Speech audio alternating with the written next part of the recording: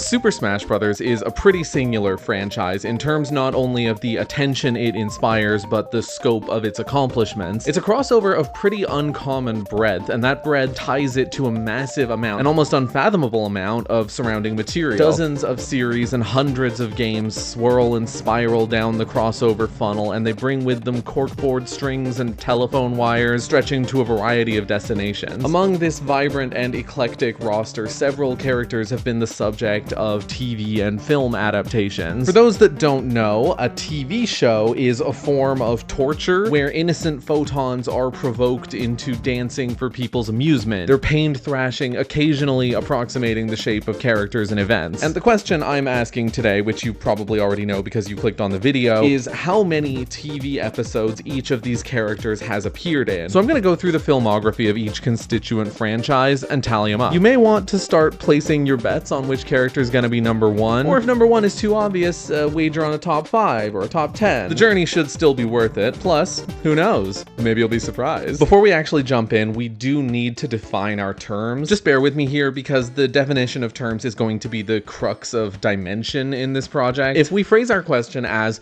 which Super Smash Bros. Character makes the most appearances in TV episodes, there's 3 obvious variables. Character is the easiest one to define and the one most helpfully bottlenecked by the latest entry. Character refers to each of the playable fighters in Super Smash Bros. Ultimate. As a bonus, alternate skin characters with distinct names will also be counted separately. The second variable is a little more complicated. What is an appearance? Obviously, many appearances of characters in episodes of TV shows are going to be unambiguous, but there are still at least 7 clauses that need to be instantiated. One, I must immediately get out of the way that I'm only going to count officially licensed appearances. I'm fully aware that this is against my usually stated ethos. The dissatisfied are free to lob energy blasts at me, but I do have a good reason for this. Once you get into unofficial appearances, you have to start counting parodies and things like Robot Chicken, and at that point the list just stops being numerable. It will become literally impossible to say with any confidence that your list is as exhaustive as it can be. 2, the way I see it, all film or TV portrayals of these characters can be classed into one of 4 groups. The first kind is coherence, where the audience is expected to perceive the character in the film or show as literally the same entity as the character in the game. A prime example is Advent Children, which is presented as a sequel to Final Fantasy VII. The second kind is adaptation, where the character is an adapted form of the one in the game, either in the sense that the show or movie is a retelling or adaptation of the plot of the game, or in the sense that it's a reimagining, placing these characters in thrilling and relatable new situations like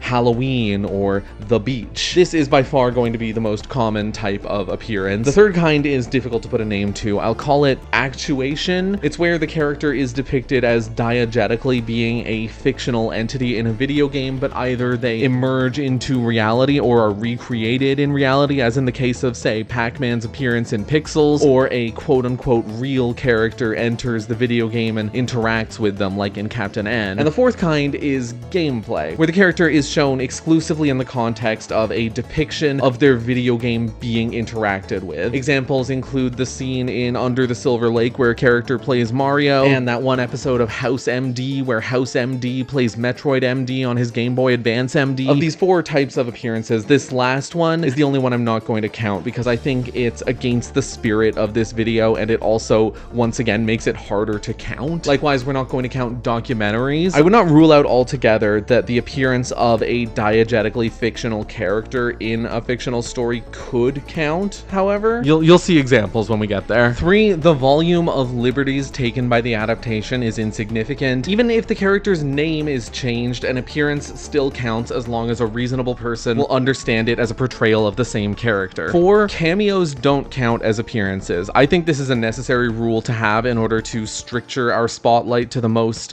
call it sincere appearances. Now, cameo is a pretty ill-defined term. The distinction between what is and isn't a cameo is fuzzier than you might think. We can't limit appearances to speaking roles because some of these characters straight up do not talk. So here's the filter I've come up with. It's a cameo rather than an appearance if you could replace the character with Waldo without meaningfully impacting the text. Now, that might still seem nebulous, and it kind of is. To put it in more explicit terms, does the appearance encode something more than just recognition of the character? Let me make up an example. Imagine a crowd scene where Luigi can be spotted in the crowd, and that's the extent of his appearance in the entire show. That's a cameo. The thing that he contributes is the ability to point and say, I've seen that guy before. You can replace him with Waldo and achieve the same effect. Alternately, imagine that in the season 1 finale of the Mario Prestige TV show on HBO Max, Luigi was killed in battle, and season 2 proceeds under the pretense that Luigi is deceased, and in the final moments of the season 2 finale, Mario is backed into a corner by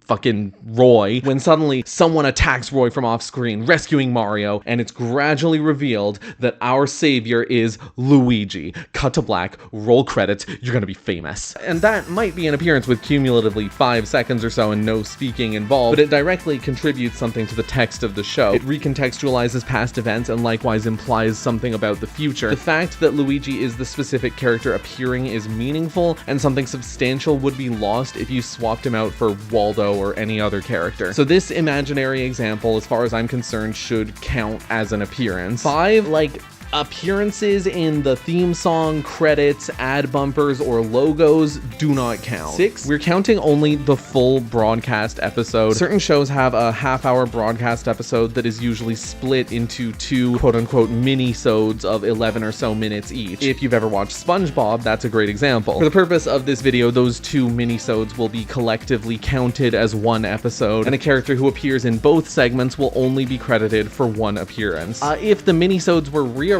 on subsequent broadcasts or other platforms, we don't care. We will operate exclusively on the basis of the original cut. And 7, dubs do not count as a separate episode, even if they are transformative, reinterpretive, or censored, nor do recuts or remasters. Likewise, an appearance in a clip show episode or a flashback that recycles the content of a previous episode will not count. And same for next episode previews. A character in such an episode will only be counted as having an appearance if they appear in new material as part of the framing device. Syndicated rerun blocks will not count as separate episodes either, even if they're splicing together portions of different shows. So those are the 7 clauses outlining our definition of an appearance. Now, what is an episode? Because of course not all video media is a TV show, but what is a TV show isn't necessarily a settled question. The prototypical TV episode would, in my mind, be defined as something like a fixed-length piece of video media distributed via TV broadcast as an installment in a series. If something ticks all of those boxes, we can say with near absolute certainty that it is an episode, but the absence of ticks wouldn't necessarily disqualify it. In fact, how can one determine that a piece of video media does or does not count as an episode? Keep in mind here that we don't need an answer that resolves this question now and forever. We just need an answer that sufficiently facilitates the subject of this video. We can't integrate being broadcast on TV into our hard definition of episode, because streaming services exist, and even before that, there were TV series that distributed via VHS. But once you open up the definition to include video media released online, things start going crazy. Like, can a YouTube video be a TV episode? Is this a TV episode? There are things that are unambiguously TV episodes that have been officially posted to YouTube, and in some cases, including at least one item that we will be discussing in this video, a YouTube upload has been the first official release of something that is unambiguously an episode. And on that, there are web series that have gotten DVD releases or made it onto streaming services, or had neither of those yet still been featured on IMDb, and it becomes near impossible to claim that web series are categorically distinct from TV shows, particularly for the purpose of this video. So maybe you'd posit that to be an episode, it has to be an entry in a series, but there are absolutely instances of non-series videos that can fairly be called episodes, the most obvious example being pilots that were not picked up. Maybe we could use runtime as a distinguisher, but it's tough to draw a line because even within conventional broadcast television, there really is a lot of variance in how long an episode can run. And make no mistake, none of this is to say that all video media is an episode. Movies are not episodes, right? In fact, I think it suits the purposes of this video to say that feature films are categorically not TV episodes. And that, of course, leads to the peripheral question of what is a movie? Most definitions of feature film tend to posit a minimum runtime, which can be higher than 80 minutes or as low as 40 minutes. So depending on the exact placement of that minimum, from any number of TV episodes could end up qualifying as feature films. Like the longest episode of Black Mirror is 89 minutes. To describe the feature film as necessarily standalone is also a little bit tricky. Like that's made muddy by sequels and trilogies and films with the word episode in the title. But films have distribution mechanisms. Even if a film has never been shown in a theater, basically any platform that does handle it will taxonomize it as a movie in distinction to other forms of visual media. So it's yet another instance of cultural context saving our asses. For the purpose of the project undertaken in this video, if something is classed in its distribution as a movie, it will categorically not be considered a TV episode. And that makes it really clear that we will also need to keep a secondary list of the film appearances of each character, for the sake of clarity, you see. So lock in your bets for that count too. We certainly can't define a TV episode as any piece of video media that is not a feature film. That's a really weak definition. Like that would not even exclude Smash trailers or that one Zelda tech demo from a billion years ago. So we should probably also lock in on that note that advertisements are categorically not episodes. Now, of course, you could argue that every TV adaptation of a video game property is technically an advertisement for the brand, and that's not even necessarily an unreasonable argument per se, at least outside of the context of what this video is trying to do. You could also get into subjects like product placement or brand construction, but at a certain point down that path, you'd just start to slap money and sincerity on two sides of a balance. You'd start calling into question the legitimacy of any TV show or movie that has merch tie-ins, right? I think that to act like we could decisively filter out intentions in a way that is conducive to this video's subject would be presumptuous to say the least. So as is the case with so many categories of mass media, we have to once again consider the general framing of distribution. I think that advertising should be handled for our purposes as a medium before a set of intentions or effects. Ads are fairly clear-cut in the delineation of their release, so it hopefully shouldn't be difficult to make that distinction. Likewise, we should exclude video game cutscenes. This definition is still inadequate. It's light years from totalizing, but it's pretty clear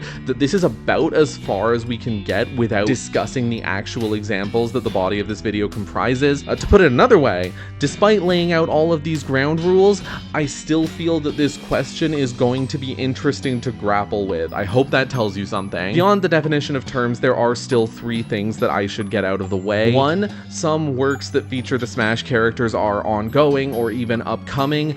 I need to impose a cutoff date for what is going to be counted. I have chosen October 31st, 2025. If I am to ever get this video completed, that cannot be renegotiated. I do not care if I'm not going to finish this until 2028. If I don't impose a date, this video will not be possible to finish. Two, I will also note that I am not claiming to have watched every episode of every pertinent series, not even close. I'll certainly have at least dipped into many of them, but I have no pretense of being an expert. And three, I am going to be upfront about my opinions. I may like or dislike the things that I talk about, and I may have more or less to say about a given series. And I am at a point in my life where I have absolutely no desire to sweater, conceal, or apologize for any of that. Now that all of that is finally out of the way, let's start the count. We'll start with the Mario extended universe. The first TV adaptation to feature the not quite plumber was Saturday Supercade, a 1983 American variety cartoon produced by Ruby Spears with anthological segments based on a miscellany of arcade games, including Frogger and Cubert, and most importantly for our purposes,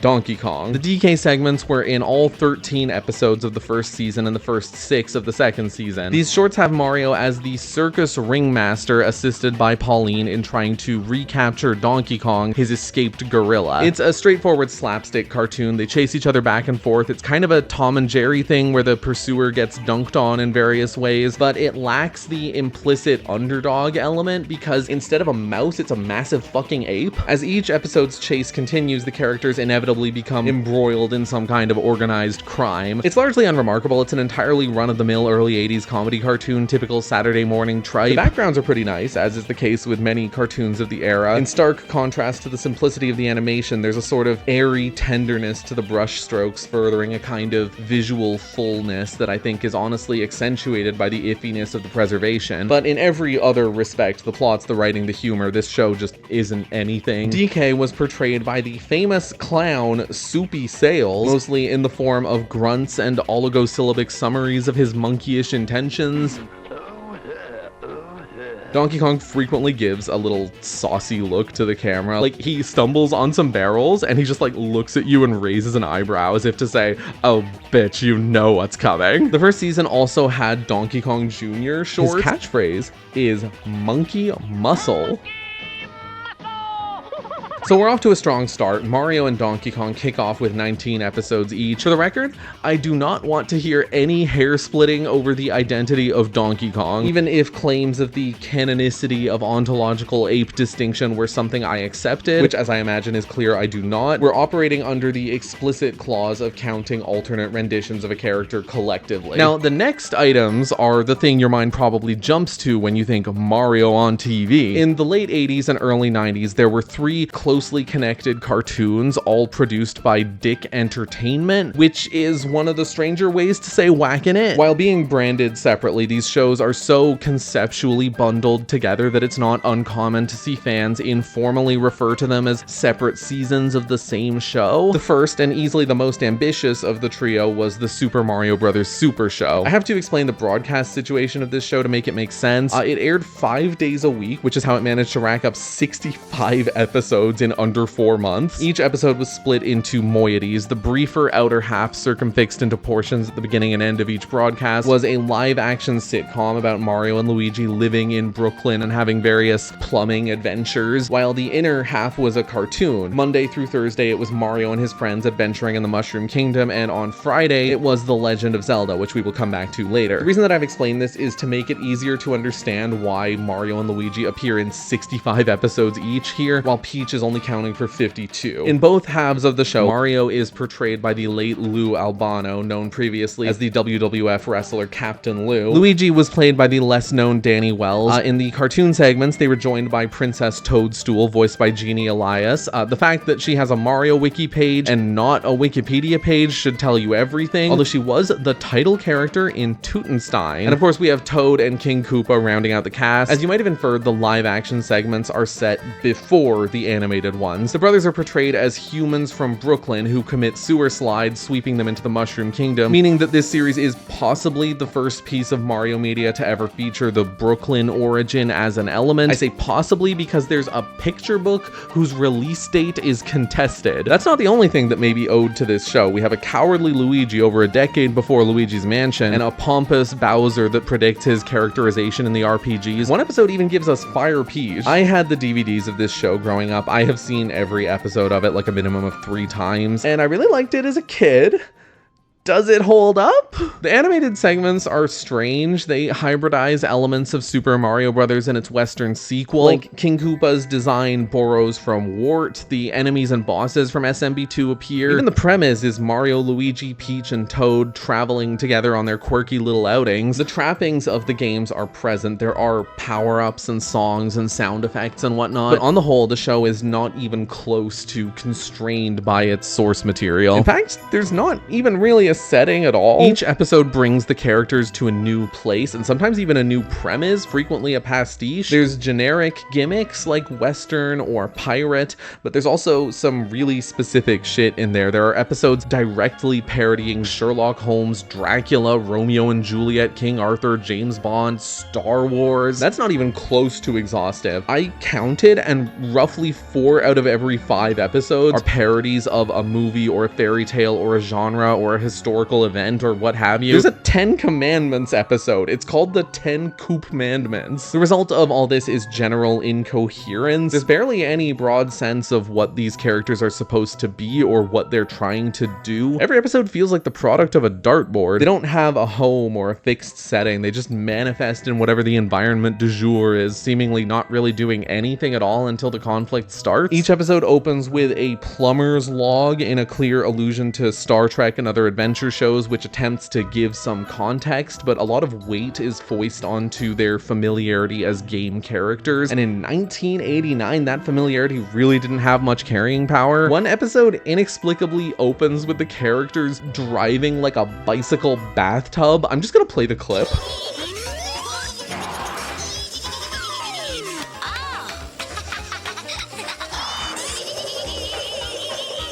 Why is he doing that? Everybody is as one note as it gets. It's less like Mario's world and logic intermingle with those of a Sherlock Holmes story, and more a Sherlock Holmes parody plays out and Mario happens to be there. On top of that, the animation is notorious for being pretty rough. The Mario Wiki has in-depth lists of animation errors, which is kind of juicy. The live action portion is much more interesting. It's a kids sitcom on a single set with a studio audience. Each episode has a basic premise, like the brothers' repair commission goes awry, or a Dracula showed up. Sitcom might be a misnomer in all honesty. These segments cumulatively span like 5 or 6 minutes per episode. There is no time to convey much, least of all any real sense of routine that the conflict of the day provokes a deviation from. Nothing really gets built up. You rarely have parallel plot threads. It's mostly just a string of funnies and goofies. In fact, the conflict tends to just not be resolved by the end. Most of the cuts to credits are extremely abrupt. Like, it leaves me saying,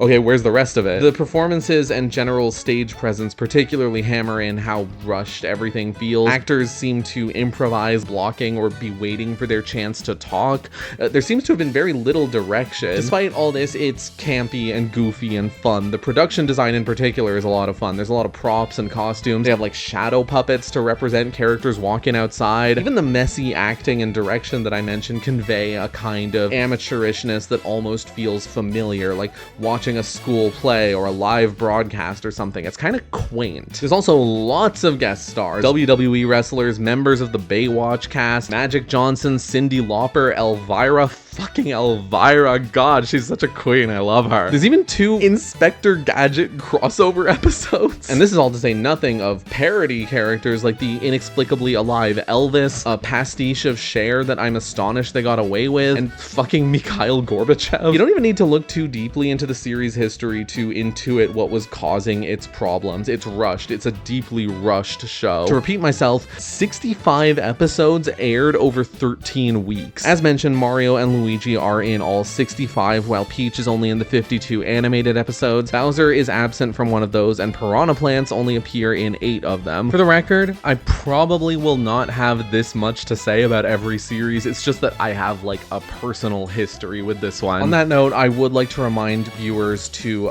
swing your arms from side to side. Come on, it's time to go do the Mario. The second series, produced by Cock Amusement, came 1 year later in the form of The Adventures of Super Mario Bros. 3. Absolute dogshit title. And while the through lines from the Super Show are many, so are the distinctions. Most substantially, the Koopalings are now around, and this being 1990, they're portrayed as Bowser's kids. The Koopalings had not yet been given their official names at the time, so they have completely different ones. They are Cheatsy, Big Mouth, Cootie Pie, Bully, Hip, Hop, and Kooky. And as their names imply, they have actual personalities. Cheatsy is a sneak, Big Mouth talks too much, Kooky is a mad scientist, Cootie Pie is bratty, Hip and Hop are codependent, and Bully is the word sort of escapes me. I've mentioned this in passing in a previous video, but there was a period in the 2000s, and I assume also in the 90s, although the internet was too nascent to really track that, where the characterization of the Koopalings from this show actually had kind of a sway in the Mario fandom. Like, it was used as a basis for fanfics and stuff like that. Toad and Bowser were the only ones retaining their voice actors going into this series. Everybody else was recast. There's no live action this time. Episodes are split into 2 animated minisodes, each of which might feature some or all of Bowser and the Koopalings as antagonists. The animation's not really any better, but the biggest edge this iteration has over its predecessor is that it is by and large coherent. The Mushroom Kingdom is now a discrete setting. The good guys are here, the bad guys are over there. Mario has an actual home. And not only that, it actually feels somewhat similar to the world of Super Mario Bros. 3. The backgrounds look like environments from the game. Episodes might be set in Giant Land or Desert Land or what have you. Toads, or Mushroomers as they're called here, can be seen all over. The magic wands of Mario 3 play a substantial role. Almost every episode has at least one musical number, and the songs all just sound like the Weenie Man song to me. Stop, baby, stop.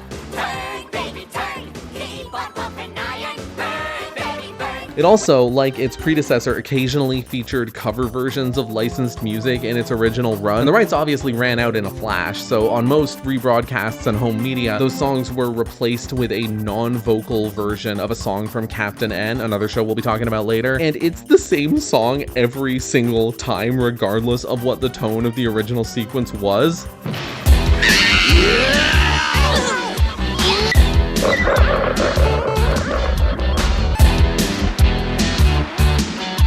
My favorite instance of this is from one episode which features the guest stars Milli Vanilli, the German pop duo I'm 93% sure I would never have heard of if not for this show. Mario and friends rescue them from disaster, and there are some musical numbers and whatnot. And then roughly 1 week, not exaggerating, 1 week after the episode aired, the band came under career-shattering controversy because it turned out that those two guys were not writing or singing any of their songs, and all of their live performances were lip syncs. So the rebroadcasts of this episode just have them performing that lyricless Captain N song, but they still move their mouths to it. It's a little on the nose, right? And to cap it all off, after this non-existent musical number, Bowser makes what was originally supposed to be a pun on Blame It on the Rain, but which now just sounds like a nonsensical non sequitur. Blame it on King Koopa! On the subject of episode notability, this show has so much more breathing room than the Super Show. In place of all that hasty movie parody fluff, the episodes of this series actually have premises. There's an episode about Mario and Luigi getting into a big argument. There's one where the Koopalings go to the real world and take over the 7 continents. There's also an episode where Bowser invents racism. The Koopalings paint all of the Toads either red or blue, then they sow resentment between the two factions. This plan somehow works, and the Toads rapidly begin to perceive themselves along racial lines, and they fight and argue, and they even invent slurs. You bumpus blue booble! This is a strange and interesting episode. It's overtly moralistic, which has not been a typical concern of these series up till now, and it has a bit of a leg up on most renditions of fantasy racism in that the binary is like artificially imposed, categories delineated for the sake of furthering a specific goal. That's about all the praise I can extend. It is still ultimately a 90s American kids show. There's no underclass between the two groups. It's presented as purely lateral conflict with the resolution of let's all get along. It also highlights how white the Mushroom Kingdom is. You know, even though traveling between the Mushroom Kingdom and the real world has become an aspect of this series, they ultimately didn't have the guts to draw a comparison to an actual example of real world racism, possibly because it would highlight all of the flaws in this rendition, most notably the idea that racism can be created and undone in the span of like 2 days. Just to hammer that in, the episode ends on a blunt, anodyne, feel-good recapitulation of the moral. Everyone's learned that it's not a person's color that counts, it's the kind of person they are inside. Think they'll ever learn that lesson in the real world? Yeah, when humans get as smart as mushrooms. I hate that he stares into the camera with this tortured expression. Like, is he waiting for me to say something? I hate this. Okay, that's my paragraph about this episode. Moving on, all 13 of the mini-sode diptychs feature Mario, Luigi, and Bowser. Peach is absent one. If we count all variants of Piranha Plant, and I see no real reason not to, it appears in 5 episodes. Each Koopaling appears in between 9 and 12 out of 13, Roy being the fewest and Larry being the most. Now, there's one interesting note about this. There's one episode where Lemmy, Hip Koopa, appears in place of Larry due to an animation error while not otherwise appearing anywhere in the episode. I assume this is what people mean when they say hip replacement. It raises questions about like how much of a role intentionality needs to play in quantifying appearances like this. Although it's not technically a cameo, not an official one anyway. Where I'm landing is that this fails the Waldo test, so we're not going to count it. Funnily, the Danish dub was accompanied by its own original live action segments featuring Mario and Luigi. They were like 2-minute comedy segments in the tradition of the Super Show. There are 2 questions in terms of counting these as appearances for Mario and Luigi like separately from the original English broadcast. First, do we consider these separate episodes? I'm sort of inclined to say yes. Dubs don't count, but this is kind of more than a dub. This is new material made to air alongside a dub. I think there's a case to be made that this is a new show that is incorporating its original elements with the elements of the licensed dubbed show. Like I mentioned that when it comes to flashbacks and clip shows and recycled material, I would only count appearances for characters featuring in new material outside the recycled stuff. I think that principle likewise applies here. This should count, but exclusively for the characters featured in these live action segments, i.e. Mario and Luigi. Now, the second and significantly more challenging point is the preservation and the documentation of these segments are both lacking shocking. IMDb doesn't even have listings for them on the pages of the two actors. A YouTube video from February 2025 purporting to contain all currently preserved episodes has only 8 segments, the last of which is noticeably longer than the others and not accompanied by the typical theme song and credits, so I'm not really clear on whether it was an actual regular broadcast episode or something else. I cannot find a definitive and trustworthy account of the actual episode structure. I've seen it claimed without citation that 26 of these episodes were produced, but I do not know if a broadcast episode would be featuring one of these segments alongside one animated minisode, or 2 segments with 1 minisode, or 2 segments with 2 minisodes, or what have you. So I don't know how many actual broadcast episodes this should count as. There are a few ways we could handle this. For example, we could say, because these segments are not publicly preserved in their entirety, we should disregard them entirely. Or we should count only the available preserved episodes and consider the others unverifiable. I'm not satisfied with either of these. The former is against the spirit of this video, and the latter has too little object permanence for my taste. As a matter of rule setting, we can pose the question, should we disqualify quote-unquote lost media from counting? Well, to put it another way would be to say, does an episode need to currently be publicly available in order to count? And I think that's kind of nonsense. If we know for a fact that it existed and was released, being locked in the vault might constrict the claims and assumptions we can reasonably make about it, but it certainly doesn't mean we should pretend it didn't happen. I think we're better off trying to find a way to actually resolve this contradiction rather than discarding it. And the only way we're going to square this is by making a set of assumptions.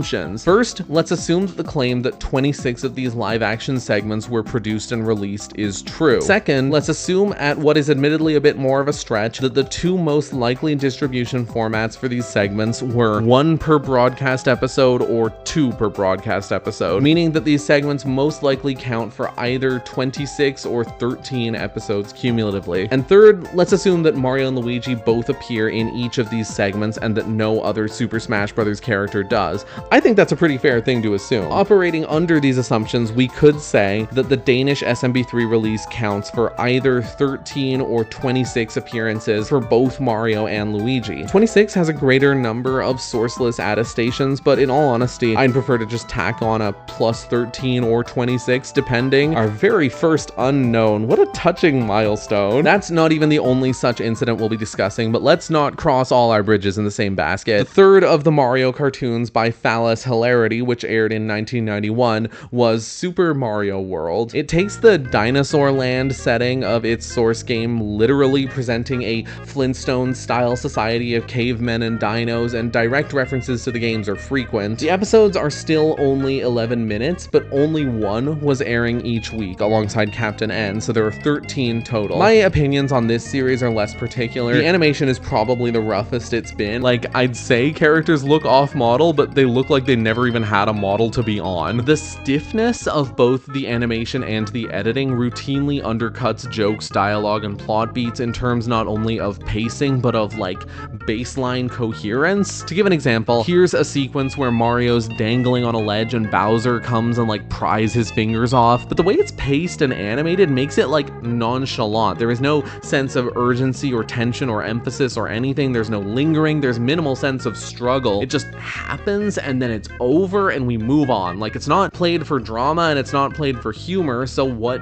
is it being played for? Because honestly, to me, it just sort of feels like filling a sandwich with those little cotton pad things you use for nail polish remover. I can only imagine what the deadlines looked like for the storyboarder. Toad is no longer around. Instead, we have Yoshi, played by Andrew Sabiston, who is for the most part a funny animal who eats a lot and causes problems. He's a bit of a Scooby-Doo in that respect, but he's also kind of like Mario and Luigi and Peach's kid. Like, they have to patch him up when he gets hurt, scold him when he misbehaves. There's like an episode where he runs away from home and joins a biker gang, and then Yoshi's in a biker gang and he wears a leather jacket, and there's just like a biker gang that has Yoshi as a member. You joined a gang? A gang? A handful of episodes also feature the original character Oogtar the Cave Boy. In an interview, Perry Martin, who worked as a screenwriter on all 3 of these cartoons, claimed that early in development, Oogtar had the working name Bartzan, as in Bart plus Tarzan. Assuming this is true, the reason for the name change is beyond obvious, but the DNA is absolutely there. You can tell that if the legal department had allowed it, every 3rd sentence out of his mouth would have been, "Don't have a mammoth, man," and his voice is just completely insufferable. Well, Yoshi eat piranha plant. Dino dude radical cool. The Koopalings are all still around, and despite the fact that they certainly had their official names by this point, they're still going by Cheatsy, Kooky, and so forth, presumably for congruity. In the first episode, Tabitha St. Germain, who's probably most famous for My Little Pony, gives a performance as Wendy that is just too good for this show. Like, everything that this show is falling apart trying to contain her. The thing I love most about my new pals is that all these lovely ice mirrors let me see myself everywhere I look. What I don't like about my ice palace is that it's freezing! In accordance with 90s regulations in the US, this show, unlike its predecessors, has an overabundance of morals and social issues and whatnot. Like, there's an episode where everyone becomes addicted to watching TV. There's an episode vaguely circling the concept of climate change. And of course, who could forget the episode where Yoshi joins a biker gang, in case you forgot about that one. I know it's been a while since the last time it came up, but I just wanted to make sure that you're still thinking about it. Like, we would not want to forget about the fact that Yoshi joined a motorcycle gang and abetted acts of domestic terrorism. If anyone asked me what the two most significant episodes are across all the Mario cartoons, I would say the episode where Yoshi the dinosaur joins a biker gang and the episode where Bowser invents racism. Mario, Luigi, and Yoshi are in all 13 episodes of this series. Peach is absent from 1, Bowser only features in 9, and each Koopaling is only in 2 or 3. Piranha plants again appear in 5 episodes, meaning that the little horticultural creep has far overtaken every single Koopaling in the race. The Mario Wiki cites the line Dr. Mario's orders as a possible allusion to Dr. Mario. I wouldn't rule it out, but I wouldn't take it as a given either. But more importantly, there's no visual component involved, and I'm really only bringing it up to preempt a gotcha. But we're not done yet, because there's another relevant series, also produced by Penis Stimulus, that was running at the same time, which has already come up more than once in this video, Captain N, the Game Master. It lasted 3 seasons, running in tandem with all 3 of the Mario cartoons. Captain N is an adventure cartoon about a teen named Kevin Keene, who gets slurped into his Nintendo Entertainment System and goes on epic adventures in the game world. This premise is recounted in a live-action intro sequence that is just dizzying. Take a look at this. Kevin, I thought I told you to clean up your room. Whoa!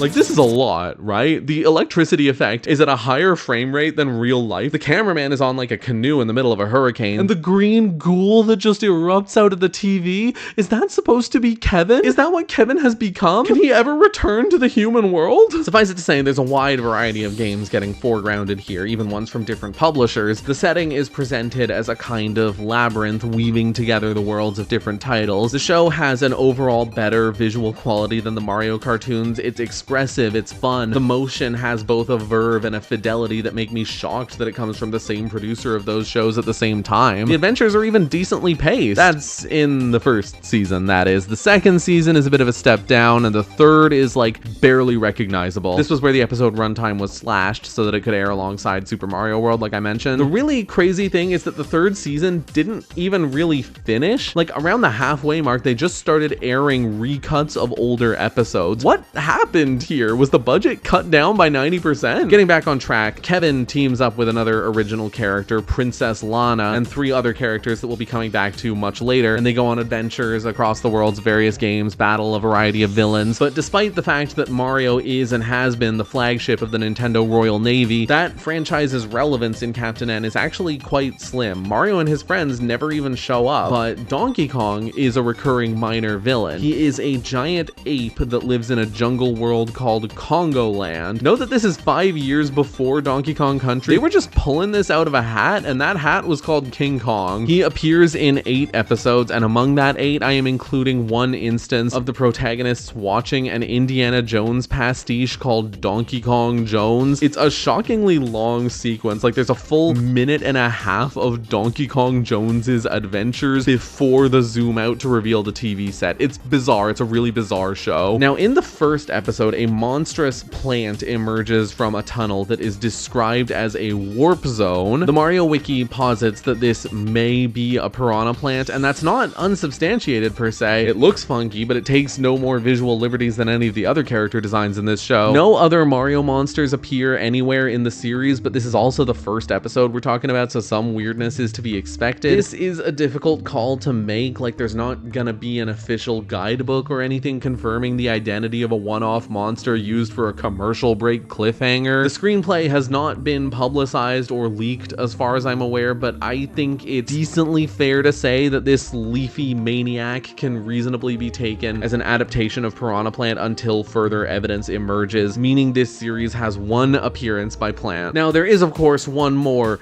major TV series in the Marioverse before we really get into the weeds, and I am of course referring to Donkey Kong Country. It was a primarily Canadian cartoon produced by Nelvana in collaboration with two different studios, the first season being a French studio, the second a Taiwanese one. Despite being written in English by Canadian screenwriters, the first season actually debuted in France a year before getting an English release. Now, suffice it to say that this show has produced a few memes. The fact is, extensive use of CGI was still fairly nascent. In 1996, Toy Story had been on the scene for 1 year. Reboot, the first fully CG half-hour TV show, was only 2 years old, so it looks a little rough by today's standards. Hey, check this out.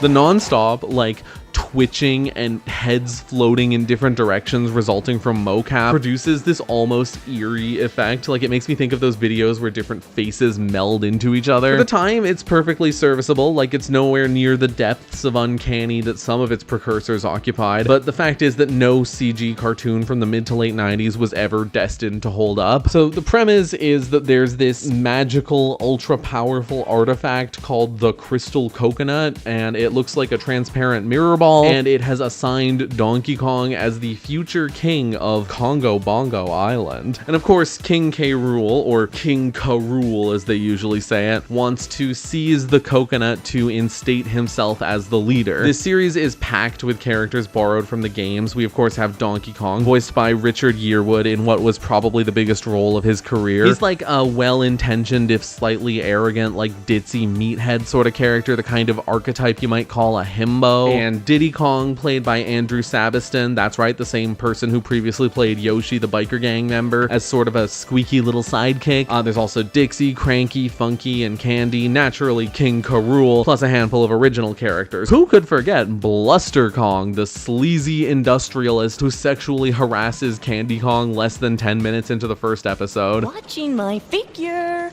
Don't bother. I'm watching it for ya. This is not even remotely what I expected to see here. I don't know what I did expect, but it wasn't this. That episode is about a robotic Candy Kong cutting Donkey Kong's hair to rob him of his strength, like fucking Delilah and Samsung. When she cuts it, he looks like this.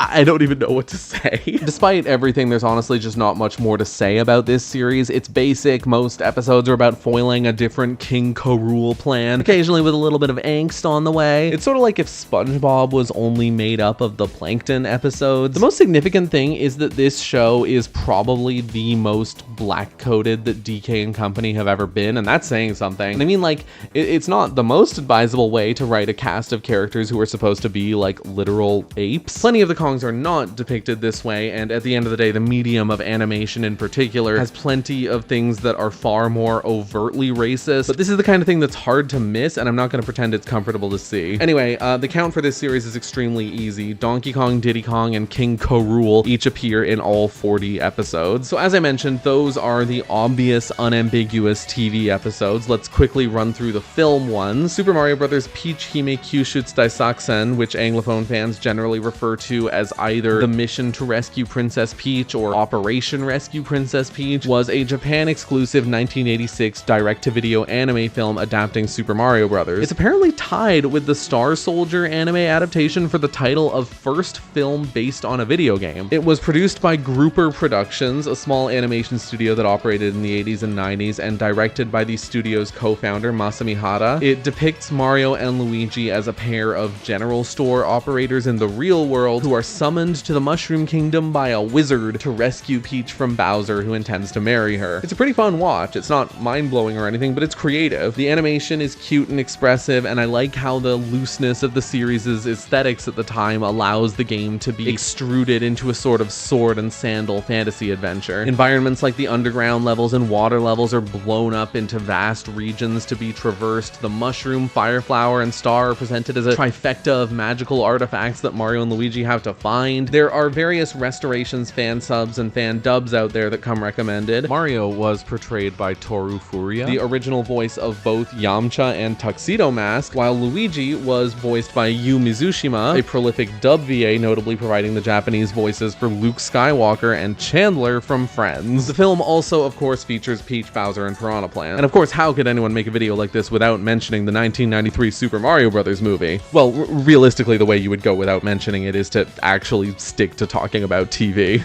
Oops. Directed by Rocky Morton and Annabelle Jankel, the duo behind Max Headroom, this movie familiarly depicts Mario and Luigi, played by Bob Hoskins and John Leguizamo, as an overworked Brooklyn plumbing duo who find themselves traveling to another world. Unfamiliarly, that other world is Dino Hatton, a strange dystopian, almost cyberpunk city inhabited by the descendants of the dinosaurs. And for the record, it is Dino Hatton, not Dino Hatton. This is only the beginning of the strangeness. Daisy, played by Samantha Mathis, is a princess from Dino Hatton who was sequestered in the human world by her late mother and now abducted by President Koopa, Dennis Hopper, who needs the power of her royal bloodline to fuse his world with the regular one so that he can siphon the Earth's resources. Also, Goombas are like an army of lizard men that have been hit with Koopa's de-evolution ray. And this is all just scratching the surface. I gave this movie a rewatch unrelated to this video last year, and honestly, it's just plain good. The sets and props are amazing. There's a strong undercurrent of camp and self-awareness, and above all, it's just riotously fun. It was pretty severely panned on release by both critics and Mario fans, even being called one of the worst of all time. Even the directors seem to regret working on it. The most common complaints seem to be 1, that it's goofy, and 2, that it deviates from the games. I think both criticisms are a bit shallow because 1, of course it's goofy. It's a goofy premise drawing from a goofy franchise, and 2, its extrapolations from the source material are ultimately really creative, and they're certainly not based on ignorance. This film very clearly comes from a place of familiarity with the Mario games, substantially more so than some of the other adaptations we've discussed. Frankly, it's a quite provocative exercise in reinterpretation. It makes me think about the functions and constructions of aesthetic representation and abstraction in the video games of the 80s and early 90s. This movie is good. It's messy, but it's genuinely good. It has since become a cult classic, and it has a fandom of its own that is not just commensurate with the Super Mario fandom. There's a fan site, there was a fan-made extended cut a couple years ago. There's even an unofficial webcomic sequel loosely adapting SMB2 with contributions from one of the original screenwriters. Anyway, I can't get too bogged down talking about movies. This video is meant to be about TV first and foremost, and tracking the film appearances is supposed to be a peripheral buttress to that. This movie, of course, features renditions of Mario, Luigi, Bowser, and Yoshi, who is like this more realistic dinosaur portrayed with this zany animatronic puppet. Now that is a Yoshi who would join a biker gang. There are 2 confusing notes when it comes to tracking appearances. First, the damsel princess character is referred to as Daisy, but like, there's a lot of room to argue that this character is more accurately described as an adaptation of Peach. She is the daughter of the Mushroom King and heir to his kingdom specifically. She's kidnapped by Bowser. She wears a purple and pink dress during the climax. The only commonalities with Daisy are that her name is Daisy and she's framed as a love interest for Luigi. Note also that at the time of this movie's production, Daisy was barely even a character. And before anyone asks, why would they call her Daisy if she's supposed to be Peach? An answer to that question volunteers itself. She's supposed to have been raised in New York on Earth as a human. Daisy is a substantially more common name for humans on Earth than Peach. But even though I raised this point, I'm not gonna die on this hill. We're gonna count this as a Daisy appearance rather than a Peach one. The second hitch is that there's this conniving duo of tricksters in Koopa's employ named Iggy and Spike. Iggy, you say? This is a really tough call to make because even though both names are pulled from the games, there's no design similarity whatsoever. No other Koopalings appear. I think I'm gonna say that this does count as an appearance for Iggy because the conceptual role of the character has enough of a passing resemblance, and the name is an eminently deliberate pull, but it is iffy. Sorry, not iffy, I mean Iggy. Moving on, Bowser makes a minor appearance in Disney's Wreck-It Ralph. This could certainly be called a cameo, but I think that his prolonged, emphatic, and continuous presence in a 2-minute sequence, and specifically his presence contributing directly to that sequence's extended joke about a support group for video game villains, means that he passes the Waldo test. Remember Pixels? Yeah, we love Pixels, don't we? Where's the Pixels fandom? Pixels, as I'm sure you already know, considering that you personally founded the Pixels fan club, is about an invasion by aliens who take the form of 80s arcade game characters, and only Adam Sandler can stop them. It's a deeply strange movie, and about 80% of that strangeness can be attributed to its being torn between two worlds. It's a big budget sci-fi adventure with a fistful of licensed properties attached to it, and it's also a fucking Adam Sandler, Kevin James trash movie. It's two separate piles of slop that were never meant to touch each other. Electron gunk and positron sludge. There's all this popcorny laser beam spectacle, and there's also a bunch of middle school tier gay jokes. Kevin James plays the president of the United States, and he's kind of bumbling and goofy, but beyond a very passing allusion to Bushisms, he's not like any real degree of pastiche of any past or present politician. He's just like, what if Paul Blart was the president? In my script, I wrote it as Paul Blast. Donkey Kong is one of the video devils actuated from the game by the evil aliens, and Mario also has a briefer appearance as one of many rampaging arcade monsters. I don't think that one passes the Waldo test, if I'm being honest. Actually, on that note, there's inexplicably a moment where like a Smurf appears and does a little musical number before getting smurfed to bits. I have no idea what to say to that. No fucking clue. Oh boy, so the 2023 Super Mario Brothers movie. I have a confession to make. I did not bother with this movie when it came out. Despite being a lifelong fan, I just let it slide by me, and that's for a bevy of reasons. I was not doing too well in 2023. I'm also just at a point in my life where I rarely go out of my way to watch kids movies, and also it just never grabbed me. It looked like it was gonna be a whole bunch of nothing, and when I watched it, it was. It's sort of an impressively ugly movie. Every setting and background is overdone, overstuffed, busy, not like it's detailed, but like it's a hidden object game. Every shot looks like a mobile game ad. The plot is about as substantial as a shadow. The dialogue is ham-fisted. Every problem and narrative stopgap is resolved in seconds. There seems to have been no ambition whatsoever beyond doing things that look familiar to people that have played the video games. The best-selling games at that. The casting choices are also just like nonsense. It's just deeply iPad baby coded. They bring back the element of Mario and Luigi being from Brooklyn, but there's no impetus for them to cross to the Mushroom Kingdom. It just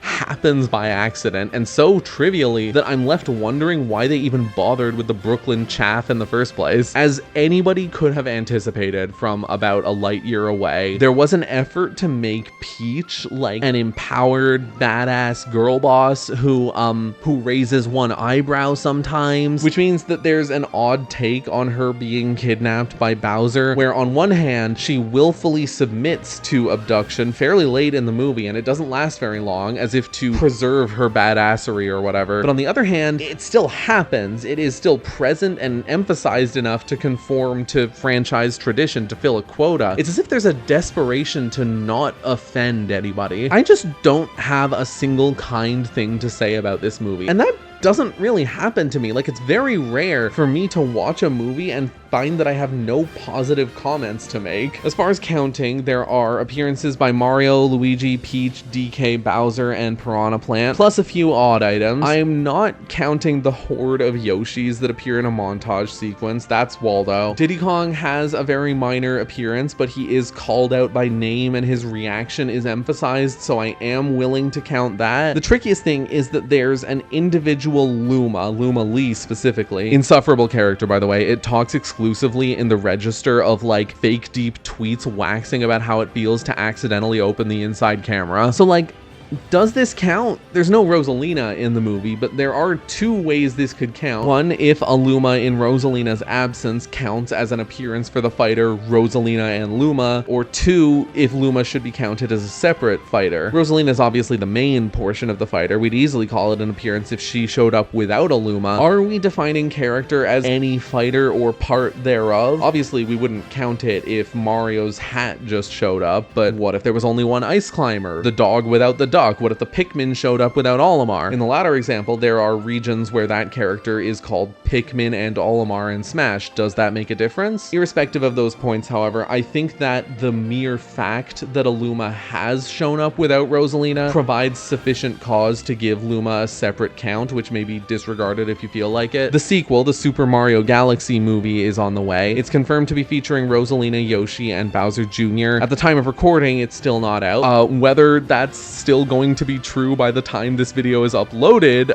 we'll find out together, I guess. Okay, so now you're thinking this is it for the Mario franchise. We have our episodes and we have our movies, right? But no, it was never going to be that simple. There's a whole warren of other items burrowing and frolicking in the gray area, and I will now skin and cook each of them with as much concision and in as approximate a timeline order as is possible, although you're about to see that both of those ambitions are pretty difficult. Now, please keep in mind, I am not going to mention anything that does not have like a remotely reasonable chance of counting. Like, I am not going to waste my time and yours talking about things that any reasonable person would immediately understand as a commercial. I will also not bother mentioning anything that does not have any of the characters who appear in Smash. And further, I won't be including promo VHSs, even those that are lengthy or which include bits of animation. I will not mention them at all, except for the really grungy Donkey Kong Country promo tape, which I think is absolutely delightful. Mario no Daiboken, literally Mario's Great Adventure, is a Japanese half-hour VHS strategy guide for Super Mario Bros., introduced and narrated by an in-character mascot suit Mario. The number of options we have for parsing this is nothing short of dizzying. We could call it a standalone TV episode or a short film. We could maybe discount it on the basis of being something resembling an advertisement. Are Game Guides advertisements? Are Game Guides non-fiction? I'm going to say that a Game Guide video is something in the ballpark of documentary, in-field enough as to be disqualified. Super Mario's Treasures is a French short-form series that was aired on TV in 1989. It promoted Nintendo games with occasional animation that is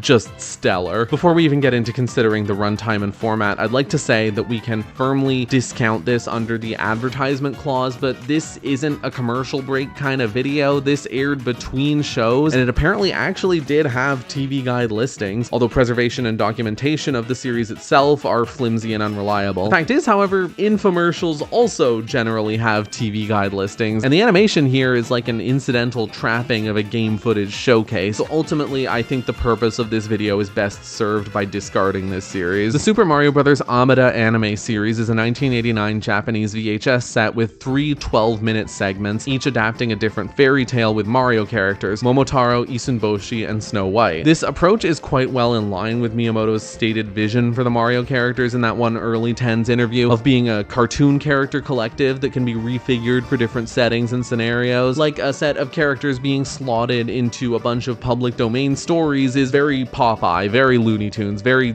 Treehouse of Horror. However, it's just not particularly impressive. It's an unappealing, stiff, and largely dull collection. 3 interesting things about it. The Momotaro segment has what I think is the only direct official on-screen portrayal of a female Hammer Bro. 2, Mario gets a gun. 3, I'm not sure what the meaning of the title is. I've tried looking it up every way I can think to, but I can't get a definition of Amida. Google Translate just says Amida. I look up Amida anime and this VHS is what comes up.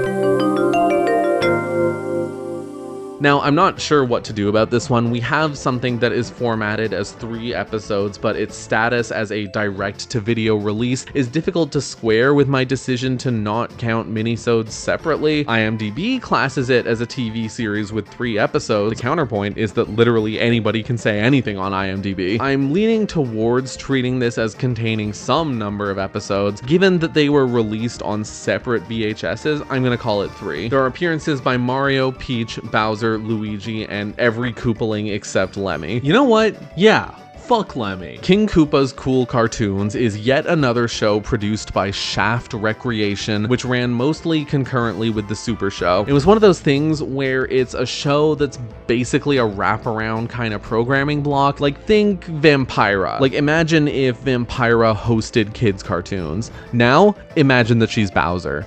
Now, imagine if Bowser was in Plan 9 from Outer Space. Wouldn't that be fucked up? King Koopa was portrayed by two different actors. First, the late Christopher Collins, the original voice of both Starscream and Mr. Burns, who was eventually replaced with Patrick Pinney, best known as the singer of the SpongeBob theme song. In addition to introducing the cartoons, King Koopa would do some skits and some live audience engagement type shenanigans. Enough that, like, I would say that this does count as like a show with episodes. The show is considered lost media. Each episode only aired once and only clips are available now. It was apparently controversial at the time. There's a lot of inflation of the apparent controversy. Like, one parent wrote into a newspaper to say that they found the show crass and felt that King Koopa's design was too scary for kids. And this gets routinely reported as evincing that parents, plural, hated the show and kids were terrified of the show. And I find that a frankly irresponsible extrapolation from that fact. Like, it had a bit of a cornball baby edgelord aesthetic. It was a lot of toilet humor and like, grr, come on kids, let's stay up past our bedtimes. But the crossroad of controversy and mystique is a breeding ground for rumor. It is known for a fact that Collins, the first actor, was fired, and that he was also notorious for being unpleasant. With varying degrees of authenticity, it has been alleged that the reason for his firing was getting in an altercation with kids in the audience, or for sexually harassing members of staff, or for improvising a joke about tracking down a kid that sent hate mail. The most substantiated assertion is that it was making racist remarks that did him in. This show has become a sort of gold mine for sensationalist claims, most of which I once again find pretty irresponsible. It's been alleged that Michael Eisner personally intervened to get King Koopa booted off the air. Most episodes are not preserved, but it is known that there were 65 of them, and it's more than a safe bet that Bowser is in all of them. I think the skit and sketch format counts as fiction. It's been alleged that there were appearances by Mario in some episodes, but that hasn't been decisively proven. In 1989, the figure skating brand Icecapades ran a Mario-themed performance. It's really cute and kitschy and campy. There's a bit of Princess Peach dialogue where she's just like voguing. This was aired as a 6-minute segment as part of a 2-hour broadcast. Doesn't really volunteer itself for neat categorization. Is an annual TV special that's typically over 90 minutes an episode. Is WrestleMania a TV episode? Like, kind of, I guess. To look at it flatly, this is a performed work of fiction that was aired as part of a scheduled TV broadcast of an entry in a series. It does fit the narrowest possible definition of a TV episode. It's as much of an episode as anything, so this counts as one for Mario, Luigi, Peach, and Bowser. Super Mario's Traffic Safety and Super Mario's Fire Brigade are a pair of animated PSAs, the former of which is almost entirely unavailable publicly, produced by Toei in the late 80s, with the same Mario and Luigi VAs from the anime movie. Very little seems to be documented about the release of these videos. They were apparently distributed to schools to be aired during class. There's certainly a case to be made that a PSA, even a long one, is like kind of a commercial, or even if it isn't, it could easily be argued that we should treat PSAs the same as we're treating commercials. Now, if you'll permit me to rewind a moment, remember what I said about the Danish version of The Adventures of Super Mario Bros. 3? Well, that wasn't the only time that happened. Remember the live action segments from Super Show? Most international translations either dubbed or subbed those segments, but for the South Korean dub of the show, the channel SKC produced its own live action segments substantially longer than the American originals, with entirely new actors portraying Mario and Luigi, who was apparently renamed Ma-Rigi, as if to imply that Ma is their surname. That's pretty good. They're accompanied by a young girl named Princess Belle, which a few informal commenters, bloggers, and wiki pages have purported to be a counterpart of Princess Peach, although she doesn't really look the part. It's very hard to find information about this series, despite multiple sources alleging that there was a VHS release. The very brief Korean Wikipedia page for the Super Show doesn't even mention these segments. Now, this should count just as much as the aforementioned Danish live-action segments of SMB3, but here's the catch. I can't find a single source in any language even claiming to attest to the number of these episodes that were made. Like, any number. I can't find any number whatsoever, not even an unreliable one. It would be foolhardy to assume that it's going to be exactly the same number as the English release. I'm just going to have to sum it up as a +N for both Mario and Luigi. The Super Mario Challenge was a partially lost 1991 UK game show whose number of episodes is unrecorded. The host is like dressed as Mario and kind of sauceless, but he doesn't seem to be in character. The episode opens with the host's real name. Even if we were to accept that the kind of fictional host of a game show could be an appearance, a claim that in itself would be pretty lofty, I don't think this specific example would count. Super Mario World Mario and Yoshi's Adventure Land is a 1991 interactive VHS thing that adapts the plot of Super Mario World with occasional quiz questions on the way of a difficulty level that suggests a very, very young target audience, which are being administered via Bandai's short-lived Terabiko peripheral, the conceit being that you are phoning the characters to help them out. The voice for Iggy Koopa is unreal. You cannot possibly predict what he sounds like. Now,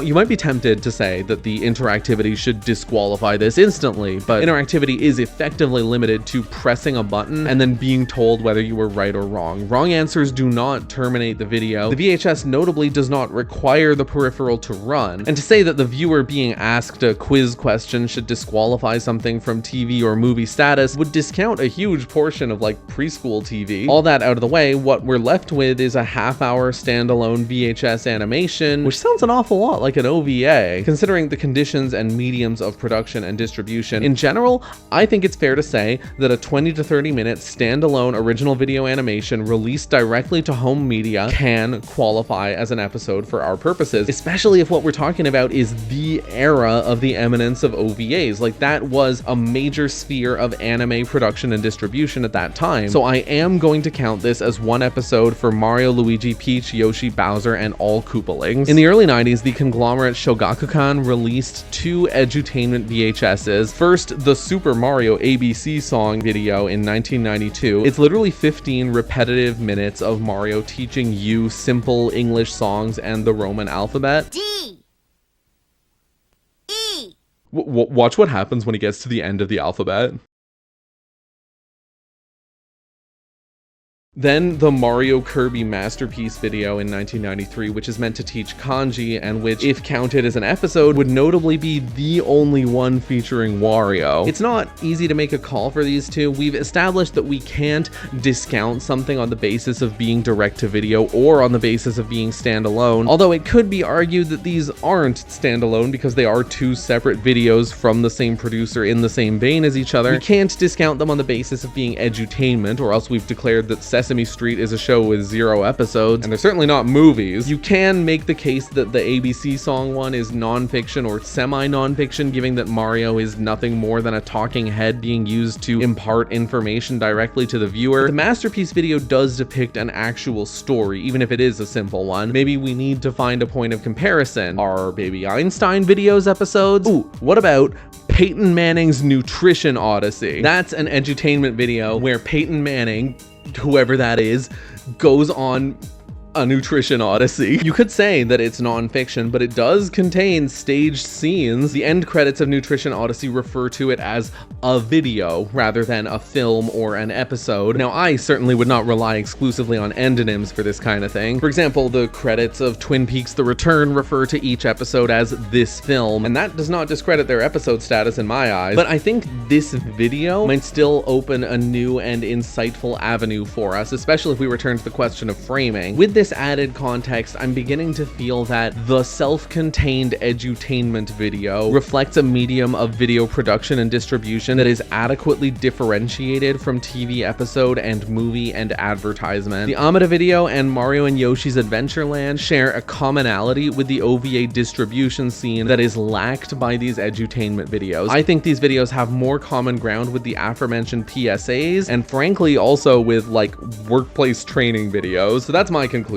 These are not episodes. If you disagree, then you can headcanon in an extra 2 for Mario and 1 for Peach and Wario. Now, somebody's going to bring this one up if I don't. Super Hornio Brothers is the name of 2 porn parodies made in the 90s. Obviously not official. I mean, can you imagine? But here's the funny thing. Nintendo bought the rights to these films specifically to remove them from circulation. General commentary seems to hold that this is a very unusual thing to do, maybe even outright unheard of. The thing about this is a movie that features Mario and co, or, you know, parodic adaptational versions of them anyway, and Nintendo owns the rights to it. Is that the same as being an official movie? Like, if a fan film were fully produced in isolation without commission or funding from Nintendo, but Nintendo bought the rights and went about distributing it, I feel like that would count. They'd never do that, to be clear. If they had their way, you wouldn't even be allowed to doodle Luigi on a napkin. But I think distribution is the key. Owning something and never releasing it is like if that thing never existed in the first place. God, imagine it though. Imagine if Nintendo really did distribute Super Hornio Brothers. Imagine Dog Browser looking into a camera saying, "We at Nintendo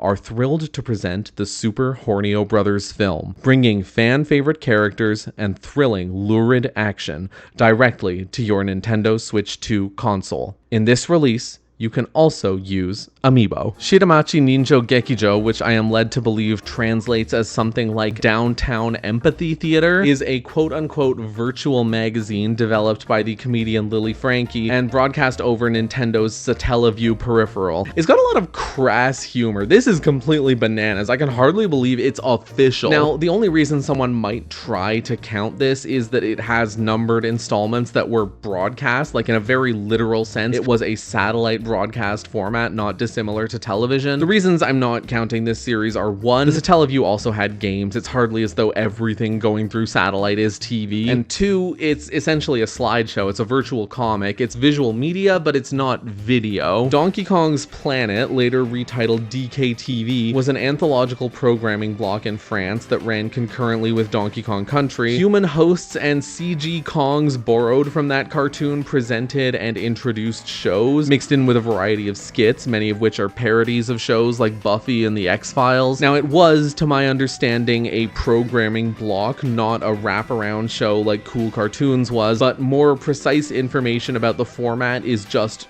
not available. Like, sure, it's got its own theme song, but whether it had a format that could be called episodes, or how many there were, or how long they were, it's all up in the air. There just is not a definitive list anywhere. Like, it's got enough original media that it's difficult to write it off. Like, this is not the same as like a Saturday morning host on a kids network. The information to say what it is just not really available. If more information emerged, it could hypothetically be added to DK and Diddy Kong's counts, but as is, we really can't do anything. Here's another one that I'm bringing up more out of obligation because I know someone will ask about it if I don't mention it. The Mario Lost Sex Ed PSA is a video from 2007. A mildly shocking number of people seem to have taken this one as like a legit official product. It is not official, it is fan made. I am somehow less surprised by the people who think it's real than by the people who think it's fake. Like, there have been people haughtily saying shit like, "This is so fake, what an obvious trick," but like, this is not a deception. This is not an attempt to trick anyone. It does not have any pretense of being official. It is a joke. It's a very obvious joke, half making fun of the Mario cartoons and half riffing off the absurdity of the premise itself. I'm gonna go comment on Robot Chicken Mario gags like, "Nice try, idiot, but I know that this is not real gameplay footage of Drakengard 3. Better luck next time." Finding Luigi is a truly bizarre 7-minute mockumentary released in 2013 to promote New Super Luigi U. It depicts Luigi as this like enigmatic parkour artisan who disappeared one day as recollected through candid interviews. There are a few cameos that are just mind-boggling. Also, for some reason in my script, I didn't write cameos, I wrote face equivalent of needle drops.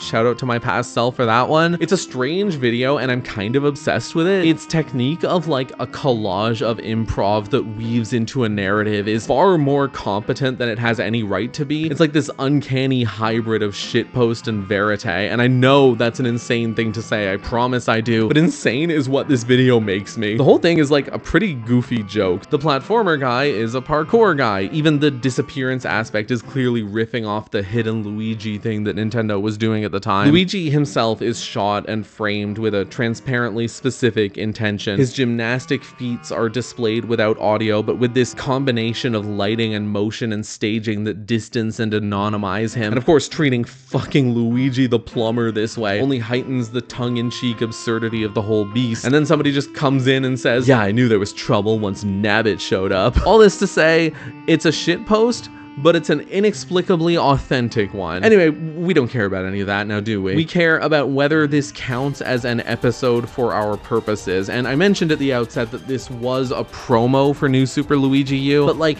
outside of the outro card, which is literally on screen for less than 5 seconds, neither the video nor the description makes any mention of the game, contrary to every game trailer uploaded to the same channel. It doesn't even display like an ESRB rating. If it had been aired in like an ad spot, this would be a pretty easy call, but I have no clue how to verify whether it was or wasn't. Mario Wiki doesn't call it an ad, but rather viral marketing, which is a pretty infamously non-specific term. I'm leaning toward the answer to this one being no. Like, to contrast with the two OVA examples we discussed before, it comes down to a mix of context and precedence. Like, we have kind of agreed as a culture, as like a species, that like a standalone 20-odd minute anime released on VHS can be an episode. I don't think we have drawn the same conclusion for 7-minute standalone comedy sketches on YouTube. Like, I think that is where the situation becomes too alien to things that are comparable to television. The Cat Mario Show is an online video series where puppets of Mario and Peach's feline forms introduce and discuss games, sometimes joined by other characters. Different regions have had different versions. The North American version only had 11 entries from 2014 through 2016. The Japanese version ran all the way to 2021 with over 160 entries. Not strictly an advertisement, it is principally a tips and tricks sort of show. But despite that, I think it'd be hard to disagree that it's pretty plainly best understood as a promo piece. Maybe we need a revision to our constitution. Game guides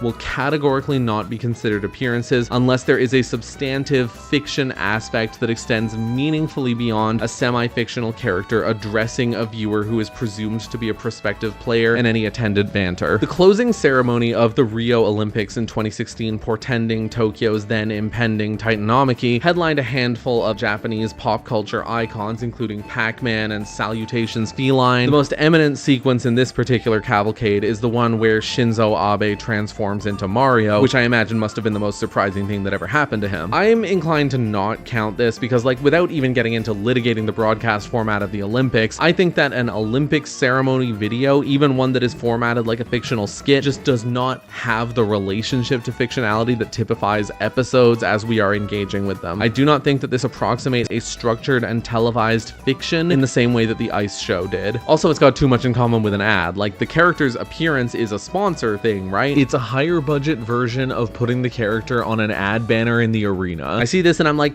this is the Macy's Parade Sonic balloon. Similar to the Cat Mario Show, there's a series on the Play Nintendo YouTube channel called Frizzy's Silly Amiibo Theater. It is essentially a puppet show using amiibos. I'm not counting this. One, the videos themselves are only like 1 minute long. They have more in common with like an experimental ad than anything. And two, they are directly presented as like a sock puppet character play acting as the amiibos. Like, it's not a puppet show so much as a video about a puppet show. It's a shame because there are several characters who would not otherwise appear in like any episodes. In 2025, as part of the fucking baby brand, Nintendo started uploading sub 1 minute stop motion shorts called It's Me Mario to YouTube and Instagram. They're cute in a greasy tablet sort of way. Despite having episode numbers in the YouTube upload, I'm gonna say that these are not episodes. They are too in line with a distinct medium, i.e. YouTube short form kids content, and have too little in common with an episode. Okay, finally breaching the moment where we can stop talking about Mario. Venturing onward to The Legend of Zelda. I mentioned before that a Zelda cartoon aired on Fridays as part of the Super Mario Bros. Super Show in 1989. That is the only Zelda TV show to date. Its 13 episodes follow Link and Zelda's adventures in protecting the Triforce of Wisdom from Ganon. Despite being coarse and cookie cutter, it's leaps and bounds ahead of its Mario sister series on just about every metric of quality. Stiff animation is offset by an abundance of fairly satisfying visual flourishes. There's a decently coherent setting and cast, and the adventures themselves are pretty fun and about as well-rounded as a quarter hour can allow them to be. It's far from prestige TV, you know, you can expect cliches like the doppelganger episode and Link turning into a frog, but if you're looking for a late 80s fantasy cartoon, you could certainly do far worse. In fact, multiple of this show's scripters were alumni of the He-Man writers' room. Having said that, this show is routinely grouped by fans with the CDI games, and it's not hard to see why. They both depict a Link Link of atypical volubility. They are both considered cringe. They have both been practically disowned by Nintendo. King Harkinian, the celebrated orator of such timeless truisms as dinner, actually originates in the cartoon, and the characterization of Link in the CDI titles is certainly pulling at least a little from the show. That characterization is perhaps the primary vector of distaste for the cartoon, and I honestly can't pretend not to get it. Mind you, most of the cast is serviceable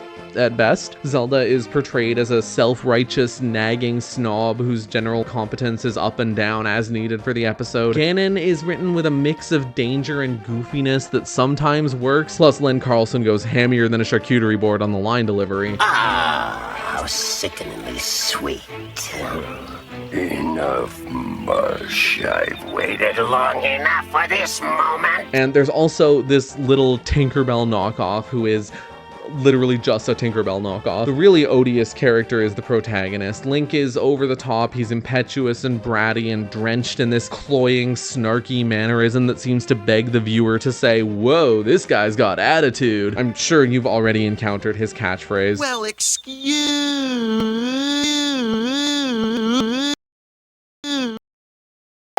It's the kind of writing that's easy to call grating, and I think that for a lot of Zelda fans it looks all the worse for its contrast to the silent stoicism of later renditions of the character. I might find it easy enough to overlook for the sake of the camp factor and the fact that I don't expect particular grimness of a kid's comedy cartoon. What really tips it over for me is that his dynamic with Zelda has aged like milk that's been left out in the sun after it expired a month ago. The millisecond that external distractions die down, he starts begging her to kiss him with a fervence scarcely seen outside of Twitter replies. The degree to which she reciprocates varies wildly from episode to episode, drawing out a will they won't they dynamic. She's characterized as kind of fickle and constantly toying with him. Getting a kiss is Link's primary motivation. He will ask her apropos of anything. He's constantly engaging in like wooing tricks like bursting through her window or taking her out on a picnic with the express goal of his efforts earning him a kiss, often verbalized in an almost pickup artist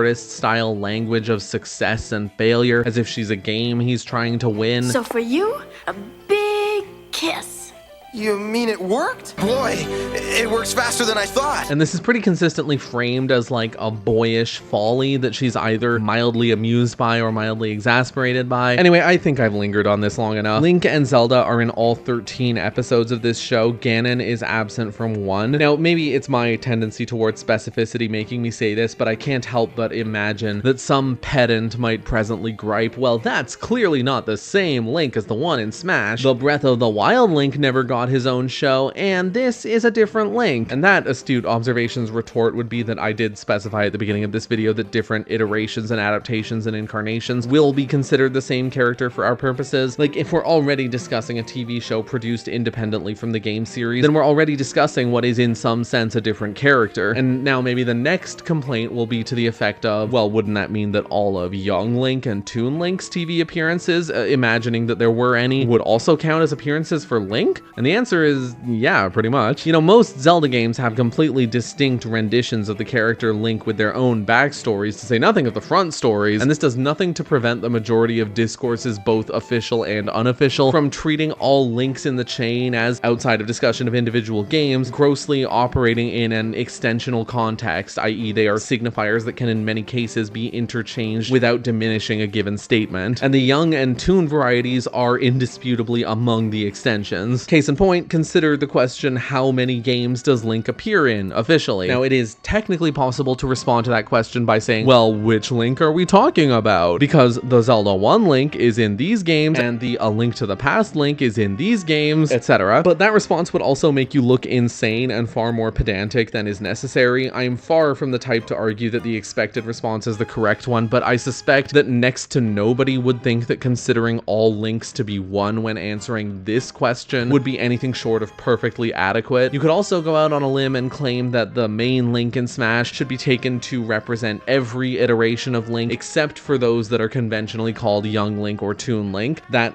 would be strange. It would get confusing if we tried to apply it to, say, Four Swords or the Minish Cap. No, the only real way to argue a genuine palisade between these three Links would be to say that the Smash fighter called Link specifically summarizes not every Link, but just those Links who appear appear to be a teen or an adult, that would not just be a strange and flimsy argument, it'd be one that I don't even need to refute in our context because, well, this Link isn't exactly in diapers. If the concept of the Smash character Link is in effect a catch-all for all flavors of Link, and the character called Link in Super Smash Bros. Has indeed been styled after the Links of 3 separate Zelda titles over the years without being regarded as incontiguous, then the set of Toon Link TV appearances would by necessity be a subset of the set of Link TV appearances. Likewise, Dr. Mario and Zero Suit Samus would be subsets of Mario and Samus respectively. That's, again, assuming any of those subset characters had appeared in any TV episodes ever, and if it's not already clear, they haven't. And for the same reasons,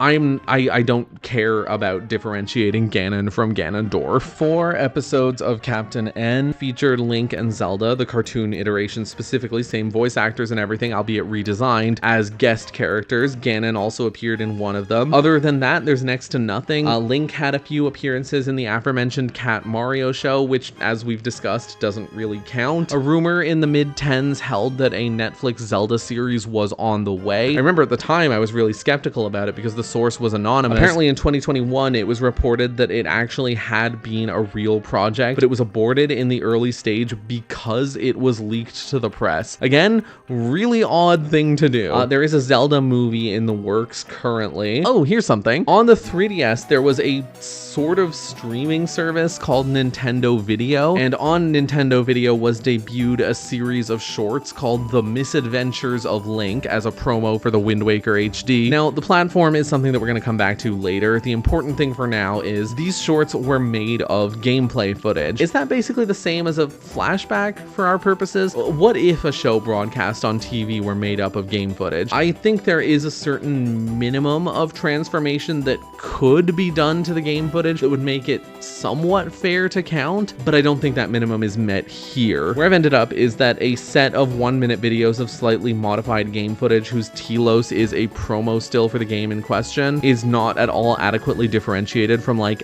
an advertisement line. There hasn't been any Metroid TV show, sadly. Mother Brain was the main villain of Captain N. For some reason, she has been redesigned to resemble a drag queen. It's about as tasteful as you'd imagine. Additionally, in the season 2 premiere, which introduces Game Boy, that's one of the characters in Captain N, by the way, there's a sequence where Kevin encounters a big dragon, and multiple wikis claim that this is Ridley. Girl, that's a Scorchio. I mean, like, I guess if you fused Ridley with Kraid and a Oompa Loompa. The thing is, nobody offers a citation for this. My best guess is that people have assumed that this is Ridley based on the presence of other Metroid monsters in the preceding sequence. For the record, this whole montage is set to a knockoff of the Monster Mash. Late one night in the doctor's lab, circuits and wires were laid out on a slab. The wiring was crossed completely by chance, and suddenly the whole thing started to dance. I suppose in the absence of counter evidence and the presence of some evidence, even if conjectural, plus the fact that I did tentatively accept the purported Piranha Plant, there's not really any harm in accepting the allegation that this is Ridley. Actually, is there harm? I mean, quick show of hands, does anybody watching have a Ridley allergy? So yeah, of the 4 Metroid characters in Smash, Ridley is the only one in a single episode. Huge win for misogyny. Now, Kirby has one big TV outing that you've probably heard of. The 2001 anime series, originally titled Kirby of the Stars, dubbed by 4Kids under the name Kirby Right Back At Ya. It was a co-production of a few companies, show run by Soji Yoshikawa, perhaps otherwise best known as the head writer on Armored Trooper Bottoms. Its century of episodes, the most of any single show we've discussed so far, cover the bases one might expect. Kirby goes on a cavalcade of cute little exploits in Dreamland of an eclectic tonal balance between slapstick and adventure. There's a pretty extensive recurring cast. You have the obvious ones like Meta Knight and King Dedede. Additionally, Kirby's besties with a little Bart and Lisa type pair, and there's of course King Dedede's little buddy Escargoon. But there's like a whole town's worth of characters. They have a cop, a fortune teller, a barkeep, a mayor. Chef Kawasaki from the games is like the town restaurateur. They seem to have been going for like a Simpsons vibe in terms of having having this draw pool of characters encoding various occupations, habits, actions, and plot devices. There's additionally an organization called NME, which is like a mail order villain service secretly run by Nightmare, the villain of Kirby's Adventure, which DDD corresponds with. In most episodes, they ship the monster of the week, many of which are enemies and bosses from the games, and many of which are original monsters servicing the gimmicks of individual episodes, which Kirby often has to defeat with one of his copy abilities. I mentioned before that 4Kids was handling the dub. There's all of the expected changes, like the gutting of references to violence and alcohol. There's also stranger aspects, like King Dedede getting a southern accent and being a parody of George Bush. That there's a weapon of mass destruction. And Eric Stewart, the 4Kids regular you might know as Kaiba, voices Meta Knight with a Spanish accent, presumably to evoke Zorro. Kirby has now become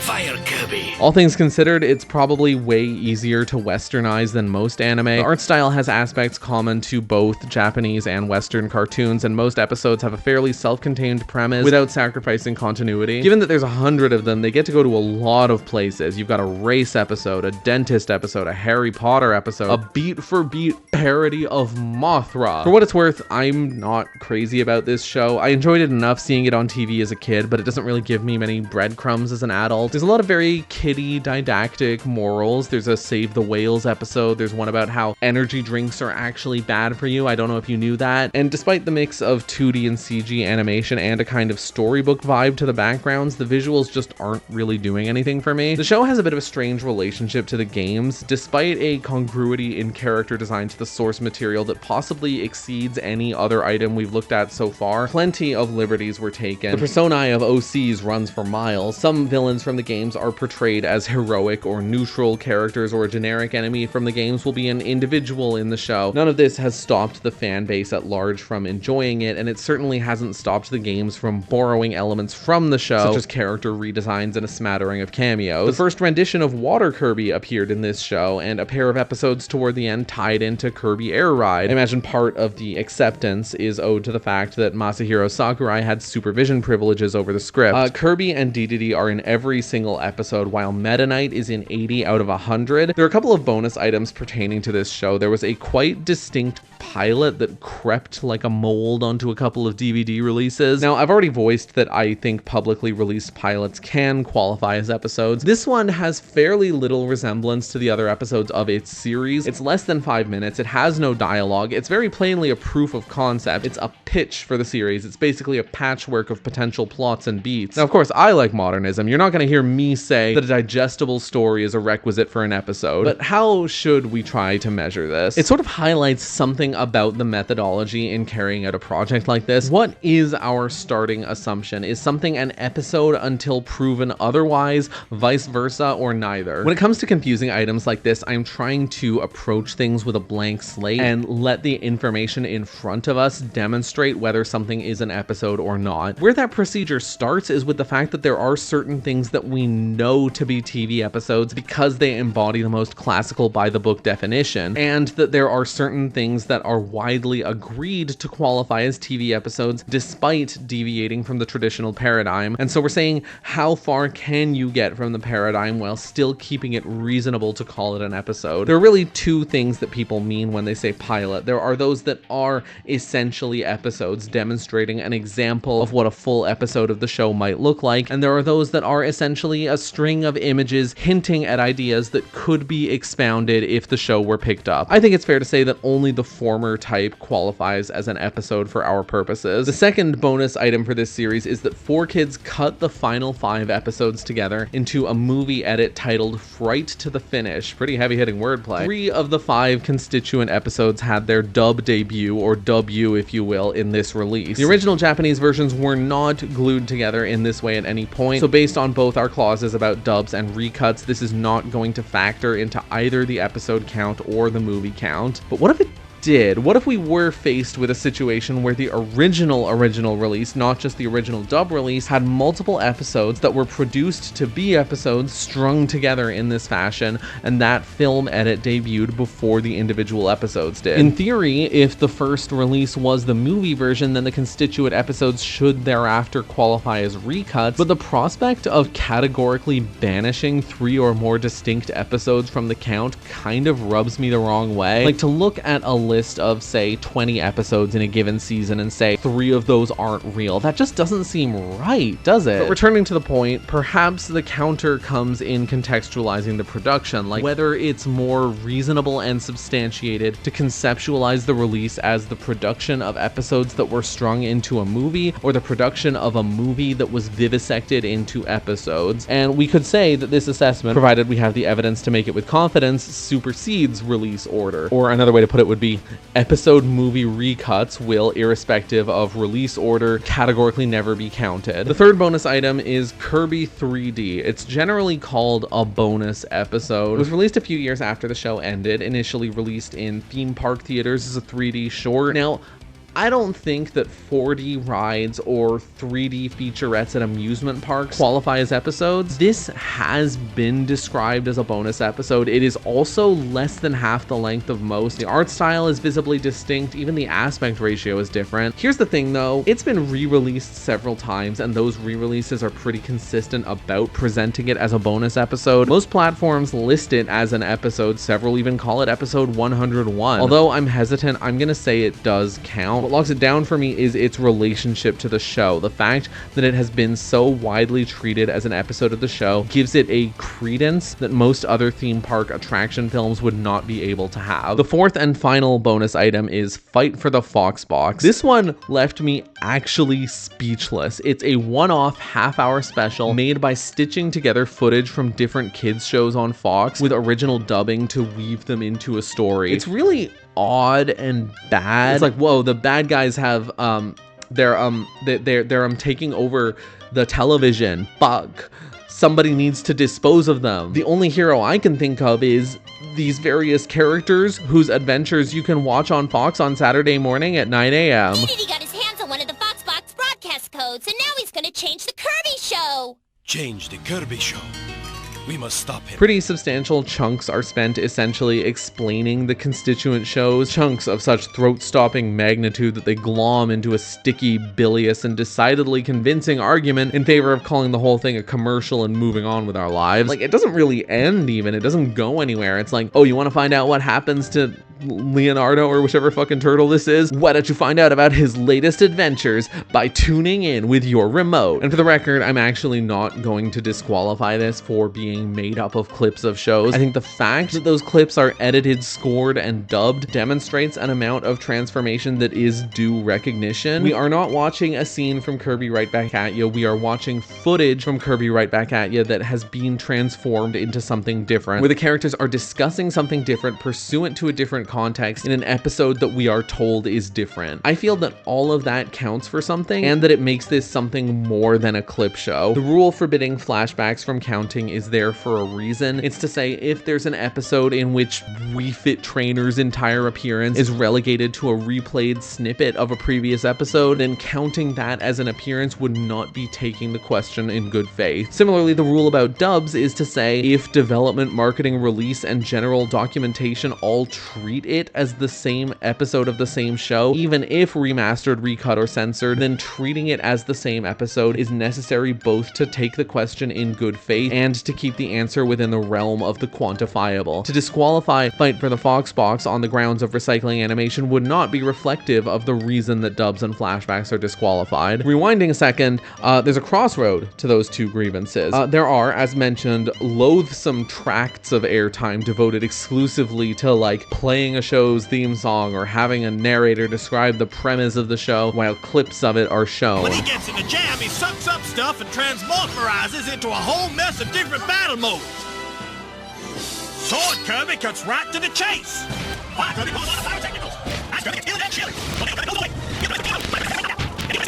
I think that the way to resolve this would be to consider this an episode, but not count anything that happens during those promotional portions. When they're talking about Kirby and how cool Kirby is, and they're discussing how radical and sexy Kirby is and the impact that Kirby is going to have on geopolitics, and they show clips of Kirby's transformative dialectics while talking about him, that doesn't count. Only the sequences presented as actually being part of this original story will count. Meaning it still counts for all three regardless. Anyway, Anyway, this special has a TV tropes page, which has a nightmare fuel entry. Just felt like throwing that out there. Other things, Kirby is in the aforementioned Mario Kirby Masterpiece video, which, as mentioned in the affer, is not being counted. Nintendo released a series of picture books called It's Kirby Time. There are YouTube video adaptations of them with some narration and rudimentary editing. I'm discounting this. They're actually quite cute though. There's never been a Star Fox TV show, although apparently back in the mid-2010s one was being developed by College Humor of all things, but the plug got pulled on it at the same time as the Zelda one. I have to imagine that College Humor would have handled that show with some flippance, because I really struggle to imagine that a Star Fox TV show that is anything other than a self-parody could have ever had half a chance at being any good. Like, this is just not a series that cares about like character drama or even about pursuing a unique identity in its setting and action. Making a half-decent Star Fox show would be an uphill battle. You know, if it's a spectacle-centric action series, then it's either going to be a visually mediocre snooze fest using the brand name as a life raft, or to escape midness, it's got to rest everything on visual idiosyncrasy, and I just don't think the cultural conditions for the latter were present in the American mainstream in 2015. Otherwise, it'd have to be like a kind of cynical comedy that just happens to be about the Star Fox characters, like Fox and Slippy standing around doing G-rated Family Guy bits. And to be honest, that sounds hopelessly tedious, but I'm sure it'd give us something to talk about. That would set it apart from The Battle Begins, a 15-minute animated YouTube video that was released to promote Star Fox Zero in 2016. This short really highlights how Star Fox's various developers have never really been viewing the series as more than like a means to an end, a shortcut to a game built on specific mechanics and aesthetics, something which, to be clear, is by no means a fault for a game, but which absolutely does not conduce adaptations. Like, to illustrate, at the start, we get this fucking scenery shot with this like absurd Star Trek riff over it.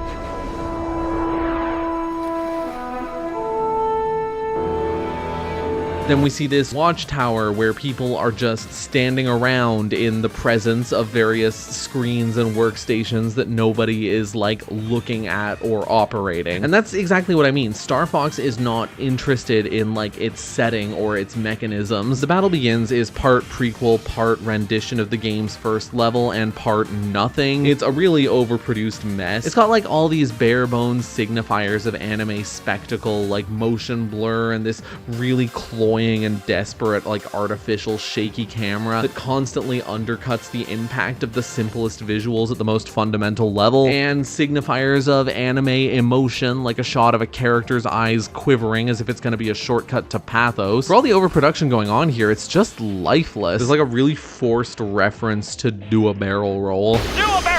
I'm as capable as anyone of enjoying a popcorn spectacle, but the biggest effects budget in the world can't support a spectacle that's put together without any passion, flair, tension, or interesting ideas. Anyway, as always, I'm getting sidetracked by my incessant tendency to form opinions. Is this an episode? Maybe? I mean, we've established that an OVA can be an episode, and the ONA, original net animation, is a cousin to the OVA. The Battle Begins was released on Nintendo's YouTube, and I said at the start that videos originating on YouTube are genuine contenders for episode status. This is hanging over me a little bit because it is closer to an ad than anything we've accepted so far, except maybe the Foxbox. Like, its YouTube description leads with a plug for the game, something which even Finding Luigi didn't have. It rolls a bunch of gameplay footage over the credits, and it ends on a promo still. Granted, who says an adaptation is not allowed to show game footage at any point? I never said that. What really needs to be contested here is whether or not this is like an animated trailer, like whether or not it's the same thing as Smash's character trailers. I think the length, the peripherality of game footage, and the presence of credits all give sufficient cause to call it something other than a trailer. I'm gonna say let's call it a one-episode ONA. It's on thin ice, but it will be counted for both Fox and Falco. F-Zero GP Legend, originally Legend of the Falcon, is a 2003 shonen anime which follows an original plot featuring several characters from the F-Zero games. Captain Falcon, while present, is not actually the leading man. That's Ryu Suzaku, a present-day cop cryogenically displaced to the future to indulge in high-stakes races and occasionally thwart race car-themed crimes. I don't have a ton to say about this one. To be honest, I have fairly little experience with F-Zero F-Zero as a franchise, it's like serviceable. Most of the episodes are devoted to introducing a new racer, a hero, or a villain, meaning that it often feels almost like a Monster of the Week show, or, you know, race car driver of the week. It's like a really archetypal 2000s anime, particularly in the way that CG is used for action sequences, while the non-CG scenes tend to feel pretty stiff and drab. I'm not grabbed by the action. I don't feel that the races are anywhere near fleshed out enough to pull me in. Captain Falcon is this like distant and mysterious heroic figure that Ryu kind of looks up to. The way they've portrayed him is kind of interesting. It's not a way I ever would have expected. He has all of his tokusatsu brio, but he also has a calm, assured, almost fatherly demeanor. They hammer it in by giving him this exaggeratedly square jaw and general expression of like relaxed self-assurance. He almost comes off as like an aging hero who's not quite past his prime but is getting there. Like he's still got it, but he's getting tired. That aspect is further brought home by his alias as Bart Lemming the bartender, to which Hideyuki Tanaka, also known for voicing Don Flamingo in One Piece, brings a really breathy and grounded geniality. どうしたんですかそんな顔して。先日のレースも圧勝だったじゃないですか。 Captain Falcon and Black Shadow are eventually positioned as like embodiments of an eternally warring light and dark, which is so deeply shonen it's not even funny because it's hilarious. And famously, at the F-Zero climax of the final episode, Falcon sacrifices himself to defeat Black Shadow with a Falcon Punch, a moment which, when taken in context, actually comes off as a lot more expressionist than literal. One more thing about this series, in the very first episode, there is this moment of sound editing that is so insane I keep thinking I hallucinated it. Of the 51 episodes, Captain Falcon appears in 38, and that's counting 14 episodes where he only appears in the Bart alias and 2 episodes where he only appears in a disguise persona called Berserker. What it's not counting is a single episode, the 39th for the record, where Blood Falcon appears without the captain. To be clear, I wouldn't count him regardless because he is a distinct character. There's a brief sequence where he shapeshifts into Captain Falcon. Kind of surprised that this is the first time this sort of thing has come up. Like, this to me feels like the most classic example of an appearance counting conundrum, like the sort of thing that appearances lists on wikis have parentheticals for. Where I've ended up is that, like, if we are counting it as an appearance when Captain Falcon is in a disguise, then we probably shouldn't count it when someone else is disguised as him. But that might not actually matter because there's another catch. At the end of every GP Legend episode except the final one, after the credits, after the next episode preview, there's a sequence where this little marionette version of Falcon's Bart Lemming persona appears and delivers a little verbal blurb about the characters and or the lore. So one could argue that he actually does appear in every episode. There are 6 ways I think one could make the case that this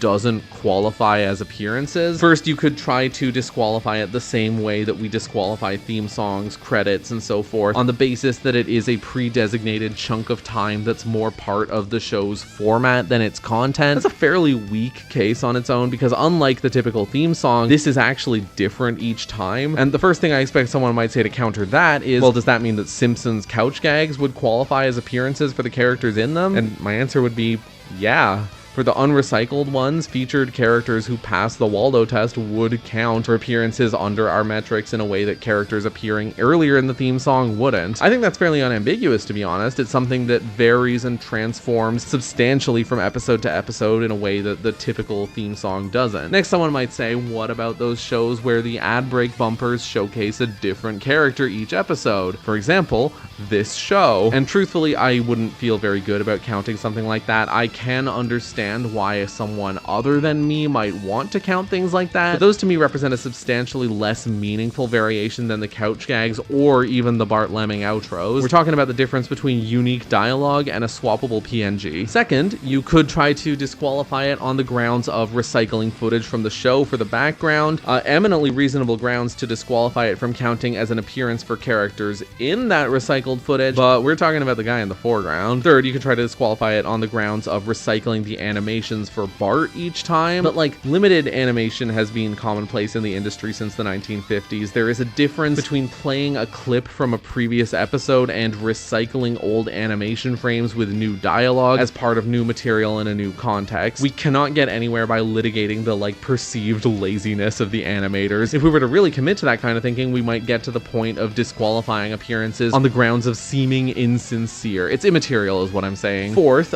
building on the third case, you could try to disqualify it on the basis of being indistinct from a transformative dub. You know, King Dedede can say something completely different in Japanese versus English, yet we're still counting it as only one episode. Why shouldn't that apply here? But plainly, what's happening here is distinct from a transformative dub. We're disqualifying dubs from counting separately because the dub reflects a legal, contractual, artistic, and social equivalency between two iterations of the same episode or the same series, and along none of those vectors is the same relationship present for two distinct episodes of the same iteration of the same series, even if animation frames happen to be recycled. Fifth, you could try to disqualify it on the basis that this isn't Bart Lemming, it's a puppet, and that's easy to shoot down because that's a stylistic choice first and foremost. We're not meant to take him as a literal diegetic puppet on a stage that other characters are watching under the knowledge that he's not the real character. And finally, you could try to disqualify it by saying that it's in the same boat as the Cat Mario show. Now we're somewhere interesting. Setting aside a rare handful of moments where the puppet Bart interacts with other characters or weighs in with his own opinions, very little of these segments' contents is like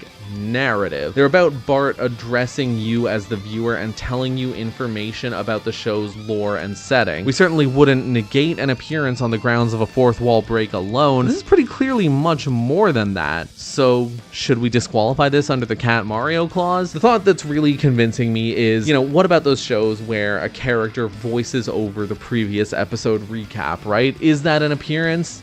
I don't think it is. I'm gonna lock in another clause. Sequences where a fictional or semi-fictional character addresses the viewer to provide some information about the show or another work of fiction, such as narrated recaps, previews, character bios, and so forth, will categorically be disqualified from counting as appearances for the narrator. As for what I mean by semi-fictional, I'm referring to something that is technically fictional and performed, but positioned in a perspective outside of a pertinent fiction. I have a suspicion that this will be one of my more contentious calls, although I've been wrong about that kind of thing before. In 1996, a two-part Fire Emblem OVA adapting Mystery of the Emblem debuted. Its English dub was notoriously the first piece of Fire Emblem media to ever be officially released outside of Japan. The dub translated Marth as Mars. That's the kind of thing that makes certain fans start calling themselves truthers. I didn't watch the whole thing, and I'm not really into Fire Emblem, so I don't really have any strong opinions. I like that in some scenes, the lighting is pretty warm. Now, the truly insane thing is that, like,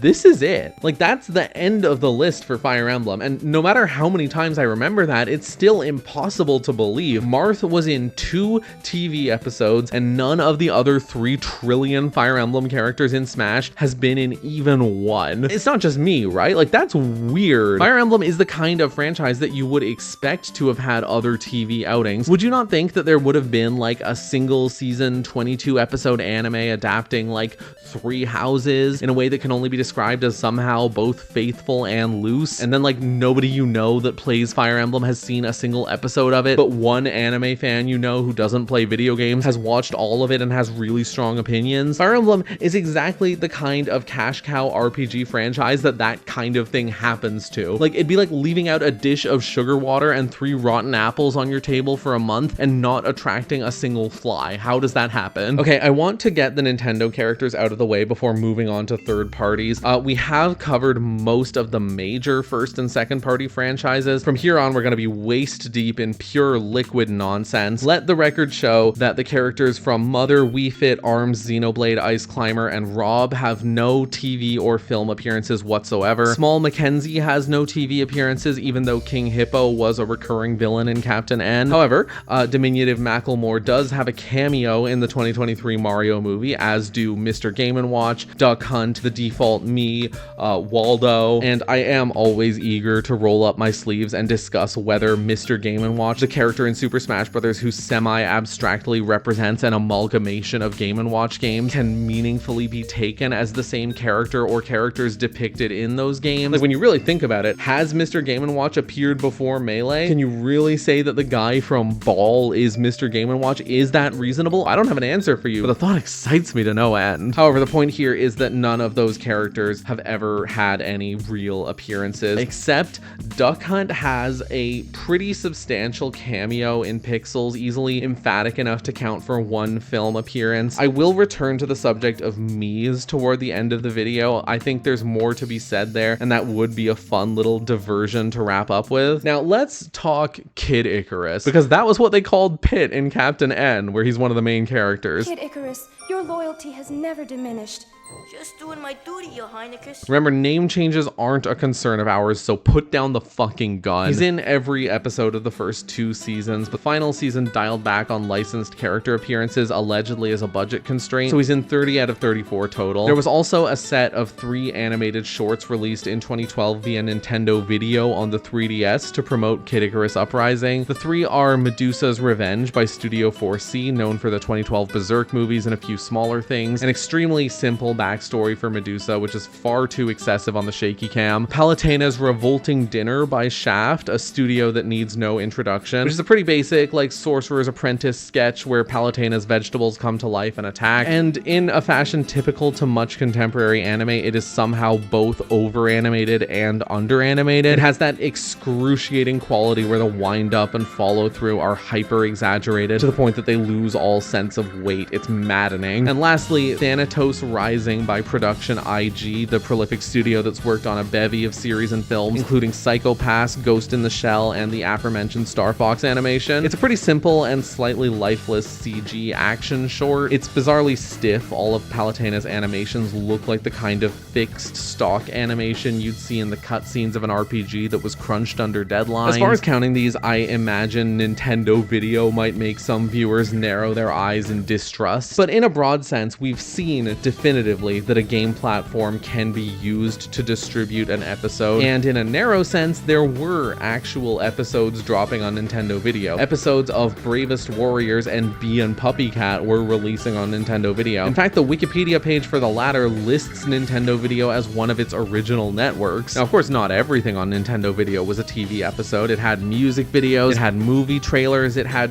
Charlie the Unicorn, apparently. We've established that items on Nintendo Video can be episodes. Whether to treat these as like a trio of episodes, either standalone or anthological, or a trio of short films that are not episodes, remains to be seen. The comparison to ONAs once again begs to be made. The production format is there, the release format is there. Supposing we do count these as episodes, there's actually a smaller hitch, which is that the Revolting Dinner and Thanatos Rising animations were respectively released as 2 and 3 separately downloadable chunks on Nintendo Video. They've never seen an official release elsewhere for unclear reasons. Now, Pit and Palutena both appear in each segment of each one of these, so the count would still be even, but it adds another layer to the whole question. Is this 3 short episodes, or 6 very short episodes, or 0 episodes? But given that the earlier Kirby 3D released on Nintendo Video in 2 chunks and is still broadly considered a single episode, we're probably safe striking the 6-episode permutation from the record. It's a pretty decent case in either direction. I'm fine with considering these to be 3 episodes because I'm not put off by the runtime, the standaloneness, or the method of distribution. In a similar vein to Kid Icarus, a trio of Pikmin animations was released in 2014 for purchase on both the Wii U and 3DS under the collective title Pikmin Short Movies. After the end of service for those platforms, they were just slapped on YouTube. They're charming and slapsticky, there's some cute visual gags. They also have a strange aesthetic quality that's a bit hard to verbalize. For some reason, when I watch them, it basically always feels like I'm watching a commercial. I think that's owed to like general HD glossiness. A lot of things will be in focus at once and very saturated. There's a moment where a bunch of carrots fly up into the air, punctuated by the kind of emphatic slow-mo one rarely sees outside of smoothie commercials. I like that Olimar reacts to his carrot juice like it's strong liquor. Now, there are 3 pretty major concerns with how to handle this. First, this is a very strong contender for the most against the grain release format we're going to see in this video. When these shorts released, you would be buying them on the Nintendo eShop and downloading a dedicated app for running them. The 3DS version allowed you to play sound effects by pressing buttons. I cannot think of literally anything else that's ever been released quite like that. Now, I suppose one could say that this is not dissimilar to a DVD. On a DVD, the movie or show or whatever will be one or multiple MPEG files wrapped in a dedicated menu interface. You could say that the relationship between this and a DVD is like the relationship between a Steam game and a physical disc. And while it's not quite that cut and dry, I think that's a compelling enough argument to not just discard this due to its initial platform. Second,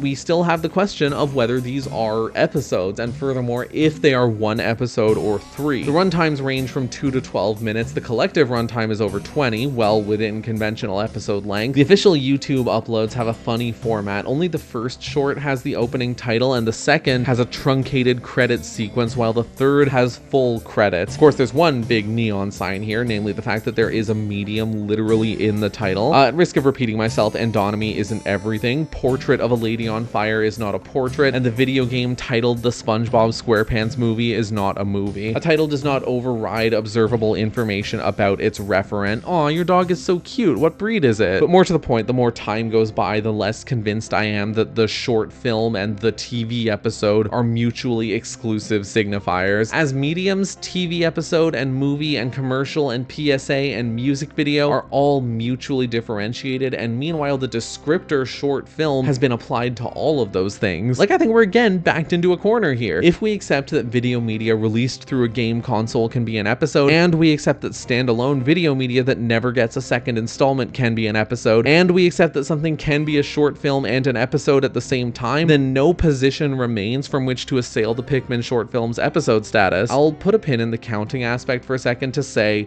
third, if we were to consider this 3 episodes, then it's worth noting that the second short does not have Olimar, the exact hypothetical I brought up when talking about Luma, a point that is reinforced by the aforementioned fact that Pikmin are included in the names in certain regions. Pikmin and Olimar, Pikmin and Alf in this kingdom by the sea. And it's true that Pikmin are not as differentiated from Olimar as Luma is from Rosalina, not half as provoked by the sensuality of a face button's caress. The case to call it 3 episodes is that they are 3 videos separately named and separately selected on the menu. The case to call it 1 episode is that they total around 20 minutes. They all released at once as a single package. They are not separated in their production like the Kid Icarus ones were, and to cleave them apart would mean considering the 2-minute segment a separate episode. So yeah, I'm considering Pikmin short movies to be 1 episode. I know, I'm a real iconoclast. I'm a real termite in the crucifix. This is something I came so close to missing. A short called Close to You was uploaded in October 2025, mere weeks before the cutoff date I've imposed. It is from the same studio as the Pikmin short movies and in a similar style. It's a fairly Pixar-ish short, like the kind of Pixar style that even Pixar seems to have shied away from. It was originally released as a 4-minute YouTube video portraying a baby in dire need of an exorcism. A day later, a second version was uploaded where the viewer can now see that the baby is actually in dire need of a bulb orb. A couple weeks later, those 2 videos were unlisted and a single video showing the 2 versions back to back was uploaded in their stead. So what we have here is 4 and/or 8 minutes of animation on YouTube. It's not an advertisement, or not in any explicit manner. There's no logo or promo in the video or in the description. Olimar does not appear. If I were to count this, it would give cause to separate the Pikmin's count from Olimar's like we did with Luma. The thing that has allowed me to consider stuff like The Battle Begins and the Kid Icarus shorts as ONAs and therefore episodes is that they are produced by groups that produce TV. They are produced in the same way that those groups produce TV. They are released through means that TV can be released, and they have formatting elements common to TV, like open titles and an end credits sequence. And that's not really the case here. There's no credits of any kind, not even a Pikmin logo. It's not presented to us in the style of an episode. There might be a stronger case for counting it if there were some kind of overture to the effect of like calling it a continuation of the Pikmin short movies series, but that's not present either, so I'm not counting it. On Nintendo Video, there was a series of mockumentaries called Pikmin Safari. Its quiddity a pearlescent scraping from the inner mucosa of Pikmin 3. I'm gonna discard this as I did the Wind Waker thing. That's all there is for Pikmin, although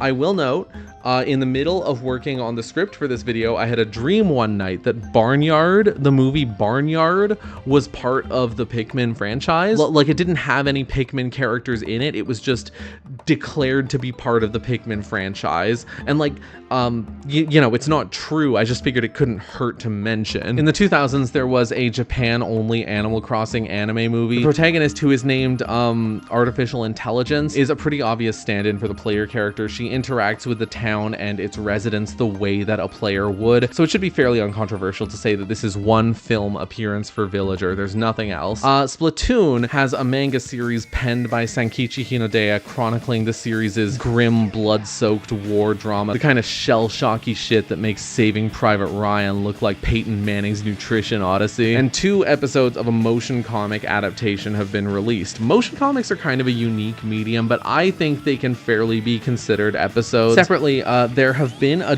dozen or so Splatoon hologram concerts that have been officially broadcast in one form or another. 3 key questions here. 1, is a concert fictional enough to count? 2, can a concert be an episode? 3, is Inkling represented by these concerts? So the first question, does a live concert attended by real people in which fictional characters perform music sufficiently qualify as fiction? And to that, I'd say it's probably in the same category as like the Mario Ice Capades, a fictional performance in a real physical space that was officially formally recorded and distributed as video media. I don't think the visibility of a non-diegetic audience should diminish that fictionality. Like, I would accept an officially released recording of a stage play, and I will do that before this video is over. Alternately, one could even say that the medium of a concert implies that the audience is at least a little bit diegetic. That would not be my preferred hill to die on, because to do so would truncate a meaty spoonful of nuance out of the picture. The second question, is a fictional concert an episode, a movie, or neither? You know, with Mario Ice Capades, we had the advantage of it being part of an entry in an annual variety special broadcast on TV. These concerts are live streamed on Nico Nico and or YouTube, with official recordings uploaded later. There's more movie than episode going on here, I feel, but even then, is a concert, no more and no less than a concert at that, is that what a movie is? Concert movies exist, but would one call them fiction? That teases at a slightly more zesty question we might come back to a little later on. The third question is Inkling actually represented by one of these concerts? Because the way I see it, there's 3 ways to read the Inkling character in terms of drawing a relation between Smash and other video games. 1, Inkling refers specifically to the protagonist of Splatoon 1, the character referred to in the story mode as Agent 3, a position which I feel is adapted into the motion comics. 2, Inkling refers specifically to the Inkling player characters in all Splatoon games. 3, Inkling refers to any of the squid human characters in Splatoon. There's a gray area between the first 2, but the lattermost is difficult to justify. Like, on one end, individual piranha plants and even variants have gone toward piranha plants total. On the other end, despite Inkling being a species in the Splatoon series, the player characters of that series are pointedly articulated in contrast to the rest of the species, and Smash's rendition of Inkling is clearly pointing to those player characters specifically. Point is, I would not equate Inkling with Piranha Plant or Moblin or Creeper. I would equate Inkling with Villager or Dragonborn or Ashen One. In other words, I am only counting Inkling as the player characters or something immediately analogous to them. So the Squid Sisters and so forth will not be counted. Okay, so on multiple counts of not being an episode and not portraying Inkling, this court sentences the Splatoon virtual concerts to 1 million years of not being further discussed in this video. IDW ran a Metal Gear Solid comic in the 2000s, adapting the first and second Solids with more faithfulness than one might ever expect. And much like with the Splatoon comic, they were adapted into 2 motion comics, which in Japanese were both subtitled bande dessinée, in English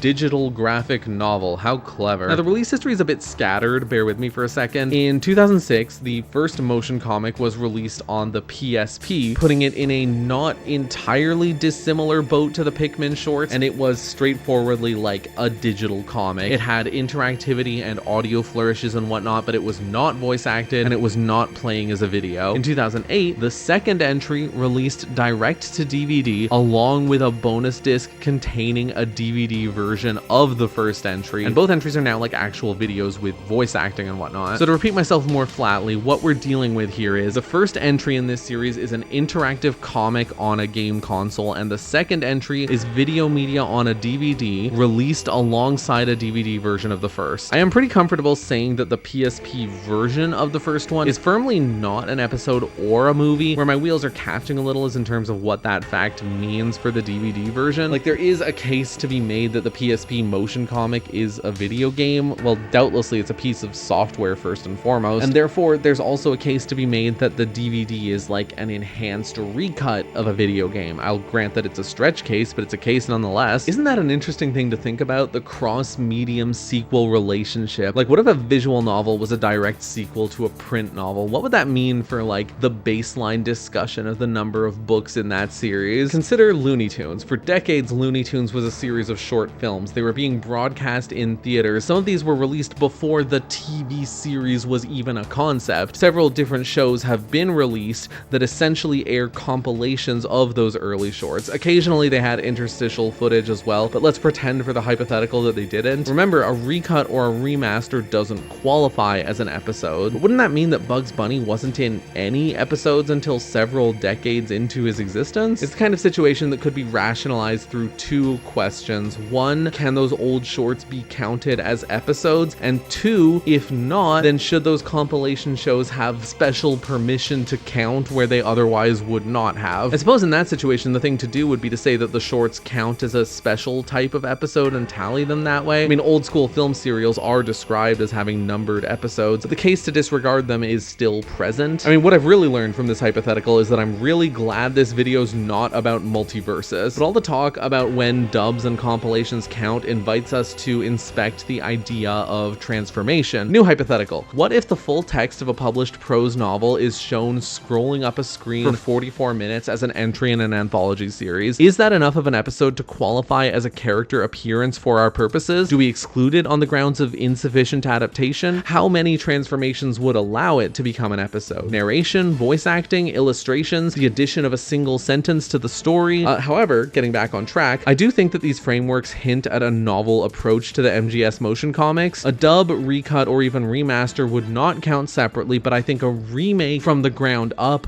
would be fair to count. And you could make the case that the DVD version of the motion comic is closer to a remake of the PSP version than a remaster. Alternately, you could say that they are two distinct adaptations of the same comic for two different mediums. But that only tells us that we're not categorically disqualifying these comics. It doesn't tell us whether we're actually counting them or how. Are these episodes or are they movies? Let's do this breakdown style. Arguments in favor of the MGS digital graphic novel being an episode. There's two of them in a series. We've established via Splatoon that a motion comic can be an episode. Arguments against. The Splatoon motion comic is very directly framed as episodes in a way that the MGS one isn't. The Splatoon motion comic was also not 2 hours long. Arguments in favor of MGS digital graphic novel being a movie. It's 2 hours long. Arguments against? Very few, to be honest. I think your argument would have to start and end at it's a motion comic, a position that we've already discarded. Arguments in favor of MGS digital graphic novel being a kind of video media that is neither episode nor movie. Its visuals and production have very little in common with the mainstream live action or animated film and TV series. Arguments against, everything I just said could also be said about a wide variety of things that are broadly considered movies or TV. So like, not to make this a numbers game or anything, but I think the strongest argument is in favor of calling these a pair of movies. Non-standard movies, but movies nonetheless. One more note about Metal Gear. Yu-Gi-Oh! Yes, fucking Yu-Gi-Oh! Features several cards based on Konami franchises, and some of them have shown up in the anime adaptations. One such card is Tactical Espionage Expert, a clear riff on Snake. This toes the line of like officially sanctioned parody. There's also a Vampire Hunter card based on the Belmonts. Having said that, while both of these cards have been in the decks of anime characters, neither of them have actually been summoned. They've been shown in piles of cards or discarded from the hand, stuff like that. that. That's a cameo, so we don't need to hand-wring about it anymore. Now that the third-party jar is open, I would like to note that Banjo and Kazooie are the only third-party character with 0 TV or film appearances. Bayonetta exclusively appears in Bloody Fate, the nauseatingly glossy anime film adaptation of her first game, while Claude and Stefan each appear both in the sequel movie Advent Children and in Last Order, an OVA prequel that I am counting as an episode. Clobber also has an appearance in another OVA interquel called On the Way to a Smile episode Denzel Final Fantasy VII. Another one that can be summed up easily is Joker. Persona 5 the animation, which for the unaware is an animation of Persona 5, features Joker in every episode. That's including the 26 numbered episodes, the pilot episode 0, and 4 bonus epilogues for a total of 31. He also appears in 4 stage plays under the name Persona 5 The Stage, which were officially released as feature-length DVDs. This is as good a time as any to get Ready Player One out of the way. There are microscopic appearances by Sonic, Ryu, and Steven Alex. There's probably other characters besides these. Those are Waldo droplets in a Waldocian. The first 2 Sonic TV shows started at the same time. A single pitch from Genital Jocularity got split into 2, supposedly because ABC refused to air a Sonic cartoon if it was going to also be in syndication. The result was 1 weekday syndicated show and 1 weekend exclusive. The weekday one was the progenitor of 1,000 memes. Snoop!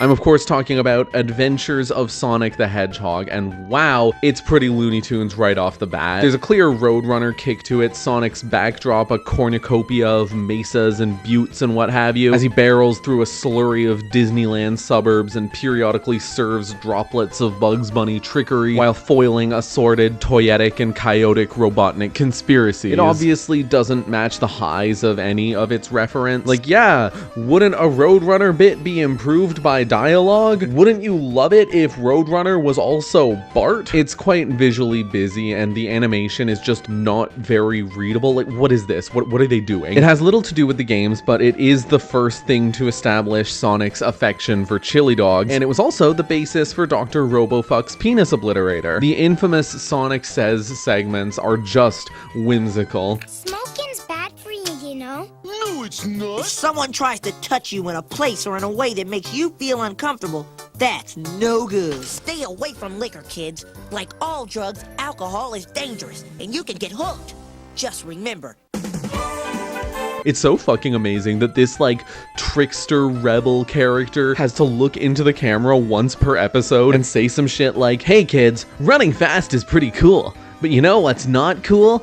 Aggravated assault." Sonic was voiced by Jaleel White. Yes, that Jaleel White. Tails was voiced by an actual literal child. And Dr. Snoopingus is played by Long John Baldry, apparently a really prolific British singer. He has this delightfully theatrical gravity. Listen to this shit. 5 miles of my sewer are plugged with crud and sludge. Go and clean it out! There were 65 episodes, plus a Christmas special. There was a pilot too. A not 100% finished work print version of it has been released. I'm not pressed about it being a work print, but I am pressed about it being a patchwork of disparate scenes, even more noticeably than the Kirby one, and for that reason, I'm not counting it. The Saturday morning cartoon, also from Pingus Playfulness, was just called Sonic the Hedgehog, which I'm sure has never resulted in any need for clarification or disambiguation on any platform. But despite that obvious readability, fans generally refer to it as an abbreviation whose pronunciation is, I think, meant to be SAT-AM, but which I have always just parsed as SAT-AM. It's a more grim series. The animation is less exaggerated. The Foley is more contained. There's an effort toward emotion and drama, but Sonic's voice and dialogue are the exact same. I'm sure that message was from my father. I'm going to the Dark Swamp and find him. Be Mondo careful. People in the aughts loved talking about this show. I'm not in love with the series, but I do understand why so many people kind of imprinted on it. Sonic is part of this, like, resistance movement called the Freedom Fighters. There's a whole original cast. We have a dandy named Antoine, a Southern Belle cyborg named Bunny, and who could forget Princess Sally Acorn, played by the extremely prolific Kath Soucie, who is perhaps best known for Lola Bunny. Sally looks really profoundly naked. And of course, as usual, cartoon animal gender flagging is to blame. Like, she's no less clothed than Sonic, but she's got hair and curves. All these OCs featured heavily in the Sonic comics that were published by Archie, and multiple games were going to be set in the world of this show, but Sonic Spinball was the only one that made it to shelves. The rest were about as cancelled as the show itself was after its second season, one episode shy of the 27 Club. Co-writer Ben Hurst tried on and off for 20 years, right up until his death in 2011, to revive and conclude the series, either via a third season, a movie, or a comic. Wikipedia's recap of this is written entirely in future in the past for some reason. There's a currently active fan project to animate a third season. Not Antoine out here capping. Like, I just feel like word hasn't really gotten out about the fact that Antoine is indeed out here capping and nobody's really doing anything about it. Here we have a two-part OVA from '96 called Sonic the Hedgehog. The dub was released as a unitary cut called Sonic the Hedgehog the Movie, but it was at its origin 2 episodes 2 months apart. This one had direct involvement from Sonic Team, and it shows. This is possibly the most video gamey TV outing for Sonic. It's an original and unique setting that doesn't seem to follow from the plot of any individual game, but it still doesn't waste time introducing Sonic and pals. It assumes familiarity and fills blanks with tact and grace. The plot is about Sonic and Tails being sent on a wild goose chase, which eventually fulfills the conditions for Eggman to unleash Metal Sonic. Cue fight scene. It's honestly pretty crisp looking. Moments styled directly after gameplay are occasional enough to just feel like tasteful set dressing. The action animation is pretty fun. There's an interesting physicality to Sonic's wheel legs. The characterizations are charming. Sonic is lazy. Tails is kind of looking to Sonic to figure out how to express himself. This is the most like classic Eggman rendition that's been put to the screen. Knuckles' outfit is a fan favorite that's gotten plenty of callbacks across the franchise's history, but to be honest, he's probably the dullest one here. He has only the mildest friction with Sonic and basically nothing of his own going on. His glide is rendered as a sort of levitation. Okay, so I did not know that Sonic Underground's theme song was the origin of Triplets Born, The Throne Awaits. Triplets born, the throne awaits. Like, that line sounds like the setup for a power struggle to me. That's Succession, that's Shiv. This is yet another series from Pussy Riot. For the record, this is the last one. I'm not doing that bit again. It's possibly the most overtly transformative Sonic adaptation. Sonic and his two siblings, Manic, who has horrifying hair, and Sonia, who is the girl one, are the children of a queen usurped by Eggman. The three of them are also a band. They have these magic medallions that turn into instruments for like musical sequences. This is like the most video store rental ass show I've ever heard of. The only three things it's missing are bikers, mice, and Mars. All three of the leads were voiced by Jaleel White, which is honestly kind of impressive. I could not tell at a glance. Eggman was played by Gary Chalk, who's known for Reboot and Transformers. He was also in Robots. Remember Robots? The setting is more articulated than the previous Sonic shows. It still has the element of Eggman ruling the cyber world like Saddam, but it also has an actual sense of like a society. There are homes and commerce and industry and governance, things that were kind of absent from Saddam's like abstracted industrial hellscape. The result is that this feels like more of a TV show than either of the previous American series. Like, it's not a video game show, it's just a show. It's just a show you can watch. It's got a clean and fresh 40 episodes. Moving along, we have Sonic X. Reader? This is to date the only non-miniseries Sonic TV show that was primarily developed in Japan. In fact, its animator TMS is a subsidiary of Sega. The visuals are quite congruous with the Sonic Adventure 2 character art. Having said that, the animation is still extremely 2000s. Like, you can feel the excitement over digital animation thrumming through the show's visual bulkiness and whacking its head on the ceiling. I look at this and I'm like, oh yeah, this is totally 4 years after Neopets. Sonic Sonic X follows a reverse isekai plot where Sonic and his friends and enemies get whisked off to the human world. The first season is largely standalone episodes about Sonic and co grappling with Eggman's Robot of the Week. There's a baseball episode, but there are also filaments of plot and intrigue that extend between episodes, stuff like Rouge's homoerotic secret agent adventures. The second season features big multi-episode plots adapting Sonic Adventure 1 and 2, as well as Sonic Battle. And the third season has a new plot with a bunch of original, like, tokusatsu mech guys from space. It's quite shonen, is what I'm trying to get at. The Chaos Emeralds have always been very Dragon Ball, but the sort of race to gather them in Sonic X is perhaps more Dragon Ball than ever. Sonic here is defined by a sort of ennui. For many of the early conflicts, he has to just, like, decide to win. The lion's share of the video game roster is here, and they try to give every character their moment. This means doing stuff like instrumentalizing Knuckles' digging upgrade by way of a dirt emergency. The ring is like a kind of ill-defined power-up I never understood. I watched this show a fair bit growing up. I never understood what the ring was supposed to be doing. It was dubbed by 4Kids. Doesn't that make you feel great? I really like the scene where a seedy tavern just has a shelf covered in McDonald's fries. It's also a really like archetypal sort of dub anime situation. Every line delivery is pretty panto, and for some reason a bunch of random adult characters sound like they're 13. Unit 3?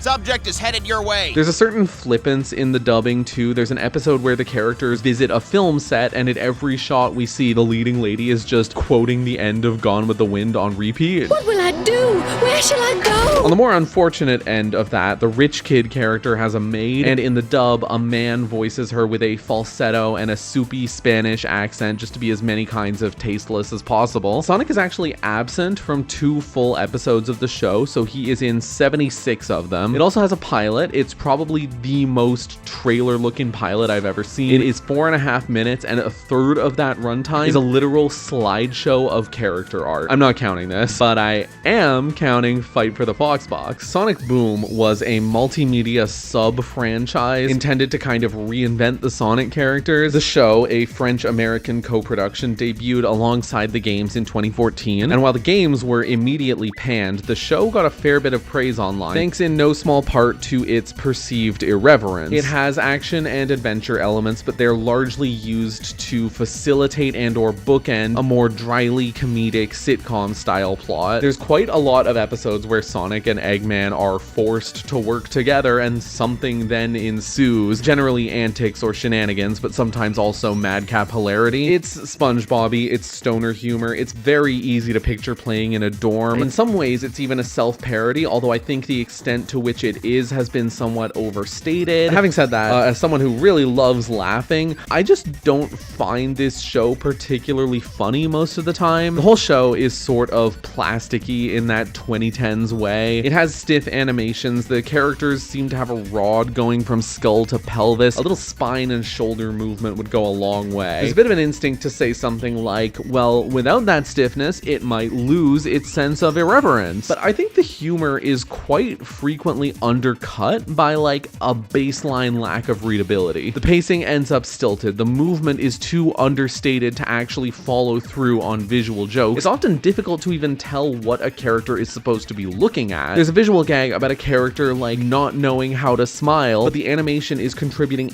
absolutely nothing to it. The characters are mostly portrayed by their contemporary actors from the games. Sonic is familiar, but he has less of the kind of Roadrunner invincibility and Bart-like scampiness seen in previous American TV outings, and much less of the laziness seen in Japanese ones. He's still wisecracking, but in the absence of stronger traits, he's more of a neutral presence, a kind of flatly positive go-getter, a straight man for other characters' jokes. Tails is smart but naive, Amy is a try-hard, Knuckles is basically Patrick, but with a higher concentration of OMG, he's actually smart type jokes. The characters are joined by Styx, played by Nika Futterman, who is defined by being like feral and a conspiracy theorist. The, for lack of a better term, NPC voices are hit and miss. There's one running character named Dave the Intern, which is possibly the most like playground roleplay character in existence. I am genuinely obsessed with some of his line deliveries. It's full of dirt and twigs. There are 104 episodes. They're short ones, but they're not really mini-sodes. The episodes consistently released once per week. Tubi's upload has them in pairs, but those pairs are like theme song, then episode, then theme song, then episode. When you look at records of contemporary schedules, they list Sonic Boom screenings as 2 episodes, while shows that have a 2-segment format are listed as 1 episode. So I am counting this as the full 104. The cartoon OKKO Let's Be Heroes has a crossover episode featuring Sonic and Tails. I don't know anything at all about this show. Is it anything like My Hero Academia? I don't know anything about My Hero Academia. Is it anything like JJK? I don't know anything about JJK. So the Netflix show Sonic Prime is alleged to be canon. I'm not convinced that's a particularly meaningful phrase here. Sonic is one of those series that can't really accommodate a meaningful like canon or timeline. Frontiers took on a kind of funny like everything is canon approach that's kind of giving hyper time. Having literally only watched 1 episode of Sonic Prime and been entirely unwilling to continue, I do have to measure out what's reasonable to weigh in on. From what I've seen, there's actually a pretty good sense of motion, but the faces are over animated. It's a severe victim of Netflix pacing. We start with half a cold open that is then defibrillated in an onerous contextualizing flashback later in the episode. The kind of self-sabotaging, tendon-slashing layout you would really only put in your story if you're algorithmically structuring it for viewer retention. On the subject of Netflix pacing, I understand that this series is like one long ongoing story rather than having like episodes that are about things. You know, the kind of structure that a story about traipsing through the multiverse would probably benefit from. And yes, it is about a multiverse. Cyber world, pirate world. They clearly want this to be a Spider-Verse, but it's not leveraging any of the existing Sonic media toward that, like not even classic Sonic. They seem to have wanted an Into the Sonic verse that would not overwhelm people unfamiliar with the broader Sonic franchise, which is reasonable. I would say that the Spider-Verse films do not at any point demand knowledge any narrower than knowing Spider-Man's backstory. And 2, an Into the Sonic verse that does not controvert the idea that there is a central Sonic canon universe that is realer than all others. And in that arena, the Spider-Verse movies had 8 legs up by choosing to center a character who is not the original Spider-Man. Sonic features in all 23 sopping wet episodes. Oh boy, now I'm sure you know about the 3 Sonic movies from Paramount. The director Jeff Fowler has worked on very little aside from these movies and the cutscenes from Shadow the Hedgehog. These movies are both very weird and excruciatingly normal. The first one is like a buddy road trip talking animal movie, but it's also like a superhero movie. It's like, what if Alvin and the Chipmunks had fight scenes? The sequels lean more heavily into the action-adventure angle, but they never get rid of the chipmunk stuff. Oodles and oodles of acorns competing for space in Sonic's prehensile cheeks. There is a sort of effort to bridge several potential audiences. It has Marvel-style superhero adventures. It has more archetypal comedy bits with the human characters that seem geared toward palatability for parents. It has lowbrow, haha funny dance battle YouTube kids shit. It's aiming to reach fans of the games, and it's also aiming for like meme appeal and Twitterable clips. The result of this juggling act is that each movie is more disharmonious than the last. That is what I mean by both weird and normal. It's like filling a crab bucket with a dozen conflicting profit motives and also a few chipmunks. Having said that, these movies have been an enormous success, particularly in terms of pushing the franchise. A lot of new people have been roped in. Like, I know multiple people that have never played a Sonic game, but who have eagerly carted themselves to the cinema for each entry. The coolness of Sonic and the acceptability of discussing Sonic fanhood among adults is probably at an all-time high. Relatedly, the progressive budget inflation of the actors is bizarre. Sonic is played by the Parks and Rec guy, Knuckles is Idris Elba, Shadow is Keanu Reeves. What is going on? And meanwhile, Tails is played by Colleen O'Shaughnessy, the same actor from the games, which is a great pick because literally no one has done it better. Jim Carrey is there,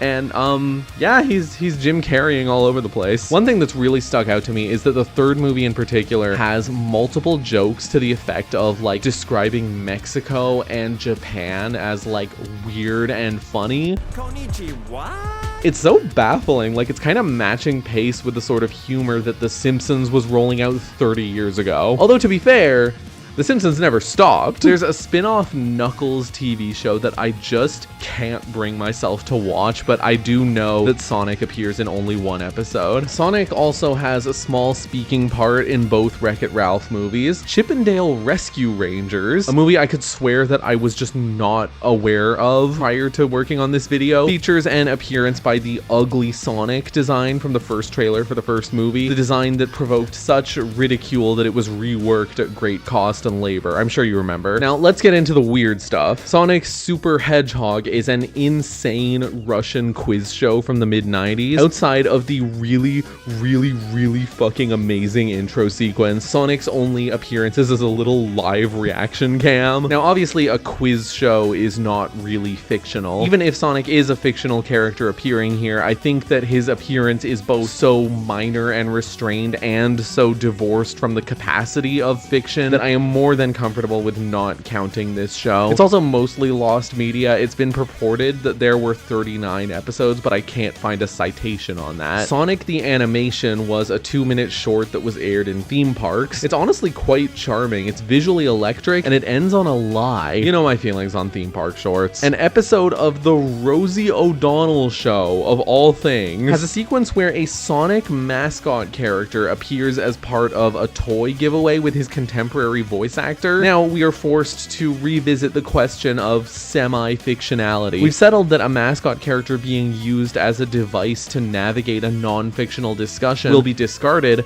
but now we're faced with a mascot character introducing fictionality into an otherwise non-fictional talk show. I will note that the show has featured segments of Broadway performances and things like that, which are obviously the territory of fiction. This isn't really the same thing as that though. I'm not counting it. Now here's where I was going to make some wry comment about Rosie O'Donnell, but I realized that I had her mixed up in my head with Roseanne Barr. I do not have anything to say about Rosie O'Donnell. My apologies. Night of the Werehog is a 10-minute animated short tying into Sonic Unleashed that has appeared on and off in theme parks as a 3D and or 4D attraction. It's about Sonic and Chip venturing into a haunted house and getting pulled into a contest between two heterosexual ghost guys trying to scare visitors for the sake of impressing a girl ghost they're trying to woo. The whole thing looks like a Koei Tecmo game for some reason. It was principally developed by Marza, an animation subsidiary of Sega, and Marza has like really leaned into the association with this short specifically. They even released a Sonic-free sequel 15 years later. Now before anyone says Night of the Werehog is a 2-part thing, it was only uploaded to YouTube in that fashion because there was an upload length limit at the time. I actually had the chance to see this with friends over New Year's at a whimsically grimy little 4D theater. We were swept into this dingy little basement with a piece of paper tacked to the wall saying, "You're in the right place," which was a great start. The 4D stuff felt a bit forced, if I'm being honest. Like somebody bangs a fist on the table and your seat jerks around a little. Okay, buddy, you're coming off a little desperate. It doesn't help that it was a double feature paired with a separate short called Penguin Express. It was just so much more purpose-built. Also, it's just wacky. Holy fuck. One of my friends ended up getting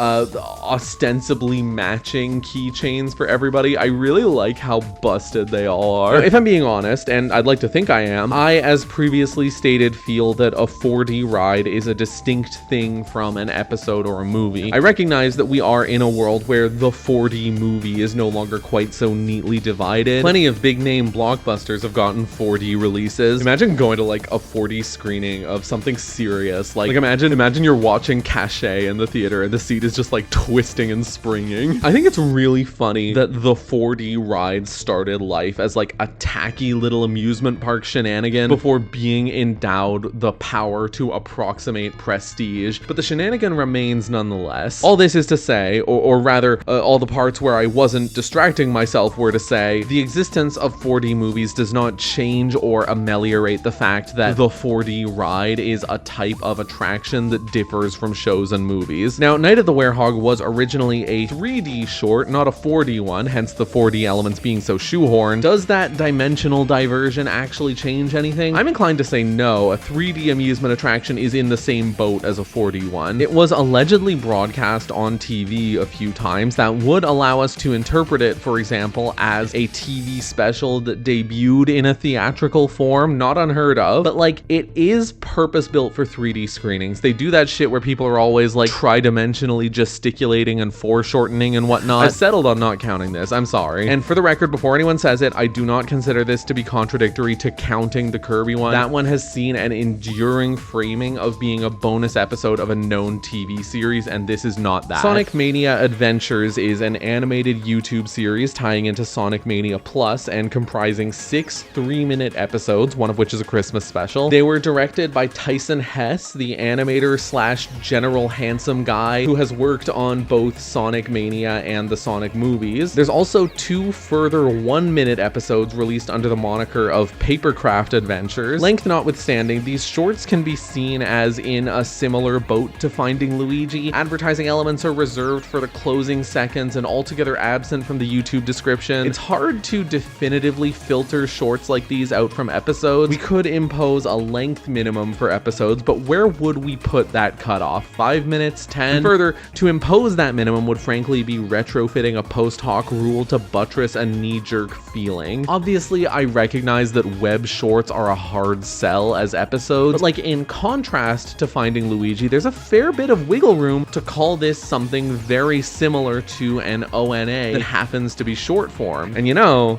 that wiggle room makes me feel like wiggling. Launch as many thermonuclear missiles as you like in my direction. You cannot change the fact that I'm gonna make my hedgehog stew in the afternoon. I just think like they're in a series, they roll credits, they're web animations with numbered episodes. That's a format that's already kind of like accepted. I will not be counting the Papercraft Adventures. That's where I think the format like strays a little too much. Sonic makes appearances in all 6 episodes. In accordance with the principle I've followed this entire time, I am absolutely not separating Sonic from classic Sonic. The enormous popularity of the Mania shorts provoked a kind of meta series of Sonic shorts, many of which also had Hess's involvement. Most major Sonic titles since 2019 have gotten such a short. Team Sonic Racing, the re-release of Colors, Frontiers, Superstars, Shadow Generations, and Cross Worlds, as well as one original, Chow in Space, ripping off of the joke movie posters seen in the games. Sonic appears in all of these except for the ones for Frontiers and Shadow Generations. Supposing, in keeping with the last verdict, that we discard length and formatting concerns, here's a new question. Given that all but one of these shorts are tie-ins to specific games, is there anything to meaningfully differentiate them from Smash character trailers? You know, the character trailers are clearly designed not merely to advertise, but also to entertain. The idea is that you will get something enjoyable out of them. Conversely though, the character trailers are cut with footage from the game and directly instrumentalized to communicate something about the game, and they've generally been released in things like Nintendo Directs, E3, the Game Awards, places where game advertisements are shown. Meanwhile, the Sonic shorts generally present a scenario that corresponds with, interfaces with the plot of, or acts as a prequel to the game. These are pretty much exactly what the Star Fox Zero short was. They often show clips from the game over the credits and they end on a promotional still. They have an undeniable element of promotion, but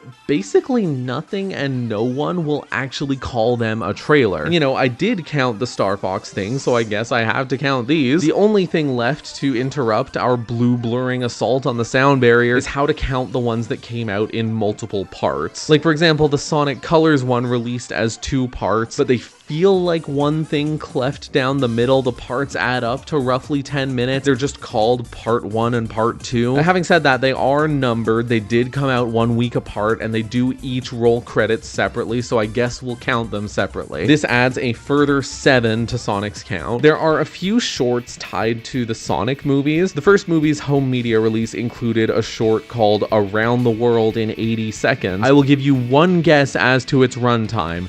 That's right, it's 100 seconds. The second movie had a more robust 4-minute short called Sonic Drone Home, and around the time the third movie came out, a stop-motion short called A Very Sonic Christmas was posted to YouTube. You know, our original DVD special features episodes, hell, our movie tie-in shorts episodes, like, okay, sure, the Shrek Halloween special is an episode, the Scooby-Doo Blair Witch pastiche is probably an episode. What about the Pixar shorts that sometimes air before movies? I think that, like, the argument doesn't doesn't really exist to say that a DVD bonus video is an episode. I think it's just a pretty weak case. I could go either way on the Christmas one, but I just don't feel too great about it. I don't feel that there's much of a precedent or a substance there. On a similar Yuletide wavelength, an Eggman Carol is a themed Christmas Carol parody posted to YouTube. It's mostly still images, many of which are clearly redraws of existing promo art, as a single narrator recaps the story. I think that if there is a medium that this video can be placed in relation to, it's the Storytime YouTube video, not so much the episode. It might behoove us to draw a line somewhere between episode and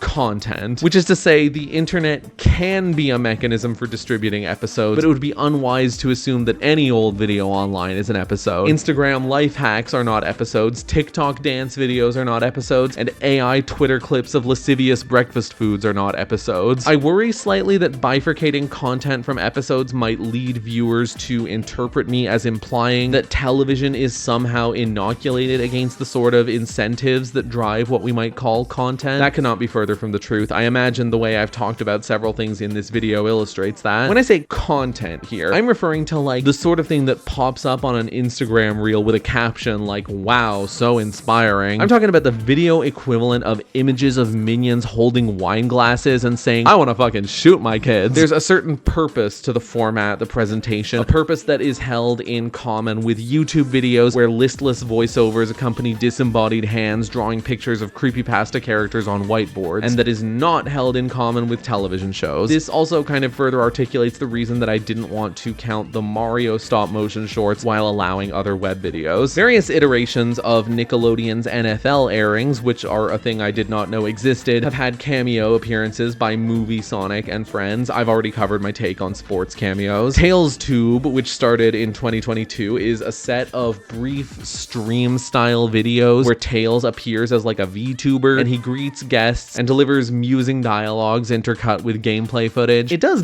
get at something, doesn't it? How does one categorize a stream? Does Germa House have episodes for our purposes? What about Half-Life VR AI? Or just like regular VTubers? The internet and more broadly the personal computer have allowed a much wider like scope of amateur entry into the world of mass media. Various types of video media take shape in accordance with the access now afforded to the average Joanna. Many of them replicate the forms of existing media. Means to monetize and professionalize these mediums emerge, and then they become so household that brands and franchises that long predate this form are now replicating it. Having said all that, I think these fall into the boat of semi-fictionality. It's a loose boat, but I think that the format here is best thought of as a non-episode. Sonic only appears in a few of its entries anyway. Sonic and Friends is a set of animations released on TikTok with like baby versions of characters. The sound editing and the visuals are like, this is very Baby's iPad type videos. This is Baby Shark. This is Lanky Box.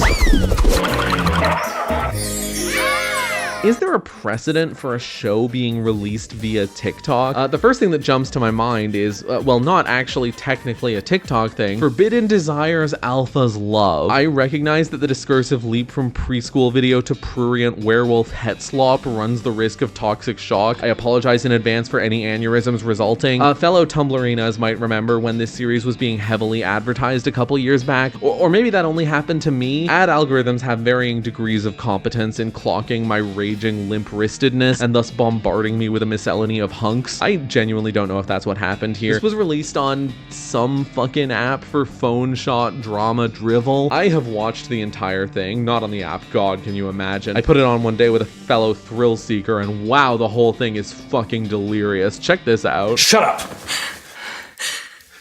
Tell me you have no idea what this means.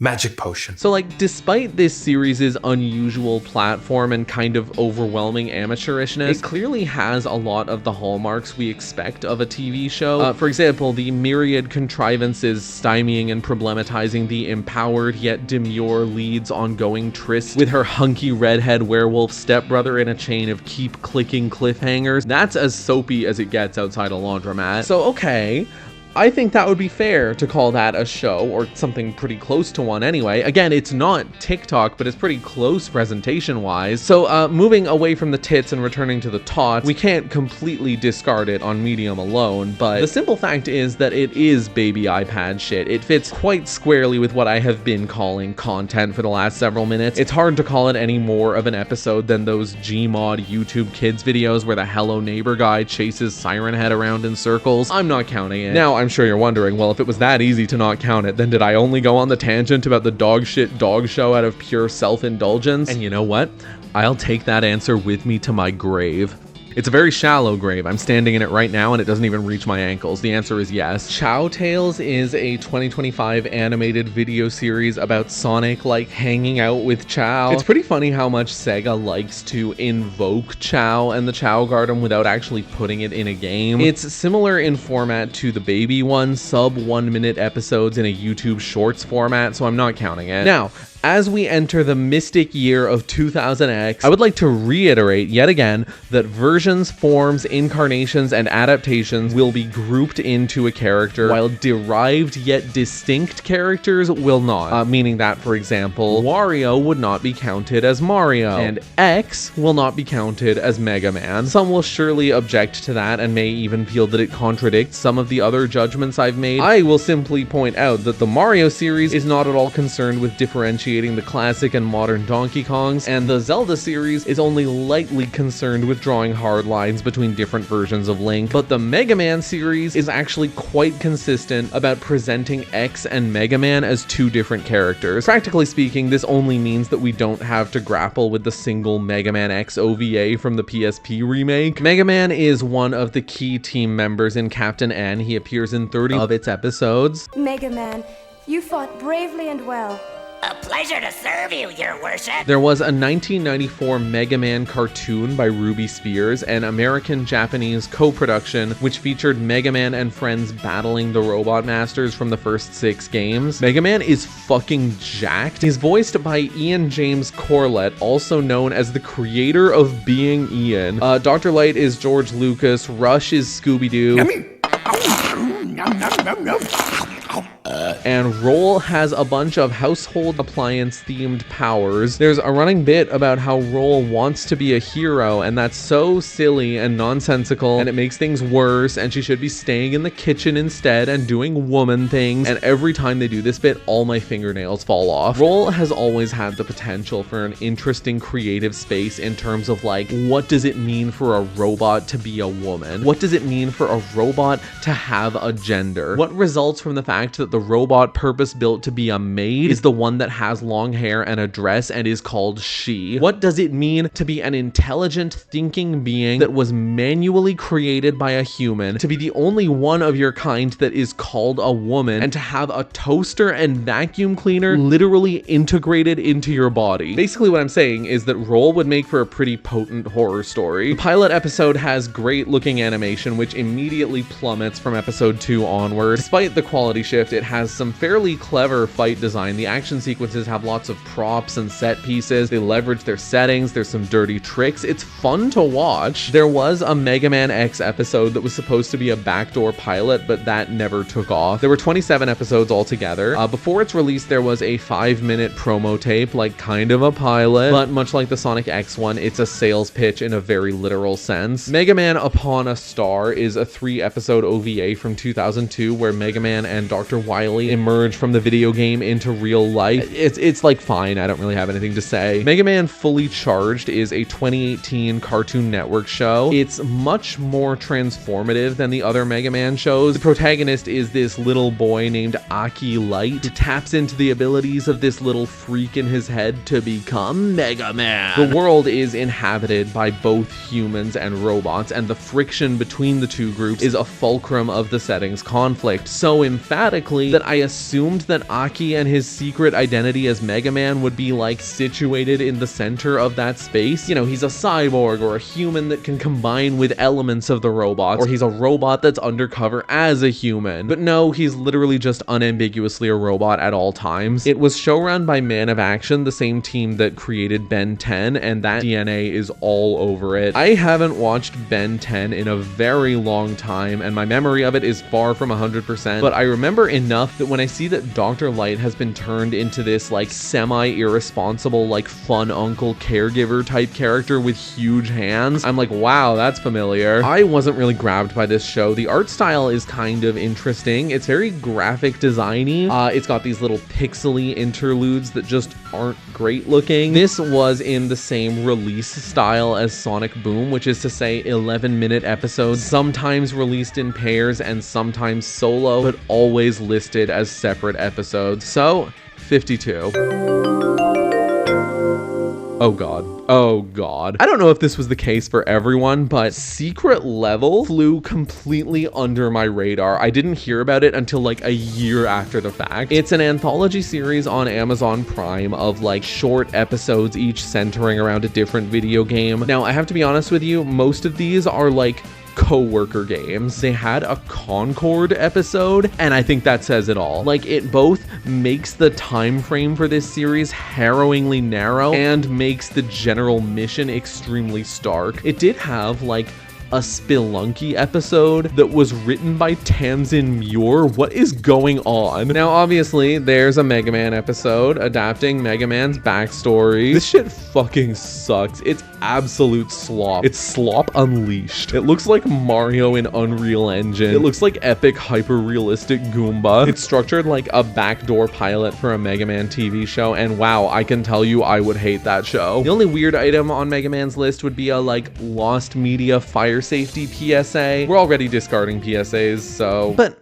actually, isn't there something else for Mega Man? Battle Network, right? And specifically, its anime adaptation, Mega Man NT Warrior. Now you're gonna say, well, Indigo, didn't you just say that different characters don't count? And Mega Man EXE is a totally different character, isn't he? I mean, he's right there in Mega Man's Final Smash, next to Mega Man. But like, the thing about that is that Mega Man EXE kind of is Mega Man in a way that the others aren't. To explain what I mean, let's compare X with Mega Man EXE. X is never referred to as just Mega Man. Mega Man EXE is almost exclusively referred to as just Mega Man. X's supporting cast is largely original characters, and on the rare occasion that a character is a counterpart to someone from the classic series, that's generally as an Easter egg, whereas Mega Man EXE is surrounded by counterparts of classic series characters. X is explicitly narratively a successor to the original Mega Man in the same fictional timeline, while Mega Man EXE is explicitly from an AU where the original Mega Man doesn't exist. I think in this scenario, if Mega Man corresponds to Link and Mario, then EXE is Toon Link and Paper Mario, while X is Linkle and Wario. Like, Mega Man EXE is an adaptation of Mega Man in the same way as Sonic Boom Sonic is, right? What it comes to is that I just don't see a reason to accept that this is Mega Man and say that this isn't. When you get right down to it, they're both putting a pretty similar amount of transformation onto the original character and setting. And by the same token, I will not count the Star Force anime, because that is explicitly a separate character in the same timeline as Battle Network. Mega Man EXE is in all 209 episodes of the Battle Network anime adaptation. I don't actually have anything to say about the anime. Like, I like Battle Network, but every time I look at this show, my eyes glaze over and I wake up in a cornfield. There's also a movie that counts too. The 1982 Pac-Man show is allegedly the first TV show based on a video game. It was produced by Hanna-Barbera, and wow, you can tell. Pac-Man goes about his life in a vaguely Pac-Man themed world. Like, it just comes off as like the Flintstones if instead of dinosaurs they had Pac-Man. It's just an overwhelmingly Hanna-Barbera type cartoon. Like, I always feel like Pac-Man is about 15 seconds away from saying, somebody stop this crazy thing. The episodes are generally about the ghosts trying to play some kind of trick on Pac-Man, who eventually thwarts them in some theatric fashion. I gotta be honest, this kind of sucks. I don't know if I'm just getting more weary as I get deeper into this process. It's entirely possible, but I did not like it. We'll chomp Pac-Man, chomp him day and night. You chomp his side. We'll chop this right. This is another show that had 2 11-minute segments per episode. With that in mind, there are 21 main episodes as well as 2 specials. The Halloween special was actually just 2 pre-existing segments grouped together, so we're discarding it. The Christmas special actually was original. For some reason, IMDb also lists a completely fabricated 3rd season where every episode title is derived from either like a fairy tale or another well-known story. This version of Pac-Man also has a minor appearance in a PSA called Strong Kids, Safe Kids, hosted by the Fawns. Hey, Baby Pac, listen, if a ghost came to you and said, just follow me into the woods and I'll give you an entire packet of power pellets, would you go? Ooh. And if you were in the woods there and he said, I got a map for a mountain of power pellets, would you go? No. Yes, that is the right answer. That's the right answer. You had me worried there for a minute, you know? We've already established that we're not counting PSAs though. Pac-Man and the Ghostly Adventures, the 2013 Disney XD cartoon, is in basically the same boat as Sonic Boom. It launched alongside companion video games in an effort to revitalize and modernize the series, but took no time at all to teeter off of Namco's game plan. 100 years after the, quote, Ghost Wars that were caused by a villain named, quote, Betrayus, Pac-Man is just an ordinary kid going to a school packed full of over-designed circles. He's a completely regular, ordinary, run-of-the-mill kid, except he is exceptional because he is yellow. He is the last surviving yellow circle. The yellow ones used to be the rulers of the world, and Pac-Man is the last one, which means he is special and has unique powers, and he is in fact the only person who can eat ghosts. It's a real trip to Pac Hyperborea. Pac-Man is joined by other characters such as Carrot Pac-Man and Girl Pac-Man. It's deeply forgettable. It's more earnest than Sonic Boom. Like, it tries to be funny, but it also always tries to keep a foot in its like epic struggle narrative. Somehow the humor and the adventure both feel like they're only there to fill a quota, and if you were to take them both away, then there just wouldn't be a foundation to land on. I won't lie, I really like the trail effect that the ghosts have. I will not lie about that. I know you would like me to lie, you'd love it if I lied, but I just feel compelled to be truthful about this one. The thing about both shows is that there's only so much that can actually be done with Pac-Man as a property. Like, the mammoth popularity of the original arcade game, Pac-Man Fever and what have you, is something that any license holder is going to try to capitalize on in any way possible. But Pac-Man just does not have the playing pieces to sustain all that. You know, Mario's got his Mushroom Kingdom and his coherent set of items, objects, monsters, allies, and enemies. Sonic's setting is less rigid, but he has a consistent set of abilities and a broad supporting cast of visually distinct characters with vivid personalities. Pac-Man has a few ghosts, some pills, and a geometrically abstract setting. We don't even have Ms. Pac-Man anymore. Pac-Man is kind of uniquely ill-suited to building a series or franchise with the same kind of identity that its competitors enjoy, and it certainly doesn't work on TV. This is in part because the whole franchise is in the shadow of the original Pac-Man arcade game. I would argue that every single piece of Pac-Man media is defining itself in relation to that game through either deliberate proximity, reimagining, or conscious defiance. What this means is that a new Pac-Man game can't really rely on a reference point aside from Pac-Man the arcade game. The cast hasn't seen any lasting expansions in over 40 years. The setting of Pac-Man is entirely up in the air, and the times that they've tried to build a sub-series have never stuck for more than a few entries. Nothing that the franchise has ever done has even approximated the popularity or cultural capital of the original release, and frankly, I don't think it ever will. Other game series have fleshed out a scope for themselves, iterated upon themselves, and Pac-Man has just dug a deeper and deeper hole, where Mario has been gradually expanding and building a body of brand fiction and gameplay, creating this broad space for what a Mario game can be and do and pursue. Pac-Man's brand remains stranded in one place, where Mario can remix itself, iterate upon itself, reinvent itself, or focus on refining the fundamentals. Pac-Man only has the power to say, hey, remember Pac-Man? Yeah, it has 52 episodes. Moving on. Secret Level had a Pac-Man episode entirely as a prelude to Shadow Labyrinth. I think it's fair to say that Puck is an adaptation of Pac-Man. In the field of film, Pac-Man makes a minor appearance in the first Wreck-It Ralph. He is emphasized and referred to by name, so I will count it. Pac-Man is also one of the summoned monsters in Pixels. They fight him with cars. Guardians of the Galaxy 2 has a scene where, what's his name, like, creates a rock armor Pac-Man in the middle of a clash. I don't know. I'm counting Pixels because its premise is both diegetically and especially in marketing very, very close to the conceit of a character being brought to life out of a video game, and I don't think that this satisfies that condition. If this Pac-Man was presented as a character, I would consider it, but as it is, it's like if he created a statue of Byleth and used it to beat the shit out of somebody. There's a 2016 Kamen Rider movie which featured the antagonist Dr. Pac-Man. I'm 100% serious. Genuinely, that fucking rules. He wields the Pac-Man virus, which is both a computer virus and an actual virus that causes a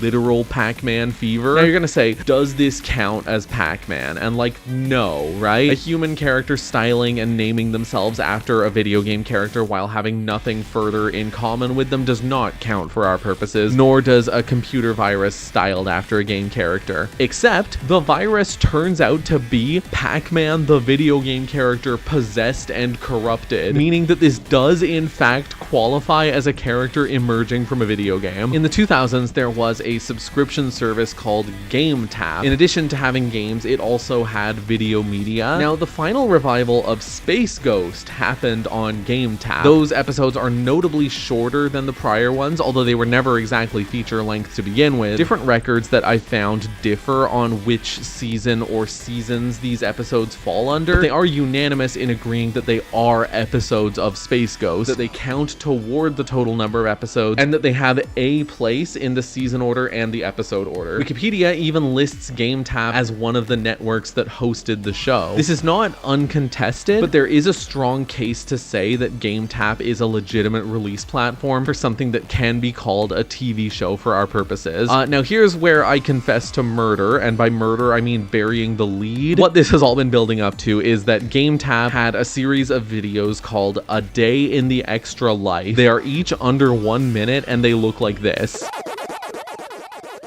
Did you catch Sopranos last night?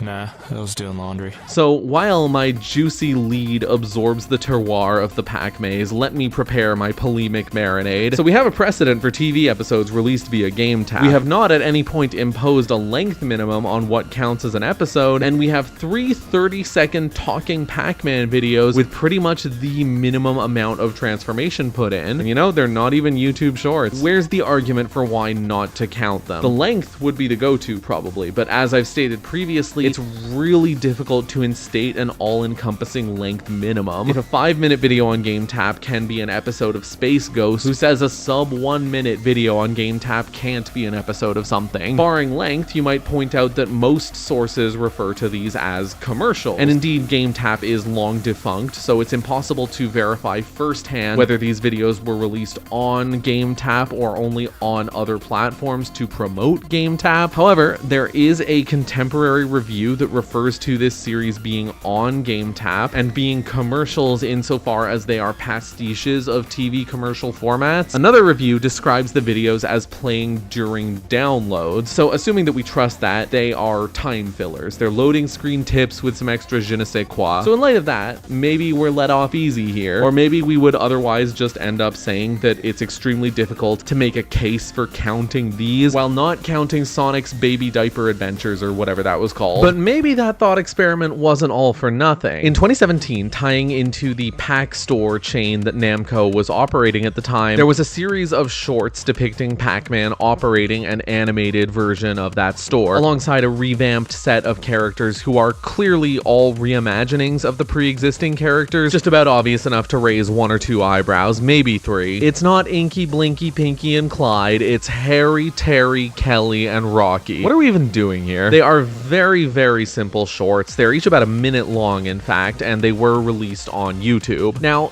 I stand by counting the Sonic Mania series. The only real difference here is that these are shorter and less visually robust. You know, one could call this a commercial for the store, but it's not any more of an overt commercial than the Sonic Mania thing. Once you get into the territory of something that has numbered episodes released at scheduled intervals and an intro and credits, however brief, and it's something you have to go out of your way to watch, it becomes difficult to call it an ad in the conventional sense. And if you can't call it an ad, maybe you'd call it content. And of course, content is a very non-specific term, but it is one that I am using in a quite specific manner. In fact, let me tighten up the definition here. The need to differentiate content originates in that there exists a volume of video distributed online that unambiguously or almost unambiguously qualifies as a form of television, and that this can be true of videos released on platforms other than conventional streaming services. In other words, the fact of being able to look at a YouTube video and say that is an episode necessitates some heuristic for looking at a YouTube video and saying that is not an episode. To be considered content rather than episode, based on this specific endemic definition that I am using for practical purposes in this video, a video generally requires most or all of the following three traits. 1, a partial or total absence of obvious formatting qualities associated with television. A theme song, a title display, a credits sequence, numbered episodes, a release schedule. Those things are all negative evidence for something being content. 2, a dearth or absence of structured narrative elements. I know, this goes back to my thing about modernism, but from what I know, a trait that typifies fictional non-episode web videos is this looseness of narrative or flow of events, where either there is nothing that could be called a story, just a dance or characters standing around, running around, or a single punchline, or there is a very vague shape of a story that is not so much beginning, middle, end as middle, nothing. In kids media online, this might mean like a pseudo story that is primarily a vehicle for movement and sound, or something that is a story only insofar as it is a multi-step joke, a pseudo game like a quiz or a hidden object thing, or a general prompt for engagement. 3, a general commonality with some web video format that is not generally defined as episode. This rule allows the content category to include items that have a narrative, but one in the form of one of those mediums, like a narrated storytime video, or a YouTube Kids animation, or a YouTube short. Being in the aspect ratio and resolution of a phone would by itself be weak evidence, but being a YouTube short is quite strong evidence in my opinion. That is not, to my knowledge, a medium with substantial precedent for overlap with TV. So applying these three little attenuators to the Pack Store series, it does have TV style formatting elements, like I said before. Although brief, each episode does have a story, going so far as to include establishing shots and rising action, and I am not aware of any other web video format that summarizes these better than episodes, so this is going to have to be an extra 6 for Pac-Man. I imagine the strongest point of contention there will be the brevity, and again, this is the shortest thing that I've chosen to count so far. I really do get it, but the thing is, the internet challenges runtime conventions. That's a very straightforward fact. Like, we've got YouTube videos that run for several hours, not that I can think of any examples, but even in non-web media there have been micro shows. One that jumps to mind is Thumb Wrestling Federation. Yeah, remember that one? Me neither. But the point here is, I feel that runtime can be a piece of supporting evidence for disqualifying something. For example, in describing something as a YouTube short, the runtime would certainly contribute to that assessment, but on its own, in the absence of other factors, it's not good enough. The world we live in is one that can accommodate extremely short-form TV. Street Fighter has graced a wide variety of screens. Street Fighter 2V is a 1995 anime series directed by Gisaburo Sugi, loosely adapting Street Fighter 2. It's an adventure show that follows Ryu and Ken, who are here characterized as like brash, hot-headed street fighters in a very literal sense. They travel around and meet various characters and punch them and kick them as a larger plot with M. Bison gradually develops. A variety of characters are reinterpreted here. Chun-Li in particular is like a young teen character who is presented as more of an amateur fighter, a defanging that I personally am not crazy about. It has an interesting interesting visual style. It's very muted, very contained. Ryu and Ken are in every episode, even in episodes that aren't centered around them. There will always be at least a brief cutaway to check in on what they're up to. By the way, if I was making a show whose title was going to have a Roman numeral and a letter, I would choose a letter that is not used in Roman numerals for the sake of readability. I'd call it like Street Fighter 2Y, or maybe 2 Miyaki-snack. The American Street Fighter Saturday morning cartoons started the same year as 2 Miyaki-snack. In contrast to the anime, the characters' visual designs, personalities, and backstories are all much closer to what they are in the games. Guile is the central character, a real G.I. Joe He-Man type, perfect for the US version, right? He's the leader of a squad called Street Fighter, and each episode they go on little adventures that are largely standalone but still framed as part of an ongoing action against Shadaloo. There are individual plot points that have ramifications, shit like Cammy defecting or whatever, but it's largely episodic. It has a really distinctly 90s American cartoon style. It makes me think of like Carmen Sandiego, Captain Planet. This series is extremely widely hated, and like, while I am not convinced that it's like exceptionally bad on the scale of 90s American cartoons, it is pretty bad. There's a shocking amount of angst. Like, once per episode, Guile starts wringing his nasty hands over how bothered he is about having to be undercover. It's like there's a hard minimum of emotional acknowledgement per episode. Ryu and Ken are actually like only secondary recurring characters in this show. Neither of them ever appears without the other, and their package deal is present in 11 out of the 26 episodes. Let's veer into movies for a second. Street Fighter 2, the animated movie, came out a year before the anime. Same director, same production company. This one is actually kind of fun. It's a little meandering, like characters just sort of walk around and encounter each other. There's like a fight scene between Zangief and Blanca, which is the only appearance of either character in that movie. They appear, they fight, they are never seen again. But it also has a really physical, like martial arts movie sort of sensibility. There's one scene in particular that I absolutely loved where Vega sneaks into Chun-Li's apartment. She's just like doing her hair and shit, and he's lurking. It's really suspenseful, and the fight that ensues is thrilling and explosive. I love it. You'll never guess who Fei Long was voiced by in the dub. Let's see how well you do against a fighter like me. There's been a shortage of new blood around here lately. So what's your name? The 1994 Street Fighter movie is so fucking fun. This bafflingly star-studded cast: Jean-Claude Van Damme as Guile, Ming-Na Wen as Chun-Li, Kylie fucking Minogue as Cammy, and Raul Julia giving the most deliriously hammy performance as M. Bison. Combined with ridiculous set pieces and practical effects and costuming, the camp is just off the charts. Structurally, it's derelict. The characters and the conflict and everything, it's not very consistent or poised, but it is so unbeatable in the sphere of being a sheer joyride that I can't even care about that. It's very much in conversation with contemporary franchise adaptation movies that were thrusting known products into a cheesy, irreverent limelight. Like the same stuff that was going on with the Flintstones, the Grinch, the Addams Family, or hell, Super Mario Brothers. This movie is so much fun. Shadaloo is like a country, and Bison is making constant overtures about his desire to build it into essentially a monument to consumption. There's a scene where he nitpicks the details of a planned shopping mall, but all the while it's heavily implied that he's like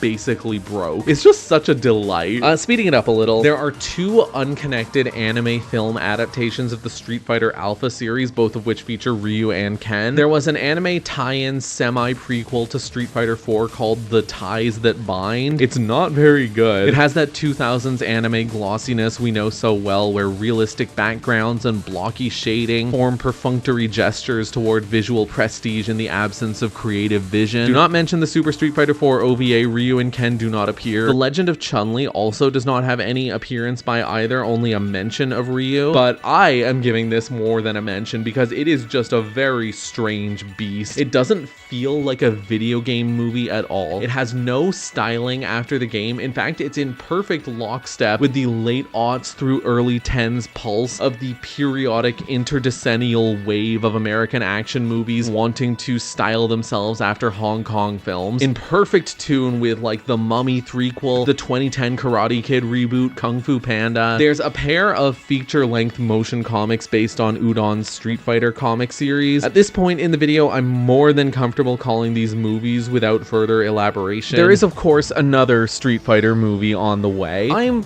cautiously optimistic. It looks like it's got a decent sense for flashiness, at least. Some of the casting is batshit. What do you mean David Dastmalchian as M. Bison? I can't even comprehend that. The teaser reveal at the Game Awards was really odd. Noah Centineo, who is playing Ken, seems to have been trying to rebrand himself in a more like conventionally masculine image, as though to shake off the rom-com reputation. The way he acted at the Game Awards really stuck out to me. Here's a clip. Now, I know our movie comes out like a year from now, but there was no way we were showing up without a sneak peek. So like, he's trying to project an image of being confident and cool and enthusiastic, but he seems extremely conscious of that image. He seems to be calculating every syllable, every gesture, every facial expression. He is trying so hard to look relaxed that he just looks terrified. Like, it's not just me, right? Like, I'm not insane. As a result, even though he's center stage and seemingly trying to hog the camera even when he's not talking, Jason Momoa effortlessly upstages him just by standing next to him and looking like he knows where he is. I just think about that a lot. Anyway, Wreck-It Ralph has a scene where Ryu and Ken talk on an arcade cabinet for a second, which I think qualifies. There's also a bit in Goosebumps 2 where action figures of Ryu and Ken come to life and fight each other.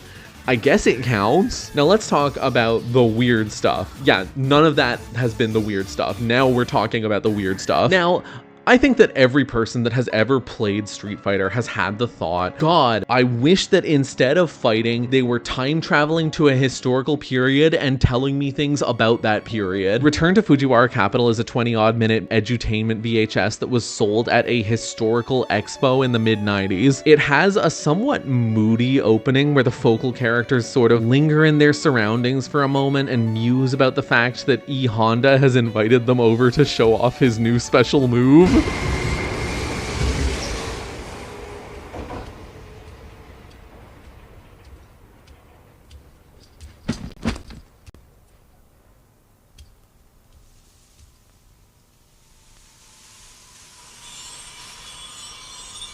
That broodiness, combined with the really flashy animation that's used for the sudden time travel incident, produces a really strange effect. Like, it feels like so much tone setting and effort. Like, all the stops have been pulled out for this Street Fighter cartoon that involves no fighting. As soon as the characters have time traveled, Ken just starts info dumping about the layout and infrastructure of Fujiwara. Now, I've probably said this already, but at the time that I wrote this line, the script for this video was over 33,000 words, and the final version came out at like 64,000. So like at this point, I don't know what I've said, but I am not going to categorically exclude edutainment qua edutainment. There is a difference between an image of a character addressing an audience to bluntly impart information and a fictional scenario where characters' discussion of a real-world topic is expected to be informative. This is quite plainly an OVA. It's even in a style clearly emulating the Street Fighter 2 movie, which allows us to return to the Shrek Halloween comparison. I'm champing at the bit to mention the Shrek Halloween special as many times as I possibly can. I've never even watched it in full, but I have watched its Exorcist parody segment in a dogshit YouTube upload, which is probably the only form of watching television that doesn't send you to hell. The point is, I think this is an episode. Street Fighter 2 Ride is a 4-minute simulation ride for theme parks that's like, whoa, crazy, we entered the video game. I am so taken with that like reboot style 90s aesthetic of a whimsical virtual world where everything is just gooey and gummy. You think I'm a madman, but I am a god! I am still of the opinion that theme park video stuff has a meaningful enough distinction from what we regard as episodes to be separate. I just really wanted to mention that they defeat M. Bison by shooting lasers into his dick entertainment. Street Fighter 4 Aftermath is a set of 4 4-minute animated videos that act as 4 prequels to Street Fighter 4. Before we go too far in our discourse about these 4 fortified forays, I'd like to forcefully forescribe a forethought that we not forget our 4 rendered inference to forego anything that's advertising a foreduct fourth and foremost, which is to say, are these animated trailers? The wiki calls these trailers, but I'm not really sure what that's based on. They're just laying down dramatic chips for the game to gamble. I will count them as ONAs, but only just. Ryu and Ken are in 3 out of 4, foregoing the 4th. Okay, here's where we have to get really weird. Street Fighter Legacy is a 3-minute short film co-directed by Joey Ansa, a British martial artist who has made appearances in a solid handful of movies and who also appears directly in the short as Akuma. It is described as a fan film by the Street Fighter wiki, which also has several pages for other fan films. I'm thrown off by the wiki describing several of these fan films as having been made to promote various games. You really make it sound like free advertising when you put it like that. It is purported that Capcom gave their blessing to Legacy, which leads into an interesting question regarding where officiality actually begins and ends. One could argue that turning the other way is itself enough of a condoning that it approximates officiality. Now, I've already said that for our purposes, we can't really work with that materially, and it would also introduce the very dicey sphere of differentiating what is actually being ignored and what is, for example, protected as parody. But then, if I email Capcom and I say, hey, can I make a fucking 12-part Okami hospital drama series? And they reply, sure, that's fine, no worries, love you. But they never actually give me a legal document in writing licensing it. What kind of official is that? What level of official is that? Do Amaterasu's various exploits against the avian flu qualify as appearances for the hypothetical MVC counterpart to this video? Now, it does get worse. This video ended up being, I guess, something resembling a backdoor pilot. There was a subsequent series, also directed by and featuring Ansa, called Assassin's Fist, adapting Ryu and Ken's backstory. It was released in 2014 as 12 12-minute episodes on YouTube, all on the same day. Subsequently, it was released as a TV version, recut into 6 episodes of standard length. I cannot find a list of these 6 episodes and their titles, or an explanation of where they were released. It was also later released in a movie cut with a couple of variations. This is the version featured on the majority of platforms. Now,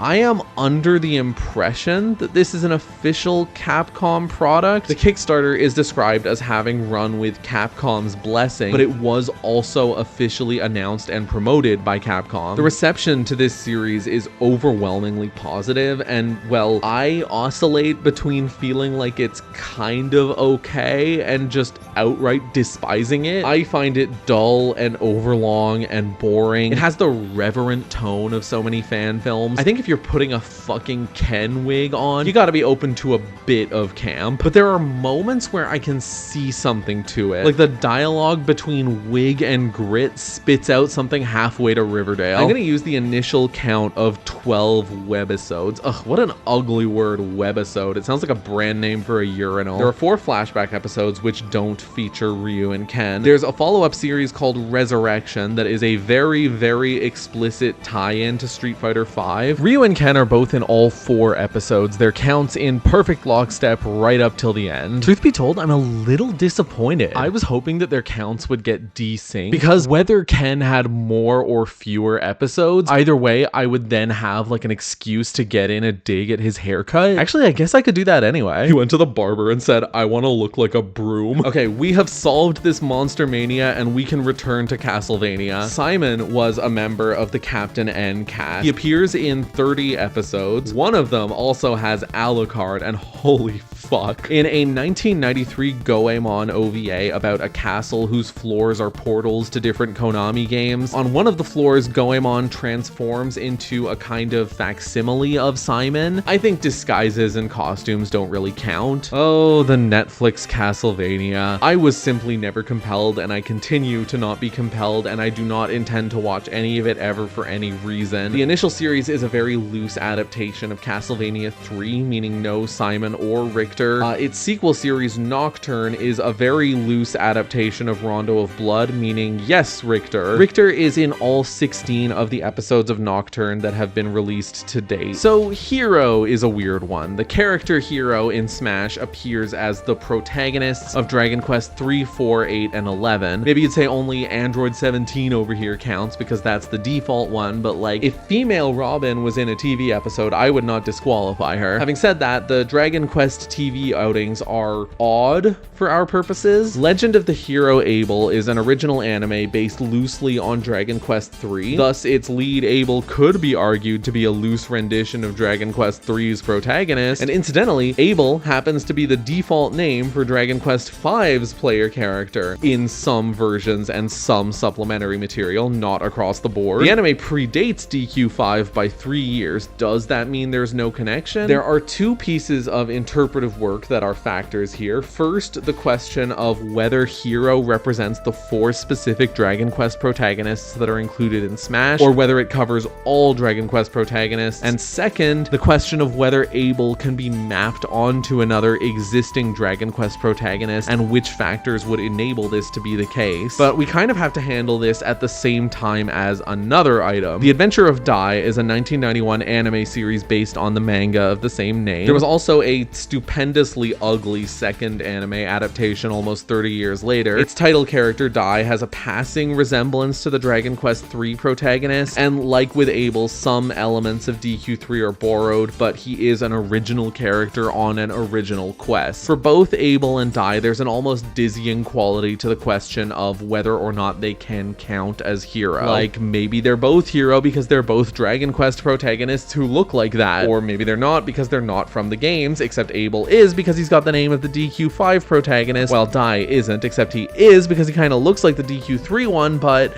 etc. In terms of resolving whether or not appearances of Abel and Dai should count for Hero, there are 6 stopping points, 4 pertaining to aligning Abel and or Dai with a specific game character, and 2 pertaining to the bounds of what Hero can accommodate. 1, how important is it for the TV character's name to match the game characters? 2, how important is it for the TV character to look like the game character? 3, how important is it if the TV show does or doesn't adapt the events that pertain to the game character and their source game? 4, is there some other quality of connection between a TV and game character that can exist in the absence of the game character's name, appearance, and story beats, or conversely, a quality that can disconnect TV and game characters who have the same name, appearance, and story beats? 5, can the protagonists of Dragon Quest games that are not 3, 4, 8, or 11 count as Hero for our purposes? And 6, can the protagonists of Dragon Quest media that is not a game count as Hero for our purposes? So taking these one by one, the question of the name, we have essentially already settled that having a matching name is not a mandatory prerequisite for considering an adapted character to be the same as the one from the source material. We did not disqualify Kid Icarus from counting as Pit because we know that he is Pit. Therefore, a difference in name alone is not enough to disqualify, say, Abel from being Erdrick. Conversely, does a matching name prescribe a connection between the characters? I really hesitated on Iggy, for example. It's hard to assume that the Dragon Quest V character was named in ignorance of the anime. That'd be a hard thing to do by accident, but we also can't say for sure that it was anything more than a tribute, and we can't say with 100% certainty that it even was a tribute. It's also difficult to prescribe a meaning onto like a default autocomplete name, the placeholder for a player named character. So I think we are forced to say that intent in a name choice matters less than what happens in practice. In practice, the usage of the name Abel in relation to DQ5's protagonist feels so scattershot and so difficult to relate to an anime character that predates that game that I think we can discard that connection fairly easily, in the same sense that we could not reasonably force a connection between Spike from Wrecking Crew and Spike the Green Pervert. The question of resemblance, just like the name, some adaptations that we've already talked about have had extreme visual redesigns that do not preclude us from recognizing recognizing them as the same character. The biggest stopping point we've had so far is Daisy in the 1993 movie. Does the name Daisy override the fact that in every other sense she is Peach? Dai can be described as resembling the Dragon Quest III hero, but that's in the same sense he could be said to resemble Piccolo. If Abel looked like a Xerox of Erdrick and only the name was different, we wouldn't even hesitate. We wouldn't give it a second thought. The Yoshis in the 2023 Mario movie are not referred to by name, but no reasonable observer is trying to blow that into a theory about how that's not actually a Yoshi. We look at it and we say,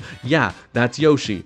Obviously. But we also look at a wet velociraptor and accept that it is Yoshi because it is called Yoshi and it's a dinosaur and it's part of Mario's Discord server and it's on the cusp of joining a biker gang. So the principle here is visual similarity is strong evidence in support of considering the character to be the same. The absence of visual similarity does not preclude the character from being the same, but it does mean that we need something else. The question of adaptation is more nuanced. We can say that The Legend of Abel adapts elements from Dragon Quest III. Hell, we could even fantasize that Abel does every single thing that Erdrick does. Would that make him Erdrick? A point of comparison, Sonic X adapts a key scene from Sonic Adventure 2 where Amy has a heart-to-heart with Shadow, but in the show, Amy is replaced by the human OC Chris. This does not mean that Chris is an adaptation of Amy. Granted, that is extra easy to say when Amy is already a separate character in that show, but I think it would still hold true if she wasn't. Then again, if Chris had pink hair and wielded a hammer, we'd be forced to take that more seriously. The Street Fighter movie fuses Blanca and Charlie into a single character. His full name is Carlos Blanca. Guile calls him Charlie, and he represents everything for Guile's backstory and motive that Charlie does in the games, except instead of killing him,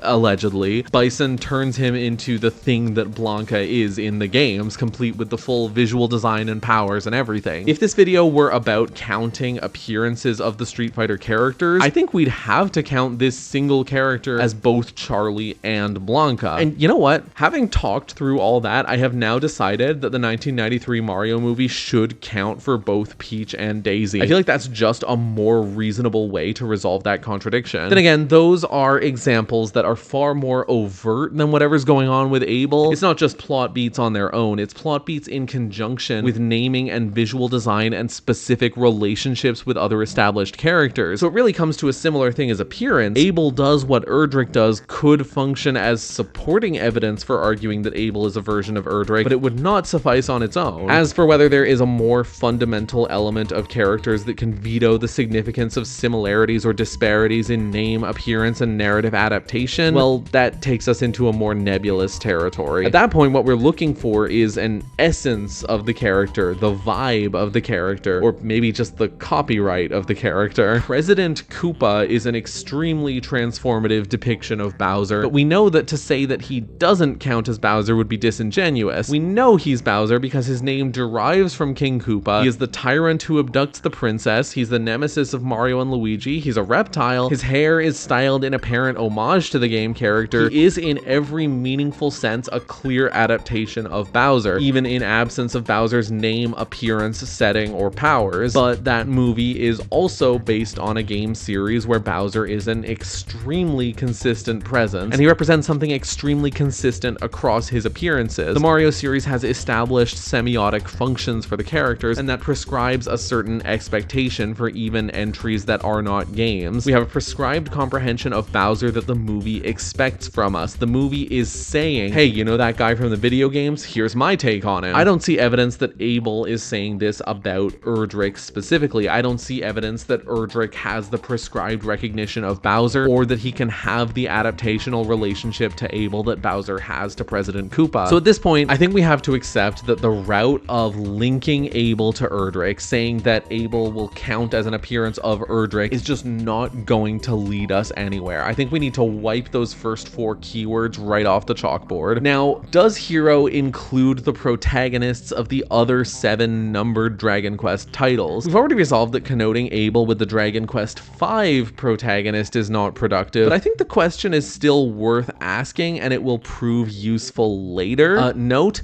I've stated that alts would only be counted as separate characters if they have separate names, and I intend to stick to that. And what this question boils down to, plain and simple, is what is hero? Because, like, it's not just one character, right? You could say that Hero boils down to these 4 characters, or that it encompasses all 11 Dragon Quest protagonists. And I think there are a few ways that one might try to refute that on a knee-jerk, but they mostly boil down to saying something like, well, isn't one character one character? Why would you say that a single Smash fighter can correspond to several characters in other media? And well, for one, the Mario series, as an example, is consistently hazy about the distinction between Yoshi the species and Yoshi the individual. It certainly would not be a stretch to say that appearances by Yoshi the species would count as appearances for Yoshi. It's more than plain to say that a character qua Smash fighter can map onto more than one character depicted in the same set of fictional works. Another thing you might say is, why would you think that Hero can include something that isn't part of the character in Smash? And well, I think that would be a very teleological concession of interpretive power to the minutiae of a video game's execution. We can accept on principle that Baby Mario is a subsection of Mario, that if a TV episode hypothetically had Baby Mario but no appearance by adult Mario, we'd still count that for Mario even though Baby Mario is not part of the character in Smash. By the same token, if the quote-unquote character of Hero is something larger than what we see in Super Smash Bros., then there is no reason to discount subsets of Hero that are not in Smash. Hero's Final Smash summons the heroes of the other 7 games, implying that those 7 characters round out the collection that is started by these 4. In light of all this, it would stretch credibility to argue that Hero is limited to these 4 heroes. Why would this sobriquet and concept encompass these 4 but no one else? So I think it's fair to say that Hero is every Dragon Quest hero, and only some of them appear as alts in Smash, just as many of Mario's official palette swaps are absent from Smash. Now, as for whether Hero can accommodate characters that aren't from a game, it's tricky. Like, I've just made the case that Hero covers this readily defined set of 11 characters, and the new task is to argue if the set can also contain an undefined number of unspecified others. Having said that,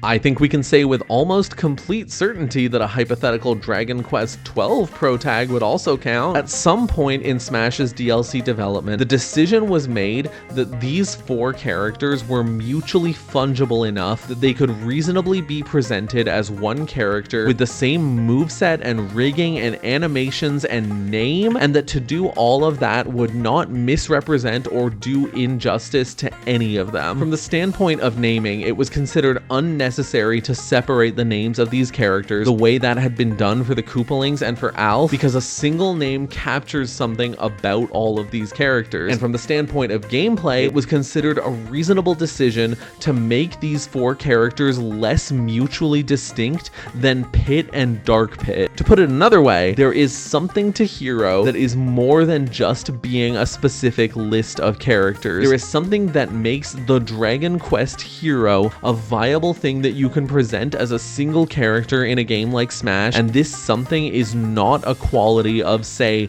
the Final Fantasy Hero. When you think about the thing that sums up all 11 of these characters, they are all the protagonist of an entry in the Dragon Quest franchise. They're the central character, the focal point of the party. They wield a sword and shield, and they're also able to use magic. What part of that doesn't cover Abel? What part of that doesn't cover Dai? Well, actually, Abel doesn't have a shield, but that's not really the point. You could say that one thing that the fucking Justice League has in common, which is not shared with Abel and Dai, is that their names are placeholders. They are player nameable characters. That's half of why it's appropriate to group them under the name Hero. But like, adaptations of individual Dragon Quest games also pick a name for the protagonist. That's just how TV works. You can't do a player named character on TV. Fuck. The point here is that Hero is clearly a specific trope of character in the series that represents a specific relationship to the story being told, and that the characters fulfilling that relationship have an observable consistency across them. The Dragon Quest entry is a kind of organism, and Hero is one of its organs. And if these anime series are examples of that organism, then Abel and Dai are their heroes. In other words,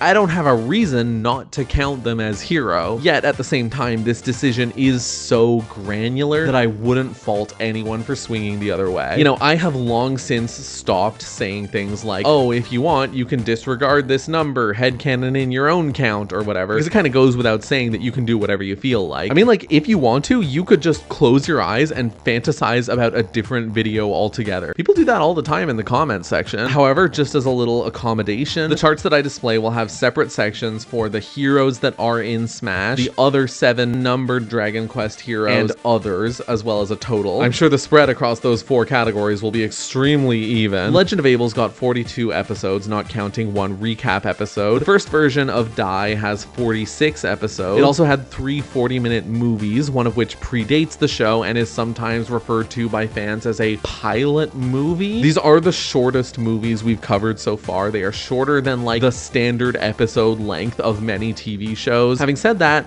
most of the Dragon Ball movies are under an hour. Some of them are as short as 45 minutes, and nobody really contests their movie status. These are called movies. They were released in theaters, and they are placed in a movie-like relationship to the show. They count as far as I'm concerned. The remake has 100 episodes, not counting one recap episode, and Die is in 93 of them. That's 181 between Abel and Die. What else is there? There's a movie adaptation of the manga series Emblem of Roto, which also has its own hero. There's a 2019 animated movie adaptation of Dragon Quest V. There's a 1988 direct to VHS release called Dragon Quest Fantasia Video, which interlaces an orchestral performance with scenes adapted from early Dragon Quest titles with a hero that hybridizes elements of the first 3 games. Having never played a single Dragon Quest, I am just fucking obsessed with this. Ballet Dragon Quest is a ballet that started running in 1999 and was released to DVD in 2002. The IMDb cast lists a legendary hero as well as a black hero and a white hero. Now hear me out. What if instead of heroes, they were swans? I can't find a ton of information about this, like how much it ties to the game, which game it really pulls from. I'm gonna tentatively count it for hero, presumably as a non-game one, but if there's one single item in this whole video that needs to be taken with a grain of salt, it's this one. There's also a Japanese TV show whose title is generally translated as I hope you had fun last night, or seems like you had fun last night. The official English translation title of the manga it's based on is Rooming with a Gamer Gal. It's about 2 online gamers who play Dragon Quest X together who are suddenly forced to live with each other in real life. I can't really find a way to watch this online. My understanding is that while character dialogue is expressed through video game characters, the game is only appearing in the capacity of humans playing it. Another item that's not being counted is Captain N, which has a Dragon Quest world as one of its subsettings without anyone that could be called hero. The hero Yoshihiko is a famous TV show that's an irreverent yet affectionate parody of Dragon Quest. The Japanese Wikipedia page claims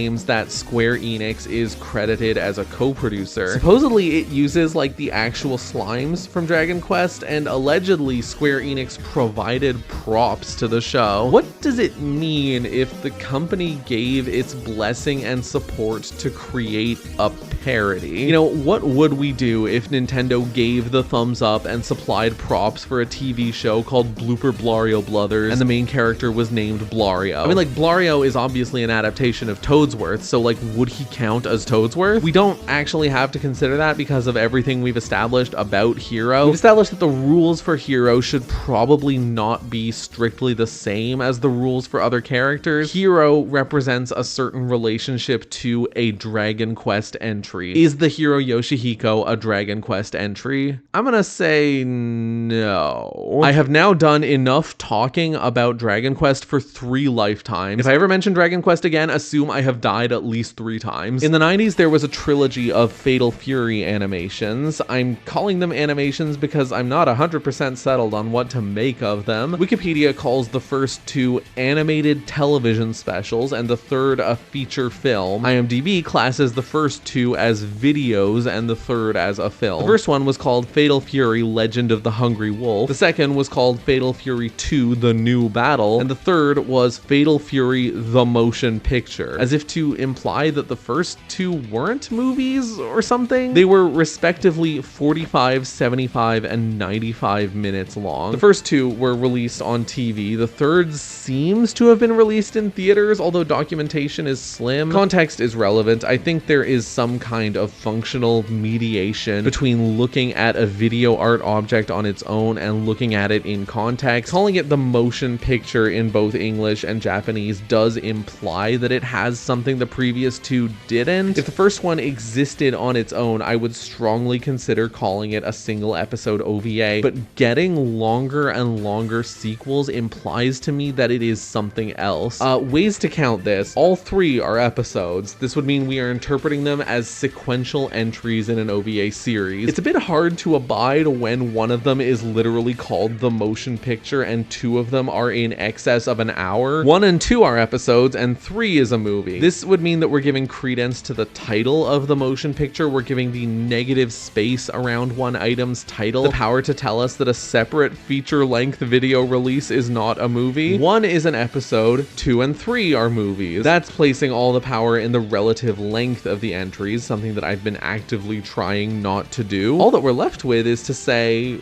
all 3 are movies, and I think that's the call. We've accepted that something as short as 45 minutes can be a movie. There we go. The King of Fighters Another Day is an ONA of 4 episodes, which cumulatively run about half an hour. At this point, I think we're past any need for hesitation on something like this. Terry only has appearances in 2 episodes. The King of Fighters Destiny is another net animation from the 2020s. It looks like one of those patchy slots. Terry is in 19 out of 24 episodes. The episodes run between 12 and 18 minutes, but the recaps, the theme songs, the next episode preview, and the credits are cumulatively like about 8 minutes. There was going to be a movie follow-up to this series, but it just never happened. There was an American King of Fighters movie in 2009. Terry was played by David Leitch, who went on to co-direct John Wick. There was a 20-minute video called Memories of Stray Wolves, which was included on a bonus DVD packaged in a Fatal Fury 15th anniversary soundtrack CD box set. It's essentially a recap of early Fatal Fury titles. It's been described as an OVA. It's a largely voiced over slideshow of individual still images that are cut in with sprites and game cutscenes and even like a bit of actual gameplay. And I mean, like, the series Destiny that I mentioned a minute ago had backstory episodes that were told in a pretty similar format. I mean, every anime season you get something full of still frames. Like, I've heard what people have been saying about One Punch Man. I'm counting this as one episode. What should one say about the Minecraft movie? Sorry, a Minecraft movie. One of infinite possible Minecraft movies. I ended up skimming through it because I was just really unimpressed. I really like the work print version. Holy shit, this rules. Written by TBD? How does that happen? As a movie, it's just kind of shit. It spawned at a coordinate pretty far up its own ass. There's a lot of waxing about the source material, like, wow, I found myself in a world of infinite creativity and potential. And meanwhile, there's just a bunch of dry jokes about the experience of Minecraft, like gaming YouTuber skit type jokes. They made Jason Momoa look like he's in an Adam Sandler movie. Much has been made of this movie making all the mobs just look like regular Minecraft mobs with a layer of shag carpet glued to them. Steve, Zombie, and Enderman all feature. Alex also appears in a post-credits scene. There's a Minecraft cartoon in development, but it's not out yet. Now, there are a lot of Minecraft web videos out there. A lot of them are essentially promo material. There's Smash trailer style cinematics and promotional shorts on Instagram and videos where a fictional narrator barks over game footage and or animation to discuss trivia or gameplay tips or development info or to introduce a developer interview. I will not be counting any of these, and I will not be listing all of the videos I am not counting. There are 2 web video things worth mentioning. The mid-tens animated YouTube series called Minecraft Miniseries is like a pastiche of competition shows. The sound mixing is not good. Hey, where's all my stuff?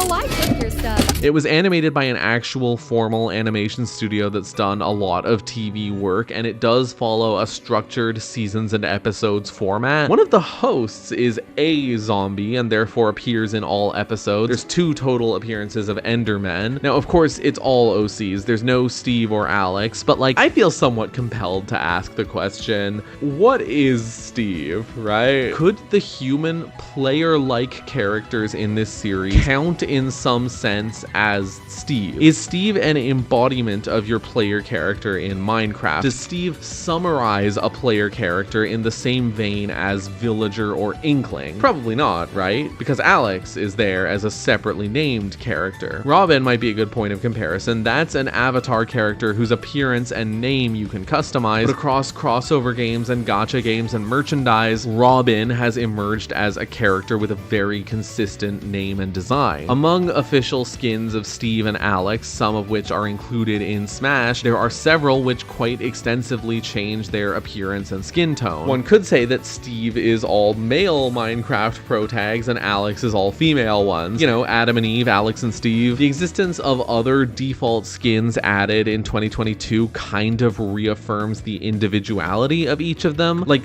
when you use other skins, official or otherwise, I feel like you sort of stop thinking of yourself as controlling Steve. If Steve and Alex and whoever else were grouped in Smash under a character called like Crafter or Miner or whatever, then we'd probably be looking at a hero situation, but they're not. So we're not. There are some official Lego Minecraft YouTube shorts. That's content, I feel. So that's all for Minecraft. Except Minecraft story mode? So like, I wouldn't rule out wholesale that an interactive thing can be a movie or a show. Minecraft story mode is a little more than that though. You're not walking around like you do in, say, Life is Strange, but it does have point and click interactions. It's more involved than a choose your path video. And I mean, could a video game be a show? When something like Dispatch comes out and it's got episodes and like the general principles of television, I think we just can't go down that rabbit hole. It sort of backstabs the entire pretense of this video. What about the Netflix version though? It's pre-rendered, it came out 3 years after the game, and it remained on Netflix until 2022, years after the unlisting of the game. That's a really iffy territory. I just don't think I can count it. There's a 2-part Tekken OVA from 1998. It was released in English as a single cut called Tekken the Motion Picture. I think you know my stance on something like that at this point. It's worth noting that the dub of this OVA fucking sucks. Why are you wasting your time here? You have better things to be doing. You are weak. Once I'm the owner of the Mishima conglomerate, you'll never have to take needless chances on risky jobs like this again. I promise. Damn it!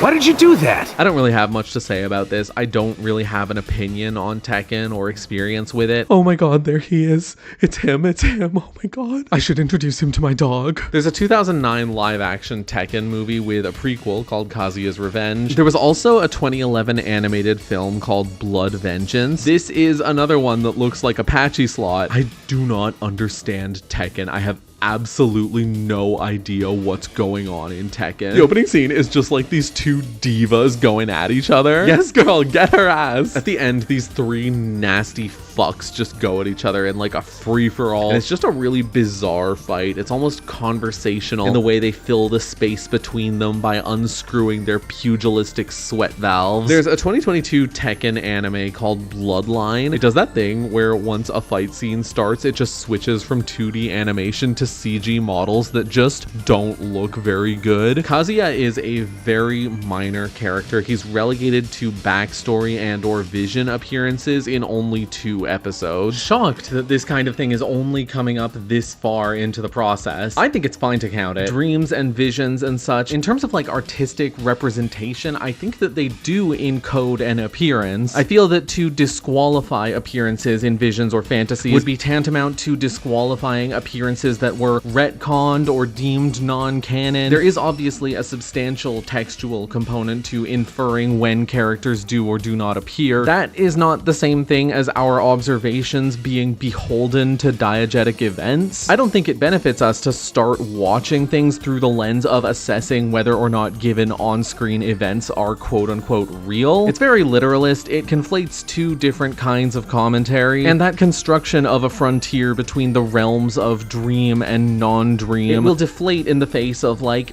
any expressionism. To carry it through to its conclusion would mean to assail anything non-literal or stylistic. What it comes to is that we are talking about a work of fiction here. Nothing on screen is realer than anything else. All this is to say, I do not feel that it suits this project to, like, read for canon and to arbitrate what is or is not actually happening. I do not think that this contradicts discounting a shapeshifter's disguise. One character taking on the appearance of another, doing so on screen, represents more of a textual buffer than a dream or memory of that character. It is more directly instructive as pertains to reading the text. To promote Tekken Tag Tournament 2, there was a live-action short film. It's called Tekken Tag Tournament 2 live-action short film. I'm on the edge of my seat here. It's about 7 minutes long, and it looks just like everyone's favorite Smash fighter, Shit from the Toilet franchise. It is framed as a sort of excitement-building teaser for the game, which would be fairly reasonable grounds for calling it an ad. But once again, it's one of those things where, like, it wasn't aired as an ad. It clearly has some intended entertainment value in itself. Is it an episode? Probably, like, as much as Finding Luigi is. So no. A very rough pilot animatic for a Kingdom Hearts cartoon was developed in the early 2000s by Seth Kearsley, director of 8 Crazy Nights. And you know, for all that one can say about that movie, which is not a small amount, you really can't complain about the animation. It is visually sumptuous. Kearsley posted the animatic to YouTube in 2022. It's cute as a little, like, proof of concept. It sort of negotiates between Nomura's art style and a typical Disney cartoon, and as a result, it looks a little bit like one of those how to draw manga books. Now, I want to count this. I think it is not unreasonable to want to count this. There are a couple of barricades to that. We've established that a pilot can count, but this one is, like, not quite done yet. The very little reporting on this that exists, which mostly paraphrases the video's YouTube description and things that Kearsley's said on Twitter and Reddit, is unspecific as to whether there is a more completed version in existence. My understanding, based on implication, is that there is not. It's like, does something have to be finished to count as an episode? What is finished? Like, shows get remastered all the time. Sometimes the remaster becomes the de facto proper version of the show moving forward. Does that mean the original broadcast was unfinished? When you say something like Sonic 06 is unfinished, you're saying that you feel it has not received an appropriate amount of development for its release to be acceptable or respectable. But that's a rhetorical use. In practice, all that is really required is for it to be at a state in which it can be released publicly. And this was released publicly, which leads into the other barricade, which is that that release is not official per se. The director put it on his own YouTube, and Disney later asked him to take it down, although, you know, the genie was out of the bottle at that point. We're thrust into this very arcane idea of officiality. Like, it was produced in an official capacity, and the release was done by the person most intimately tied to that production. The rights holder opted to request that that release be undone. How would we need to respond if something was leaked in a more conventional sense? The rights to the show is often not the same as the rights to the IP. Wild Brain has full episodes of several of the shows I've mentioned up on YouTube. It's been very convenient. However, watching full episodes of children's cartoons on YouTube does great things to your algorithm. There is clearly a reason that Kearsley had a copy of the video in the first place. There is a reason he was able to upload it at all. Does something need to be publicly released and currently in 2026 be available to access with the blessing of the rights holder to count as an episode?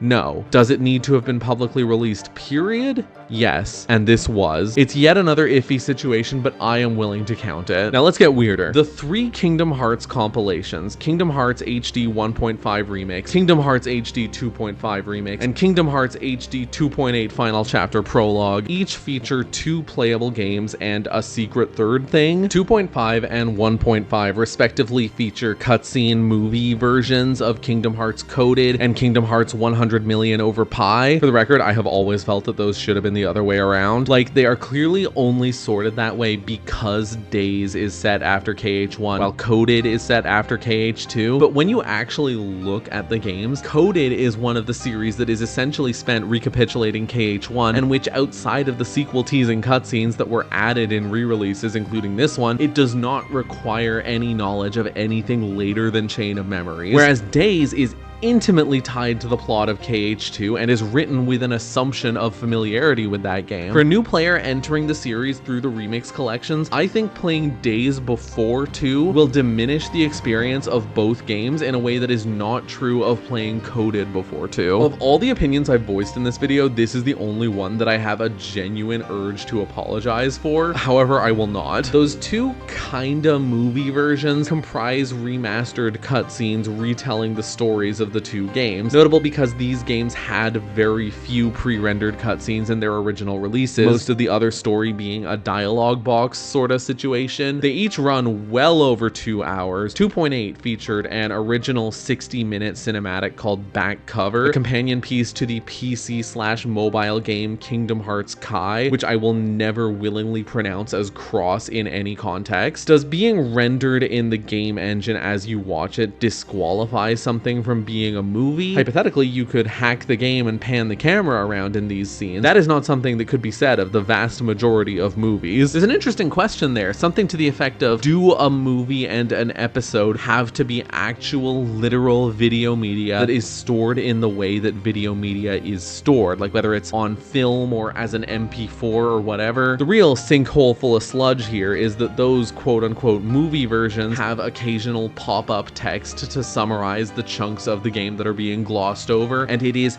absolutely necessary to use the controller to advance through this text in order for the animations to continue. So I would consider these like a souped up cutscene gallery. Incidentally, Back Cover does not have those moments. Of the three, it's the one with the strongest claim to movie, and it's the one that doesn't even have a fleeting appearance by Sora. So, okay, that's it, right?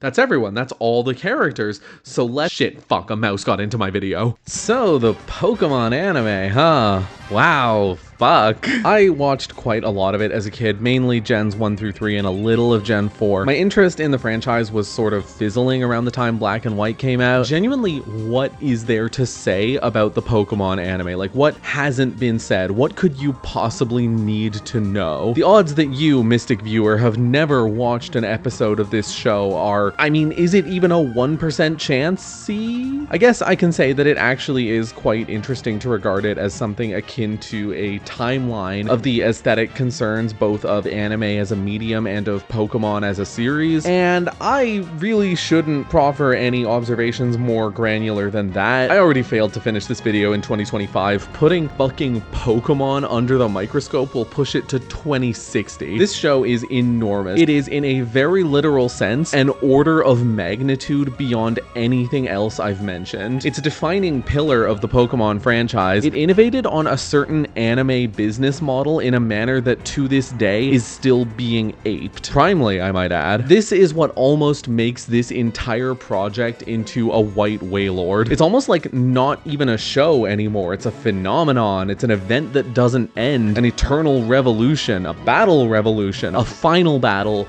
frontier. Now, before I actually talk about numbers, a certain question is bound to come up. Do evolutions and pre-evolutions count as a variant of a character? Like, does Riolu count for Lucario? What if we see a Charmander that we know will eventually become a Charizard? And would that therefore make Pikachu a subset of Pichu because it's the evolution, or vice versa because Pikachu came first? But every lock has a key, and the rusted bronze of this ornate estate gate's tumbler tickler owes itself to the fact that Pokemon have quite pronounced distinctions. The species on the Pokedex are textually separated. There is not a gray transitional area between Charmander and Charmeleon. One just becomes the other. I find that really funny, in fact. Like, with some early evolution lines, I really get the sense that what is meant to be a spectrum of growth is truncated into these nodules by the necessity of the medium, a necessity which very quickly became encoded at the highest level. Charmander is not progressively growing until one day it just looks like Charmeleon. A light switch has flipped that made it become Charmeleon. But getting back on track, it's once again about framing. The Pokemon are numbered, they are sorted in an explicit list, and on that list, Ivysaur is not number 1B or number 1.1, it is number 2. That is what it comes down to for me. That is the reason I am only going to count the Pokemon itself. Certainly forms, Mega Evolutions, and what have you are fair game. So, returning to the primary question, there's a clean break in the Pokemon series where it got rebranded as Pokemon Horizons with a new cast and story. I will list episode appearances in Horizons separately. Please keep in mind that Horizons is ongoing and I am only counting up to October 31st, 2025, i.e. episode 115. Whenever I say so-and-so is in X number of episodes of Horizons, I need you to mentally tack on as of episode 115. Also note that the cameo principle is in full effect here, perhaps more than ever because these animators love stuffing pocketfuls of monsters in the background. I am not going to exhaustively list the minute appearances that I am not counting because, well, picture that. Picture watching 5 minutes of me listing titles of episodes where Pichu is dicking around in the background. Likewise, Who's That Pokemon is not going to count. Even if individual Pokemon are never repeated, it's still an ad bumper. The sages of Bulbapedia have inscribed into their record that Pikachu is absent from only 2 episodes of the anime pre-Horizons. The trouble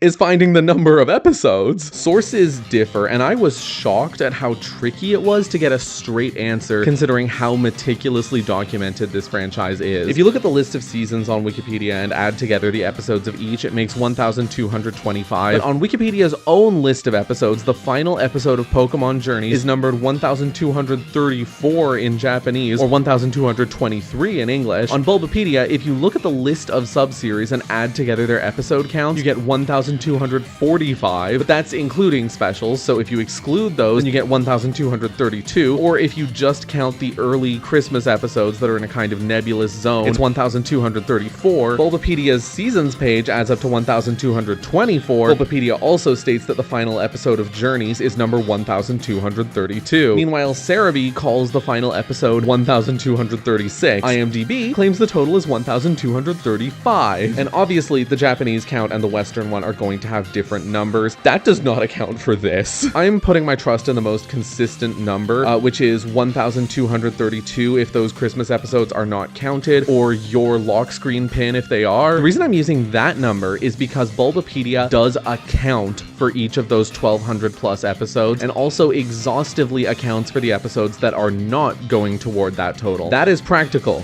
That is something we can work with. Much has been made of the so-called banned episodes of Pokemon. Well, truthfully, much has been made of banned episodes in general. People love a thumbnail where SpongeBob has like his eyes censored and there's big block text that says banned or forbidden or they tried to fucking kill him. In the context of Pokemon, quote-unquote banned episodes interchangeably refer to 1, episodes whose release was cancelled, 2, episodes whose release was delayed, 3, episodes that were not released internationally and or not dubbed into English, and 4, episodes that were never rebroadcast. This happens for a variety of reasons. The infamous Porygon episode was never rebroadcast because the flashing lights in the episode induced seizures in young viewers. An Earthquake episode was cancelled for fear of being tone deaf in the wake of a real earthquake. The dub of a certain episode was delayed because the episode depicted buildings being destroyed, and it was September 2001. Several episodes were impacted by the controversy surrounding Jinx or went untranslated because they showed guns. A running theme is that it often feels like there is overcorrection or like the wrong lesson has been taken. After the Porygon incident, Porygon and all of its evolutions have never appeared anywhere in the anime outside of minor cameos. Doubly odd because Porygon wasn't even the one that caused the flashing lights. No episode since the Earthquake thing has ever depicted a Pokemon using any Earthquake-related move. You could say that it safeguards the series from risking another cancellation, but like, then why not apply the same standards to tornadoes, tidal waves, or other natural disasters? My stance on the so-called banned episodes is that they count as long as they were released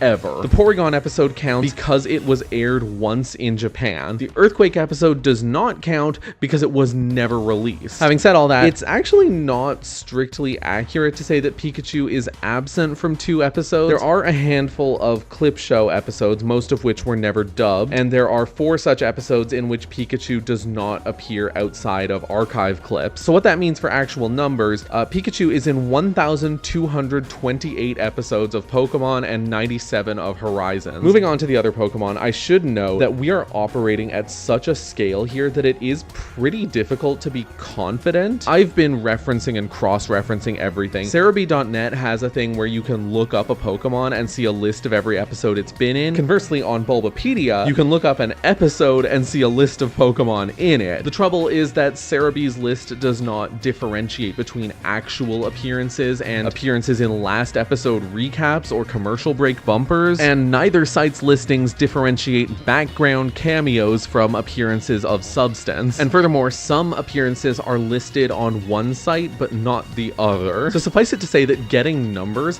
has been grueling, Herculean, torturous. I have suffered like Arceus on the cross, the Heracross. Whenever there was something that was unclear, and for each of these characters that happened several times, I had to bring up the episode myself and watch it or skim it, sometimes multiple times successively, to figure out if the appearance is actually legit. For each of the Pokemon fighters, I have done the count at least twice, so I am about as confident as it is possible for a human to be. However, I cannot rule out some kind of crepuscular curveball reveal outmoding my digits. So with my tail between my legs and my 9 tails between my legs, which is between my Bascu and my Ion, I have quite literally no choice but to warn that while I am confident, I straight up cannot speak with 100% certainty regarding these numbers. Maybe you'll say that sounds lazy, to which I will retort that to achieve a number with 100% certainty would require watching 1,349 episodes, raking over them with a fine-tooth comb, never blinking or losing focus or looking away, and scouring them for like 10 different characters. If we say that it would take 20 minutes per episode, and I know that you know that that's utopian optimism, that's just shy of 450 hours. If I were doing that non-stop, around the clock, 24 hours a day, no going to work or eating or sleeping or socializing, it would take over 18 days. If this were my full-time job and I was giving 8 hours a day to it without breaks, it would require slightly over 56 days. That's 2 Februaries. And that would be excluding movies, specials, spin-offs, and other TV shows. I'm not doing that. Having copped to my caveat, I am fairly confident that if any of my numbers are off, it's probably not by more than like 2. I did give multiple days to the counting alone. I have given as much due diligence as a human fairly can. Jigglypuff is in 45 episodes of the original Pokemon series, and I can already tell that I need to bring up a second graph that omits Pikachu just so that there'll be any kind of visibility. One of the 45 that I'm counting is part of a recurring Professor Oak outro sequence that was excluded from the English dub. Most other Pokemon also have appearances to this effect, and I will not be name dropping each time that that is the case. Jigglypuff does not really have substantive appearances in Horizons. There's a recurring background character that has a Jigglypuff. I think I also saw one with a fire type Waldo. There is, however, a single episode where in a brief montage of still images, there is one image that emphasizes Jiggly Wiggly's presidential address. Most of the time it's fairly cut and dry whether or not something is a cameo, but I agonized over this one. Like, on the one hand, it is emphatic. Jigglypuff's presence is singled out. It feels like it's something heftier than a Waldo, if only by a few leptons. But on the other hand, these stills are essentially just meaningless crowd image fluff that does not encode anything more than recognition of the characters, so I'm not counting it. The other thing of note is that 4 episodes of Horizons feature appearances by Screamtail. The Paradox Pokemon are in a weird state of being fairly close to being alternate forms. At the end of the day, though, I am sticking to my guns. Screamtail is a separately numbered Pokemon, so it's not Jigglypuff. Pichu is actually in only 12 episodes of the original and 1 of Horizons. I am including in that number an episode from the Journeys era where some Dialga bullshit causes Pikachu to revert to Pichu. You could probably argue that it's a form, a shapeshift, whatever, but like, I've made the judgment call that even though Baby Mario is Mario, I feel that Pichu is not Pikachu because of the way the series presents, enumerates, and categorizes Pokemon. And if we accept that through evolution a Pichu can cease to be a Pichu, then we need to accept that through de-evolution evolution, a Pikachu can cease to be a Pikachu. Mewtwo has literally 4 non-cameo appearances. Multiple major characters have had Squirtles, meaning that the adorable little soup stock is in 118 episodes of the original series and 1 of Horizons. That number is disregarding 1 episode where all of Ash's ugly animals are crammed into a 16:9 eye infection. Predictably, the mid-stage evolution is the runt of the litter, but to me,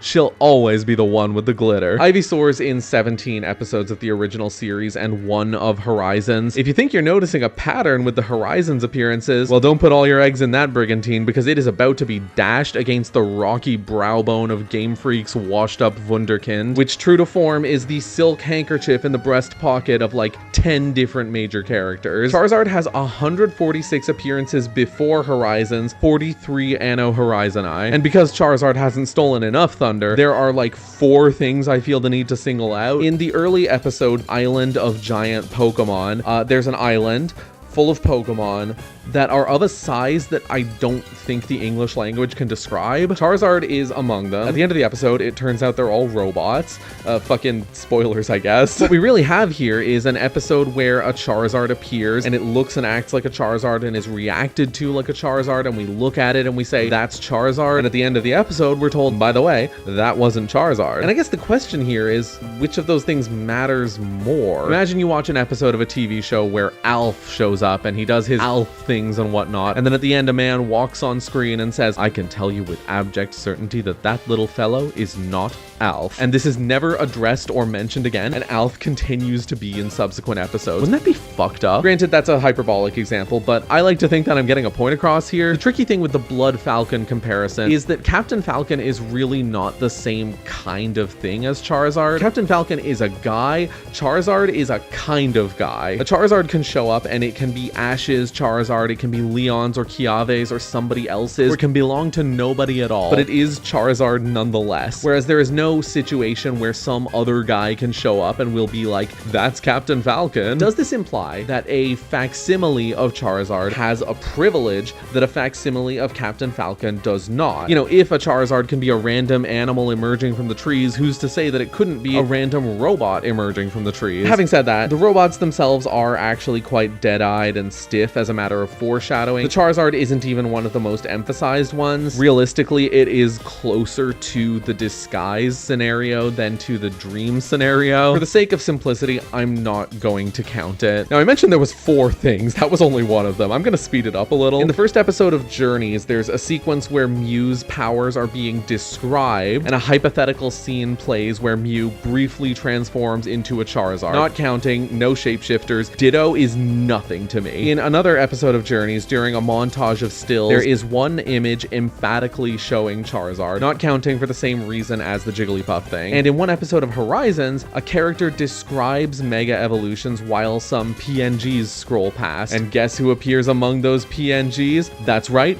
it's Mega Waldo. Lucario is in 57 episodes of Pokemon and 19 of Horizons. Greninja is in 37 episodes of Pokemon and has not yet appeared in Horizons, like not even as a background cameo. And Incineroar is in 14 episodes of Pokemon and has only 1 non-cameo appearance in Horizons. Throughout the monstrous effort of making this count, I have found only a few things about this anime to remark on. First is that huge chunks of it are just extraordinarily formulaic. Also, I find the fight scenes kind of dull. The shouting of commands really stutters the pace of a given fight, capturing the least optimized of the early franchise's turn-based monotony in animated form. Sometime after 2020, all the human characters ended up on a design spectrum between like VTuber and Post Malone. That's pretty funny. At some point early on, you can watch Pokemon steadily lose the anything can happen-ness of the setting in favor of being a sort of parade of granulated brand atoms. We're far from done with this anime. Let's talk movies. There are so many movies that rather than emphasizing or discussing any on an individual basis, I am just going to list off all of the anime movies and flash which Pokemon appear in them. Cameo only will be marked with an asterisk and not added to the tally. Let's start with the theatrical movies. Mewtwo Strikes Back, The Power of One, Spell of the Unknown, Entei, Celebi, The Voice of the Forest, Latios and Latias, Jirachi Wishmaker, Destiny Deoxys, Lucario and the Mystery of Mew, Pokemon Ranger and the Temple of the Sea, The Rise of Darkrai, Giratina and the Sky Warrior, Arceus and the Jewel of Life, Zoroark, Master of Illusions. Now hit the brakes. They did a fucking pair of black and white movies. I can only assume this was a deliberate attack on me personally. Now I think we do have an excuse to treat it like reused, like archive footage. You know, would I treat black and white as two separate games? I think we ought to treat them as two editions of the same movie. I'm just not playing around here. Pikachu is the only Smash fighter that's in this duo anyway. What was I saying? Kyurem versus the Sword of Justice, Genesect and the Legend Awakened, Diancie and the Cocoon of Destruction, Koopa and the Clash of Ages, Volcanion and the Mechanical Marvel. That was 2018, the last of the movies done in the kind of like traditional line. There's also the 2020 remake of Mewtwo Strikes Back, and the 3 reboot movies, I Choose You, The Power of Us, and Secrets of the Jungle. That was 2021. That was the last theatrical Pokemon release, period. There are also the TV movies, Mewtwo Returns, The Legend of Thunder, which was cut into a 3-episode mini-series for its English release, but which was explicitly a TV movie originally. Notably also the only one not to feature Pikachu. And finally, the mastermind of Mirage Pokemon. You might feel like a couple movies are missing here. Put a pin in it. Returning to the field of episodes, there are a variety of specials. Several do not feature Smash's Pokemon outside of cameos, so I will not mention those ones. The black and white specials have one appearance by a Pikachu. There were the Mega Evolution specials in the X and Y era. Charizard is in all 4. Mewtwo and Lucario briefly appear in the opening narration of the first one, among other Megas. It is not a theme song. It's not repeated in the other episodes. Given that it's more emphatic than a Squirtle in the Haystack of Ash's Kennel Stuffers, I've given it serious consideration. I differentiate this from the Jigglypuff thing insofar as Jigglypuff, I feel, could easily have its place taken by another Pokemon, whereas Lucario and Mewtwo are members of a group that is being actively described in the voiceover, and their brief bits of animation are there to be emblematic of that group. However, it is essentially just a showcase, nothing more than a showcase. Additionally, some of the movies have had intro sequences that show brief clips of the focal characters of previous movies, and I did not count those sequences for Mewtwo, so it doesn't count. The special of Journeys has Pikachu. There was a 4-parter called the Arceus Chronicles. In the dub, it was cut into a movie, but the original release was as 4 special episodes, so that's how we're counting it, and all 4 feature Pikachu. There were also 3 OVAs under the name Pikachu's Winter Vacation. Each had 2 or 3 segments adding up to the length of a standard episode or less, so based on format, I'm counting them as cumulatively 3 episodes. Pikachu's in all 3, Squirtle's in 2, and Pichu is in 1. There are 5 notable movie prologues, each of which were released in a different format just to make our lives a little more fun. Fortunately, only 2 of them have any appearances by Smash fighters. First, Mewtwo Prologue to Awakening is a 20-minute special aired in lieu of a regular episode. Easily counts for both Mewtwo and Pikachu. Second is more complicated. The uncut story of Mewtwo's origin is a 10-minute prologue to the first movie that was added to its extended cut when aired on TV. It was not initially dubbed in English for fear that it was too mature, but it eventually ended up releasing as a DVD bonus feature. I'm not 100% on what to make of this. Possible ways to parse this. 1. The uncut story of Mewtwo's origin is a distinct piece of animation that is an episode. Therefore, it would be 1 episode appearance for Mewtwo and Squirtle. 2. The Untold Forest of Mewtwo's Oranges is a distinct piece of animation that is not an episode. Therefore, it does not count toward the episode or movie total. 3. The Uncle Trunk of Monkey's Ankle is part of the movie, which has already been counted. Therefore, this does not count toward the episode or movie total. And 4. The Uncut Gems of Marty Supreme is part of an extended version of the movie, which should count separately from the main movie itself. Therefore, this is 1 movie appearance for Mewtwo and Squirtle. So like, although the unchopped onion of Mewtwo's Shallot was released internationally as a separate animation, in its original release, it was firmly the additional opening sequence in the movie's extended cut. That was not a one-off thing. It has been consistent in every Japanese re-release, be it television, DVD, whatever else. There is no grounds to consider this a distinct piece of animation that was grafted into the movie, so I am hideously comfortable ruling out the first 2 possibilities. When I say comfortable, I'm wrapped up in a blanket like a baked potato. Now, the trickier question is whether this should count as a separate movie. The logic in favor of discounting it is Mewtwo Strikes Back is already a movie. We have already counted it. It has already gone toward the total sequel for both Mewtwo and Squirtle. The logic in favor of counting it is the extended cut can be regarded as a film that is made up of both an existing film and a new segment. As we've been doing this whole time, we disregard existing footage and only appearances in the added segment count. And the thing about that is that it is basically the same logic we applied to the Danish Super Mario Bros. 3 show. An appearance is only an appearance if it's in the newly added portion of the episode. Two things that might maim that comparison. Issue Red version. The Danish SMB3 show's additions were by all accounts a fairly substantive element of the show, potentially half of a given episode, as opposed to a sequence whose length is less than a seventh of the runtime of the movie it was added onto. And Issue Blue version, a localized version of a show that adds substantial portions, is just not the same thing as an extended cut or a director's cut. Suppose the Street Fighter movie had a director's cut and an extended director's cut and a super extended director's cut recoded before Crime After Days, A Piece of Blue Glass Moon, and suppose that these three cuts each had an additional scene with Ryu that no prior version had. It would be kind of ludicrous to claim that those are four separate movies, especially when they are billed as four versions of the same movie. Counterpoint Yellow version, an additional scene in a director's cut is not the same as the insertion of a separately titled segment, something that could be considered to make the movie into something resembling an anthology. Reveal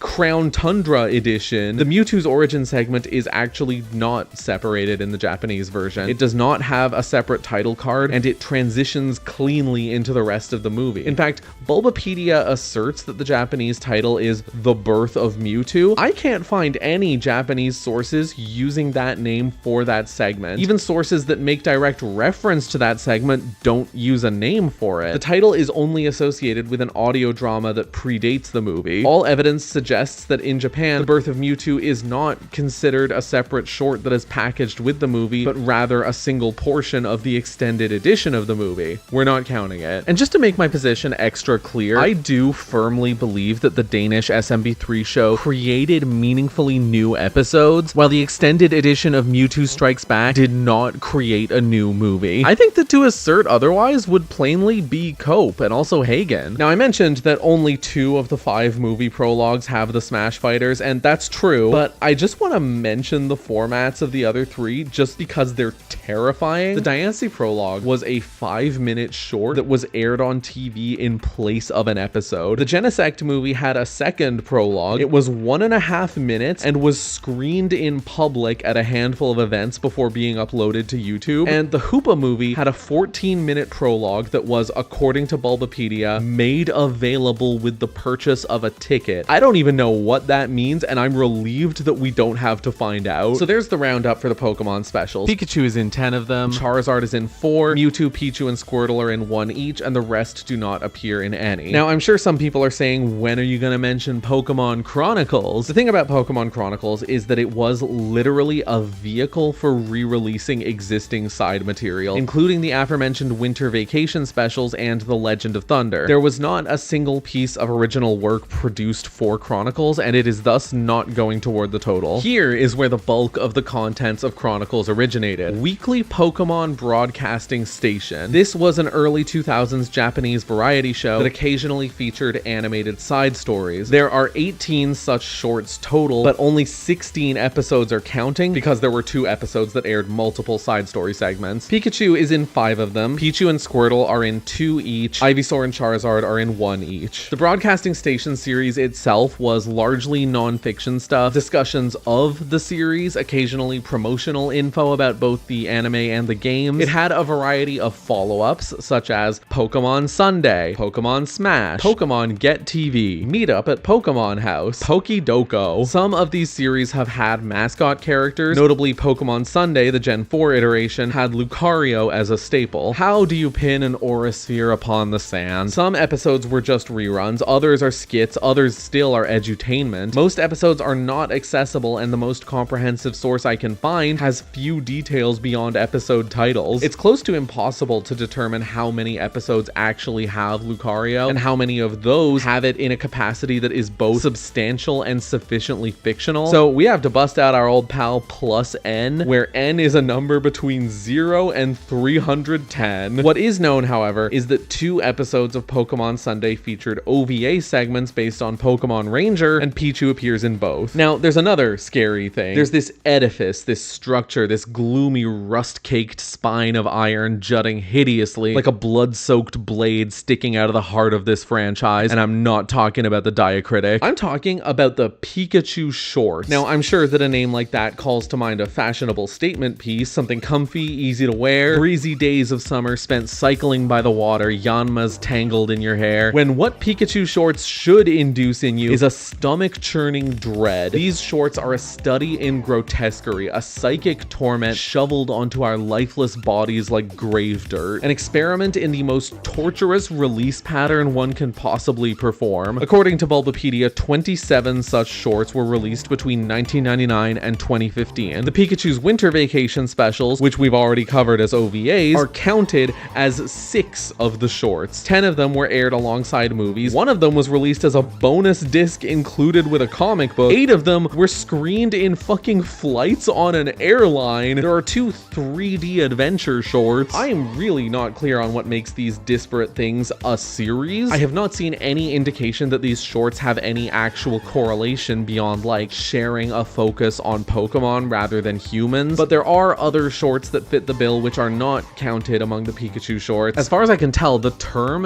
Pikachu shorts seems to have been put forth by Bulbapedia. There is no shared branding that extends across the pre-film ones and the airline ones and so forth, so I'm gonna have to take them one at a time. The 10 pre-movie shorts are generally branded as Pokemon short films or similar. They have been released as a set on certain platforms like Netflix. They are all between 15 and 25 minutes. These are starting to look a lot like episodes. They are essentially episode-length specials of the anime. They have a certain congruity of form with the episode as we know it, and their re-releases have generally danced to the rhythm of the episode. So I am going to count the pre-film shorts as episodes, or perhaps as a series of iterative specials that are in effect episodes. Predictably, Pikachu is in all 10, Squirtle is in 3, Pichu is in 2, Jigglypuff and Charizard are in 1 each. This is disregarding insubstantial cameos. Sing Meloetta, the one that was released as a bonus disc with a manga, is only 7 minutes long. I think it's pretty easy to call it an OVA special of the Pokemon anime, so I'm gonna bump it onto Pikachu's count. The airline ones are called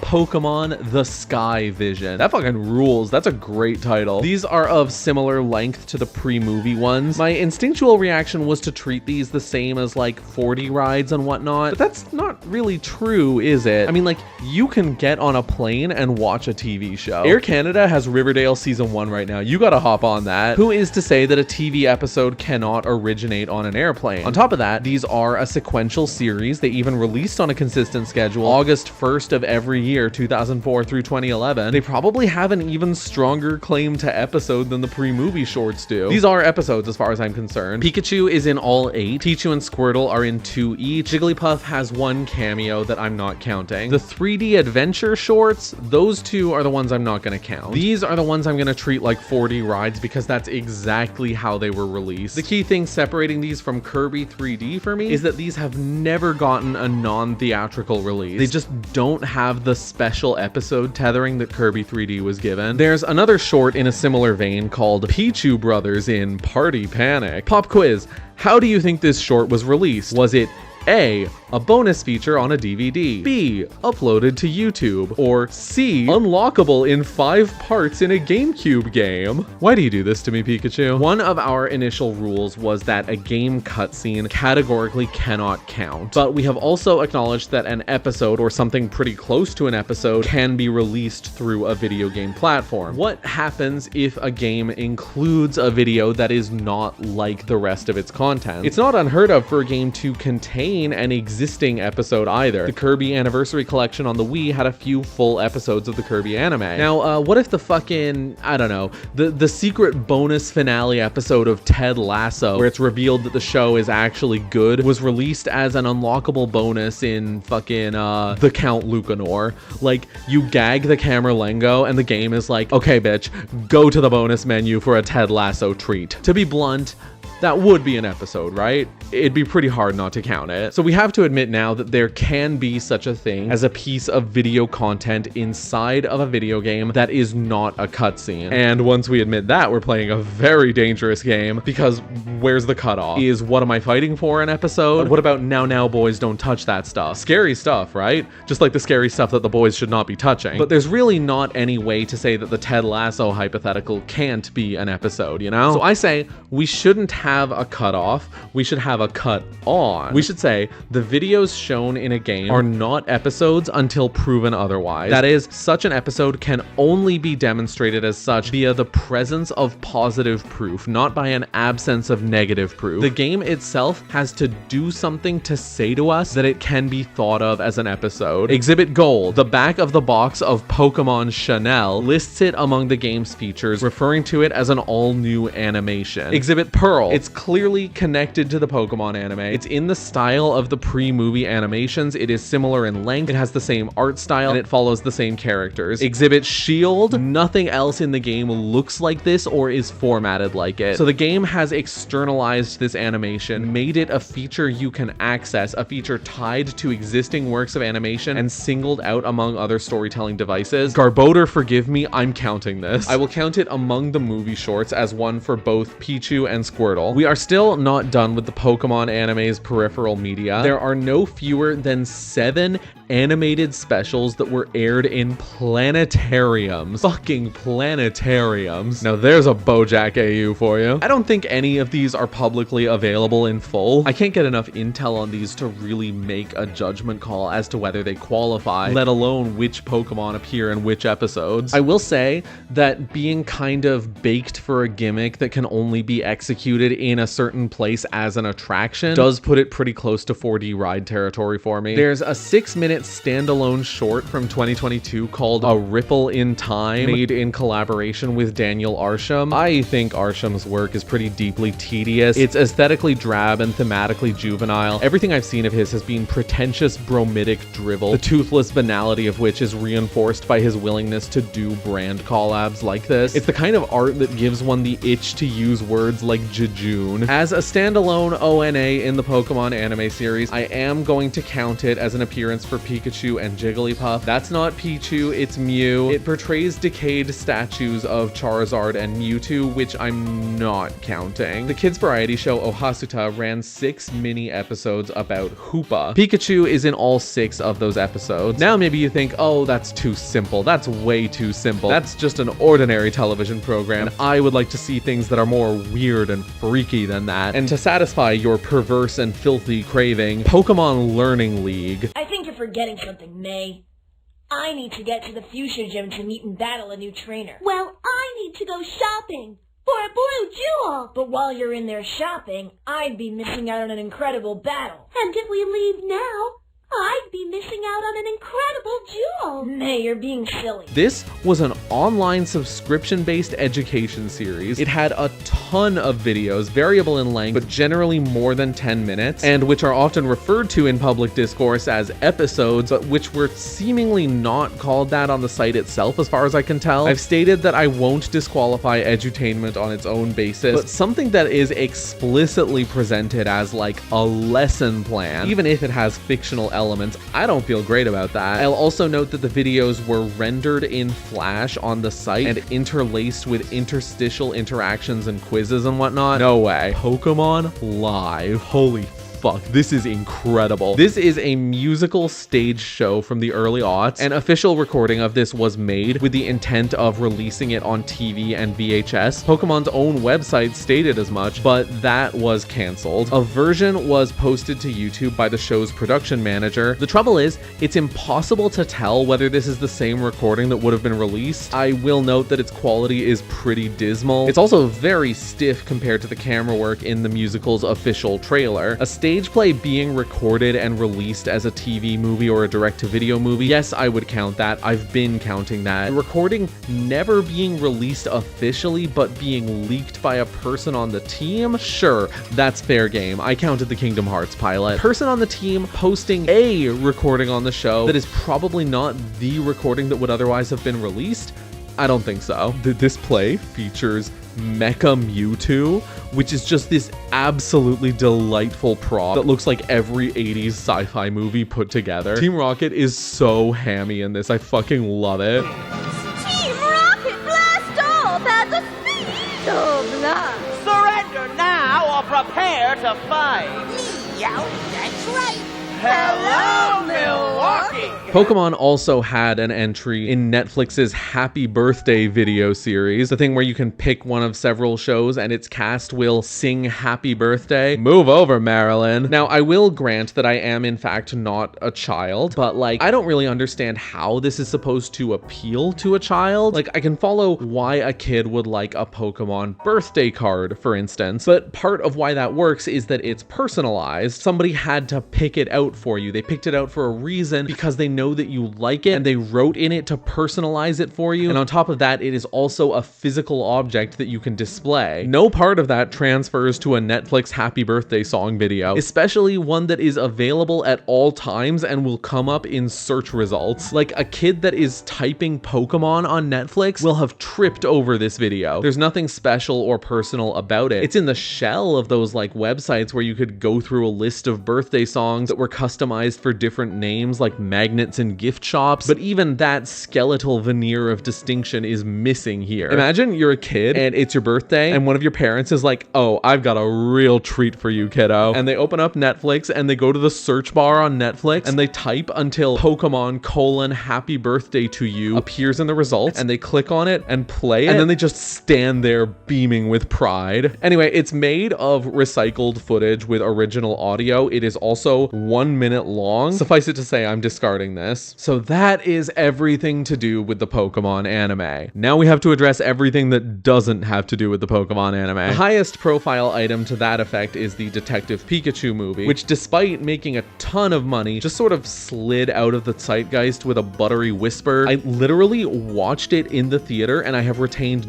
nothing of it, and I have no desire to revisit it. I saw on the wiki that there's like a Greninja in a notable important role. I just do not remember that happening. It features Pikachu, obviously, Jigglypuff, Mewtwo, Squirtle, Charizard, and Greninja. You know, allegedly. There were some promo videos that I am not counting. Pokemon Origins, a 4-part miniseries zhuzhing up Gen 1. It's got a stronger focus on like Sakuga. If you were on Tumblr in the mid-10s, you probably saw a million gifs of this show. Charizard is in 2 episodes. Squirtle, Pikachu, Mewtwo, and Jigglypuff are in 1 each. There have been a few other series in the same tradition. Pokemon Generations adapts moments from across the series. It has 18 episodes, each only a few minutes long and each released via YouTube. In terms of the factors that allow a web series to share similarity with a TV series, it's got the production value, it's got the numbered episodes, it's also a kind of direct continuation of the tradition established by Origins. The case is pretty strong. At any rate, the only Smashmon that appear are Pikachu and Charizard in 1 episode each. Pokemon Evolutions followed a similar mold, albeit with episodes both fewer and longer. Charizard is in 2. Pikachu cameos in all 8, but only appears substantially in the last one alongside Mewtwo. All others are either cameos or do not appear at all. In a similar Pokeball, there are also a couple of game tie-in mini-series that cross-released on both YouTube and Pokemon TV, which is the Pokemon streaming service, which was a real thing for over a decade. Twilight Wings for Sword and Shield, which has Charizard in 4 episodes, and that's it besides cameos, followed by Hisuian Snow for Legends Arceus and Paldean Winds for Scarlet and Violet, neither of which feature any appearances for our purposes. These series have a bit more of an air of prestige about them. Every second that I look at them, I can't help but be reminded of that one really famous trailer for Breath of the Wild. There are 3 Pokemon Mystery Dungeon OVAs. The first one alone has Pikachu, Pichu, Squirtle, and Charizard. Pokemon Concierge is a stop-motion Netflix series about a resort. The animation's actually really nice. The tilt-shift lens makes the felt texture really pop out in a very sensory way, which interfaces nicely with the kind of naturalistic movements of the human characters and their off-the-cuff demeanors. It's quite cozy, which is not really my thing, but I can appreciate the cuteness nonetheless. Pikachu appears prominently in a single episode and cameos in several others. A pocket full of adventures unfortunately can't really count. As tickled as I am by the idea of a live-action Pokemon TV drama, which is to say decidedly tickled, it's squarely and circly about a person playing the Pokemon game, and like I guess using it as a focal focal point for interpreting her life. Same goes for Path to the Peak, the cartoon dramatizing the Pokemon TCG. Seeds of Good Night is a TV micro show promoted by Pokemon Sleep. It's an edutainment thing that shares facts about, like, sleep. The informational blurb describes this show as being set on an island where humans and Pokemon live together, but I have yet to find any evidence that any Pokemon actually appear in the show. I can't find anywhere online to watch this period, so this is gonna have to be another unknown. The Delicious Day with Pokemon is a bit harder to place. It's a Chinese web series about cooking. It's got this ASMR kick to it, lots of boosted squelching and gurgling directly into my eardrums. I honestly can't stand it. I had to mute it very quickly. Now, one could call it an example of content. The episodes have titles like Pokemon Sweets Paradise EP01, Pokemon Special Desserts, Pokemon Fun Video,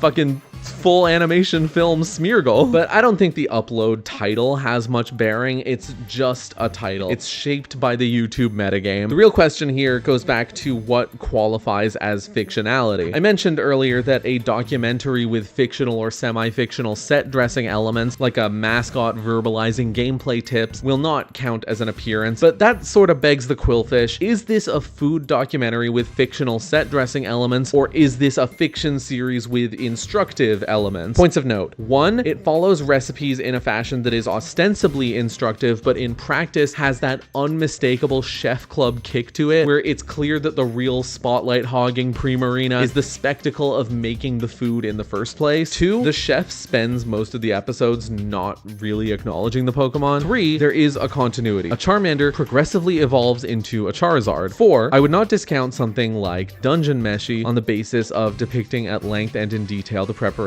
of food, but perhaps there is something about being live action and therefore portraying something that at least resembles the real life preparation of real food that we are led to believe is actually eaten that changes the game. I don't know. This is very, very close to being banished to the distortion world. I think it's reasonably fair to count this series. Pikachu and Jigglypuff appear in all 6 episodes. Charizard is in the last 2. We're in online territory now, so I'm gonna use extreme speed and get on with it. I will also not even bother to mention anything that doesn't have the Smash Mons in it. Pokemon Kids TV is a channel that hosts a bunch of like nursery rhymes and songs and things. I'm not going to count these. I'm going to consider them content. Mon Poke is the Pokemon baby brand. It has 2 web video series, one puppet based and one animated. I am leaning toward calling these content. A 3-minute pretty colors for iPad video. These videos are not numbered and lack most of the show-like qualities that other Pokemon web series have displayed. Poke Minutes is definitely getting filtered into the content pile. The first one is called Mukbang with Deden. I fucking hate this. A trainer is having a mukbang with her Deden. Wait,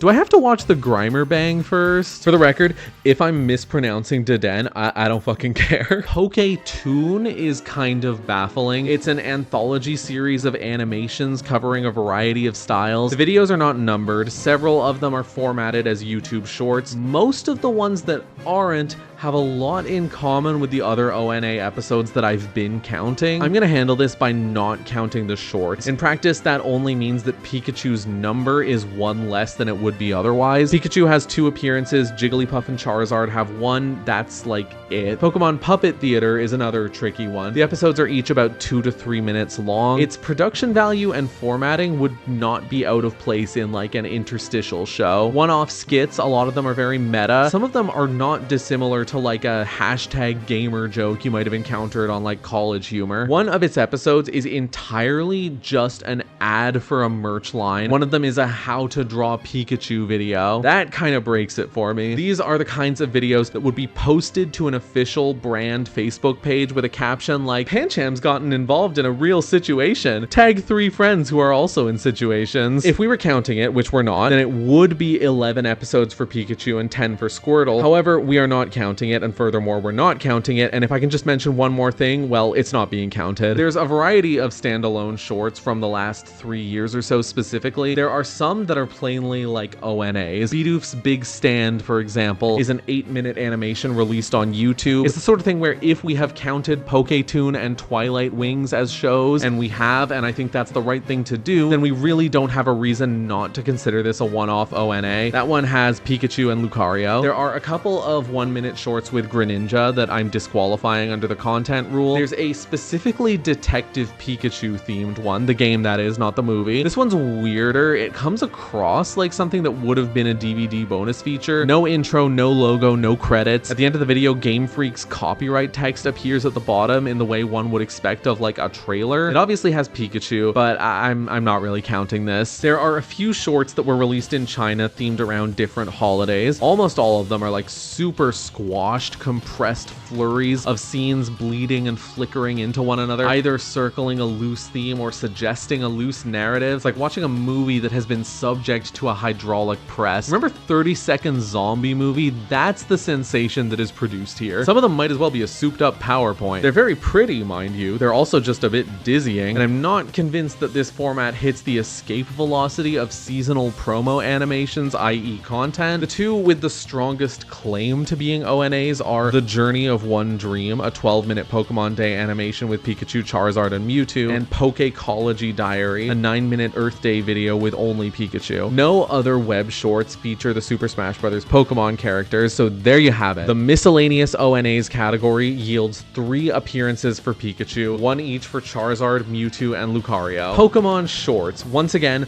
not clothing. It's actually a collection of sub-1-minute animations released as promotion for various games, not counting. There were some slightly longer ones done for the Cube game. I really don't want to count this, but I think I might have to. They're short, but they're not YouTube shorts. They're promotional, but not any more so than anything else that's been counted. There's no theme song, but there are credits. The titles are very web video styled and are not shown in the video itself, but the episodes are numbered. They have plots that continue between episodes. Monpoke fell barely short of being an episode for me, and this series is doing more than Monpoke. It's an identical situation to the pack store, I feel. So it's 5 for Pikachu and 4 for Jigglypuff. I am not counting Discover Paldea. Those are 1-minute videos explicitly promoting in-game events. There's also a fuck ton of music videos, which I'm not counting because they're music videos. As a promotion for Legends ZA, Pokemon sponsored official wrestling matches in Mexico hosted by CMLL in September 2025, riffing off of the Mega Hawlucha reveal trailer. We have wrestlers in outfits based on Togepi and Sylveon and whatnot. It goes back to the sports question in general. Professional wrestling is obviously substantially more fictional than your average sport. Like, kayfabe is a kind of fiction, but it doesn't really make these wrestlers literal Pokemon within the fiction. Like, the announcers still refer to them by their name. There's no pretense of that actually being Togepi. Not that that really makes a difference, considering that none of these wrestlers are representing Smash's Pokemon anyway. Really, the only thing that's worth contesting is the Pikachu mascot. And like, the kayfabe here is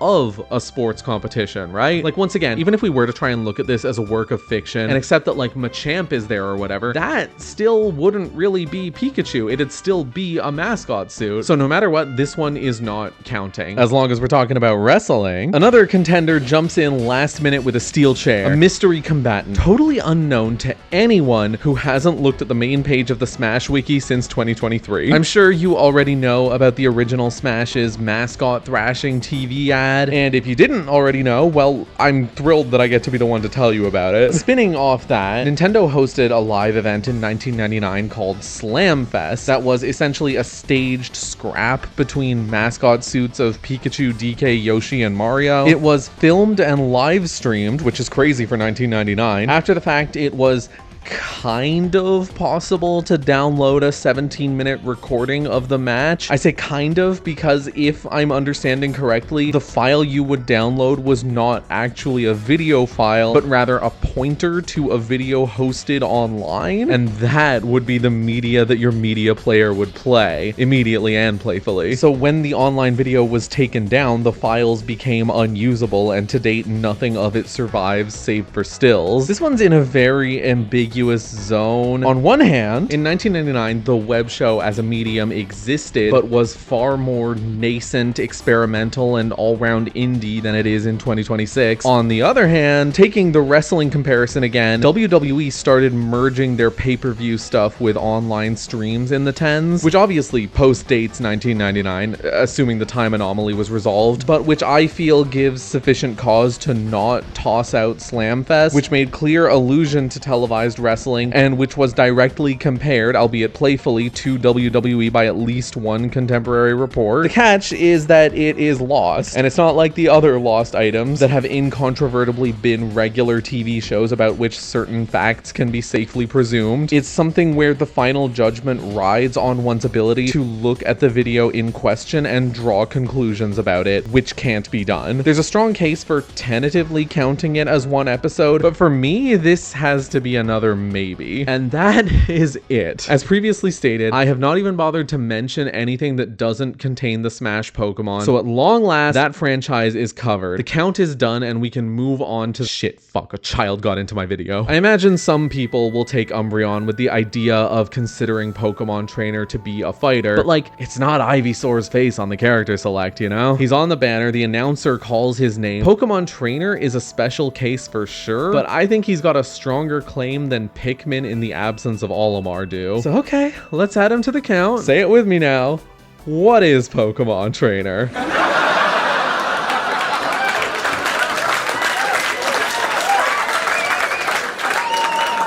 The broadest possible take would be that it is any human character who is a Pokemon trainer. From Agatha to Zinnia and from Ketchum to Mustard. I don't think this is an especially reasonable take. Frankly, I think you'd have an easier time making the case that Inkling is every member of the Inkling species, and I don't even like that take. The narrower take would be that it is the player perspective characters from all the games, like in general. Dawn, Brendan, Elio. Was he actually named Elio? That's crazy. I'm also not huge on that interpretation. The Pokemon Trainer in Smash has a consistent restriction in both visuals and gameplay to the first Pokemon generation and its remakes. That is far more stark than, say, Hero. So, okay, quote erat demonstrandum, Pokemon Trainer qua Smash character is best interpreted as the male and female player characters from Kanto, Red and Leaf per their default names. I would like it noted that Leaf was only introduced in the Gen 3 remakes. Now, does that include the protagonists of the Let's Go games? Yeah, you forgot about those games, didn't you? Don't be too scared. Once this video's over, you'll forget about them all over again. While those games are ostensibly remakes of Pokemon Yellow, they have their own male and female protagonists named Chase and Elaine, and Red is a separate character in a similar vein to his appearance in Gold and Silver. Chase and Elaine are certainly analogs to Red in terms of like the story and what literally happens to them in the game. Their designs have homages to Red, but in this case, that just can't outweigh Red being an explicitly separate character in the same game. The Let's Go games also have a character named Green. In Japan, her name is Blue, and it's the rival character who's named Green. I will be using the English names. There's an obvious visual resemblance here, and a general one. Green rounds out the trio of Red and Blue as a post-game boss with a party comprising powerful and iconic Pokemon, including one of the Kanto starters. Unlike Red and Blue, Green is not a returning character, unless she's Leaf, of course. Is she Leaf? And the thing is, this is relevant because Green shows up in one episode of Evolutions. Red is in that episode, but only as a cameo. Okay, in favor. The resemblance cannot be denied. They are both brown-eyed brunettes, and the general shape of their hair has several features in common. Both of their tops even have that stupid circular cutout in the collar. Looks terrible, by the way. Total fashion suicide, honey. Green's visual design adheres to some early promo art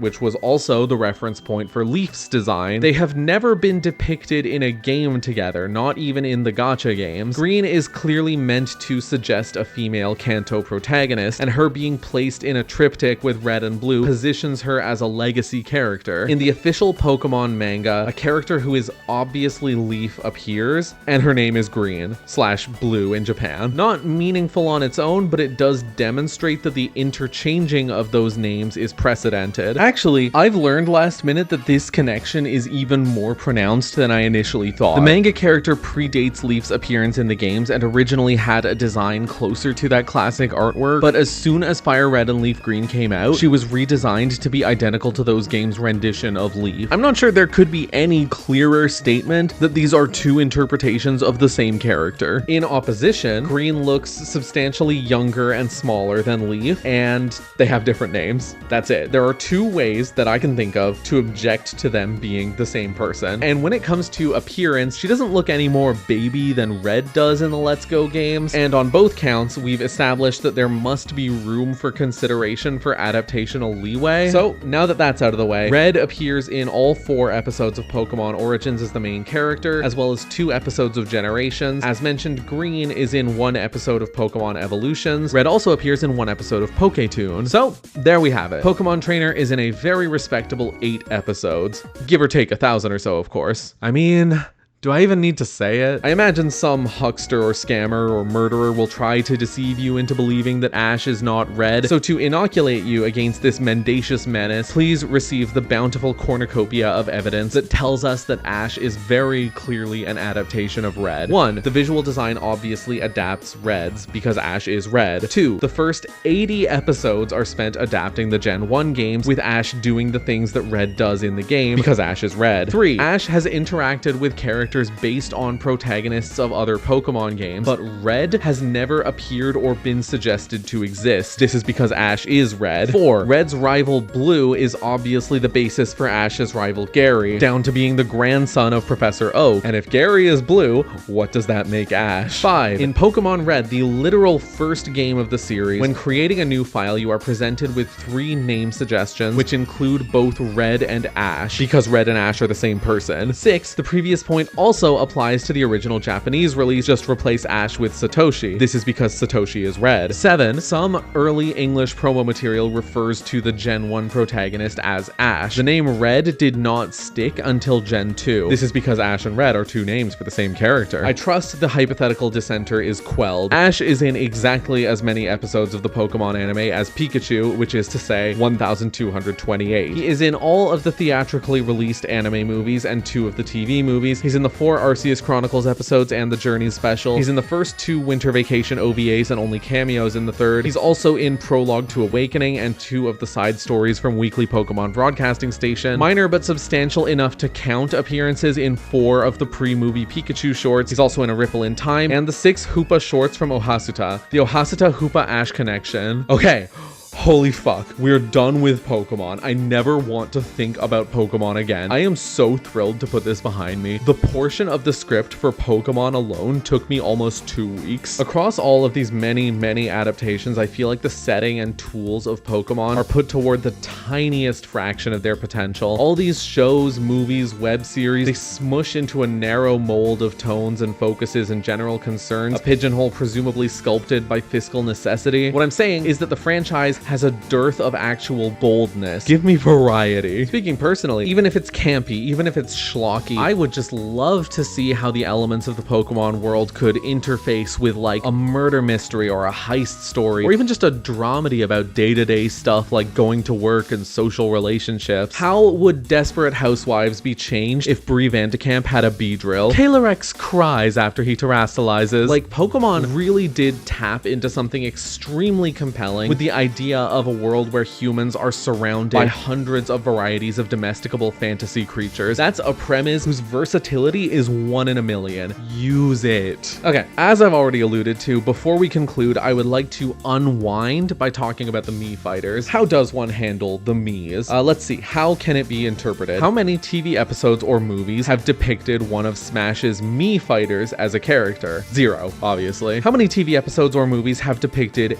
a Mii as a character? Also 0, I'm pretty sure. Miis are not really conducive to that kind of thing. So then you have to start saying, what is a Mii? What is a Mii supposed to represent? Therefore, how many TV episodes or movies have depicted a fictionalized version of you as a character? And well, that's quite variable. I imagine for most viewers, it's not an especially huge number. If you happen to be Jaleel White, which is a robust 1 in 8 billion chance, well, you played yourself in Big Fat Liar. Good job on that, by the way. It's a serviceable romp. Watching it in 2026, one gets a neat needling suspicion that Doug Walker based all of his mannerisms on that movie's villain. Jaleel, can you confirm or deny that? In the event that you are somehow not Jaleel White, a chance that realistically is so slim I don't even know why I'm acknowledging it, then I really can't speak to whether or not you've been officially portrayed. It's your thing to prove. Choose your own destiny. Or consider this. Who's the speaker right now? Me, with 2 eyes, and a nose, and a mouth. Since this whole video is me, YouTube user Indigo F, sharing my perspective and consequently making myself the future assassination target, maybe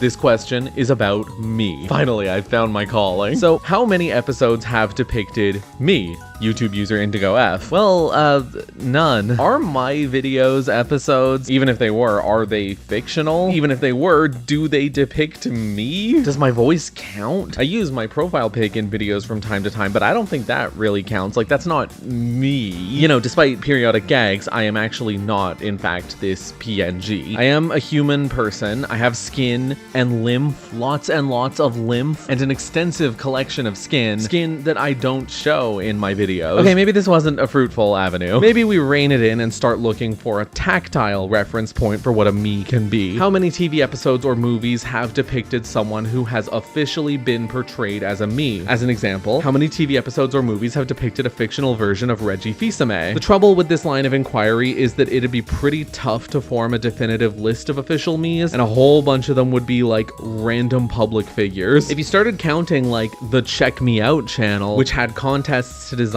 me's around a specific prompt, you'll find that the prompts include stuff like the Mona Lisa, and the question of what qualifies as an official appearance by the Mona Lisa is more or less impossible to broach. So then maybe we return to Super Smash Bros. As the bounding box here, and we consider what a me can represent in Super Smash Bros. And we say something like, how many TV episodes or movies have depicted the characters that appear as costumes for me fighters in Smash? And that's a question we can actually take action on. Okay, here's how we're gonna do it. For each character that is a me fighter costume, we're going to get the number of episodes they're in. We're gonna separate them by the 3 me fighter classes and see which me gets the highest total. Ground rules. We are exclusively counting the costumes that appear in Smash Ultimate. It has to be a full costume. A hat alone does not cut it. I'm going to ignore any costume that is one-to-one with a character that is already a fighter in the game, like the Captain Falcon costume. I will also disregard costumes that are based on equipable outfits, like Minecraft's Diamond Armor or Zelda's Ancient Armor. However, costumes that are subsets, variants, forms, or adaptations of a character, such as Builder Mario or Yarn Yoshi, are fair game. We'll start with the Gunner. All of these characters are in no adaptations. KK Slider is in 1 movie. Marie is in 1 episode. Tails is in 296 episodes, which if he were a fighter would put him firmly in the top 10. Proto Man, including Proto Man EXE, is in a total of 107 episodes and 1 movie. X is in 2 episodes. Mega Man EXE, as previously counted, is in 209 episodes. Barrett is in 1 movie. Doom Guy is in 2 movies. The 2 separate movies have 2 different takes on it, one of which is a woman. I think it's fair to count both. And Cuphead is in 36 episodes. In terms of Pete Wentz, the TV series Fallout repeatedly depicts him as like a sign, an image, a poster, and one might say, well, that's the same capacity in which fucking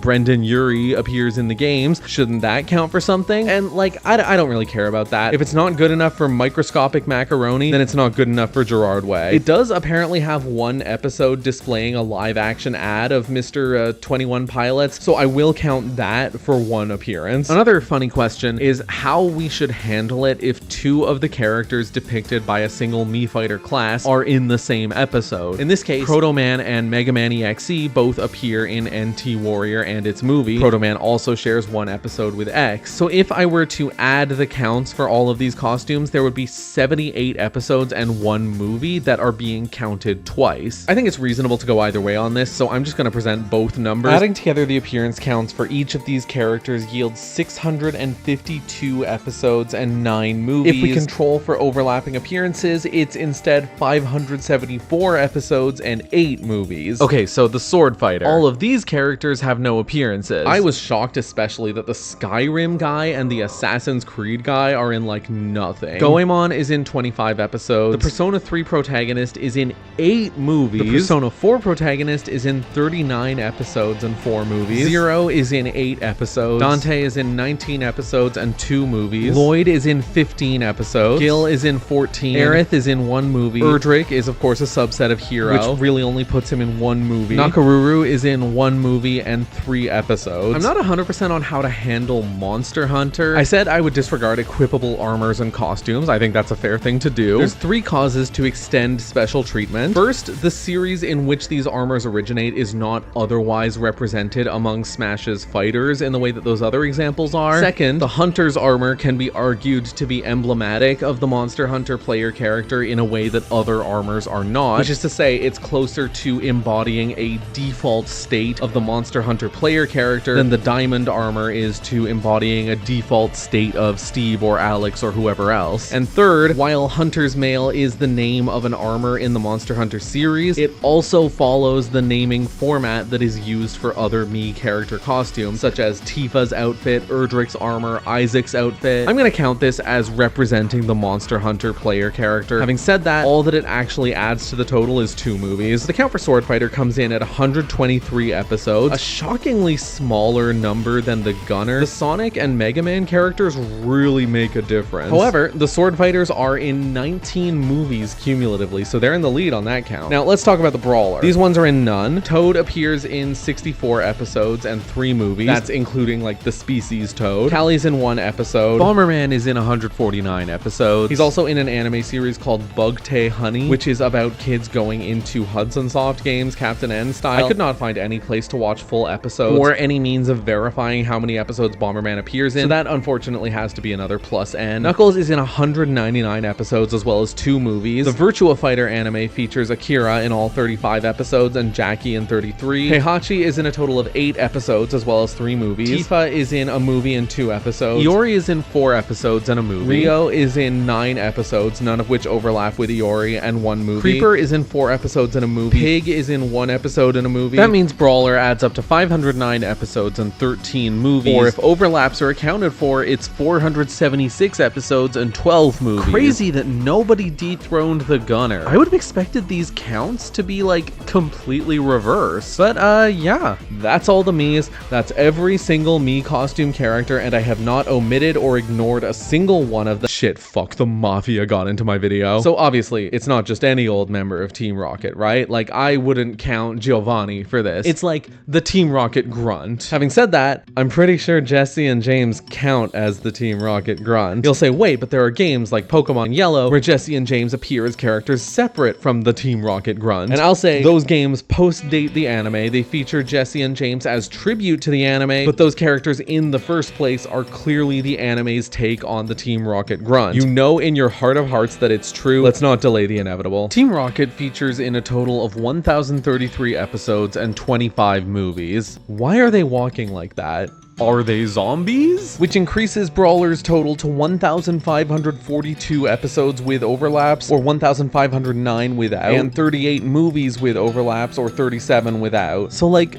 which Mii fighter do you think won? So that's enough of that little diversion. Now it is time for the real count, Dracula. So as of October 31st, 2025, there are 41 characters who appear in no episodes at all. Rosalina and Luma, Bowser Jr., Daisy, Wario, Dr. Mario, Sheik, Toon Link, Young Link, Samus, Zero Suit Samus, Dark Samus, Wolf, Ness, Lucas, Roy, Ike, Lucina, Robin, Corrin, Chrom, Byleth, Mr. Game & Watch, Ice Climbers, Rob, Duck Hunt, Dark Pit, Alf, Villager, Isabelle, Wii Fit Trainer, Little Mac, Shulk, Pyra, Mithra, Min Min, Snake, Bayonetta, Banjo-Kazooie, Alex, and me. When I said 41, I'm counting me as just one. So now the actual numbers, the characters who actually appear in episodes. There's something almost imposing about saying them out loud. Like, after all this time, which suffice it to say has been a lot longer for me than it has for you, I finally have a set of numbers I can say out loud. Get excited, okay? Get hyped up. Inject yourself with something. Let's do this. So there are 6 characters that are in 1 episode each. Fox, Falco, Olimar, Ridley, Sephiroth, and Sora. Sora. This means that 1 is the second most common number of episodes for a character to appear in, the most common of course being 0. Most of these characters' single episodes are in a pretty dicey territory, so if you feel they are complaint-worthy, very little is lost from excluding them. There are 4 characters that are in 2 episodes each: Marth, Inkling, Cloud, and Enderman. Palutena is in 3 episodes. Kazuya is in 4. Breaking the chain of consecutive numbers, Mewtwo is in 8 episodes, the fewest of any Pokemon character. Entering the double digits, we have Lemmy and Ganondorf tied at 13. Yoshi's in 14 episodes, and you'll never guess what he does in one of them. Iggy,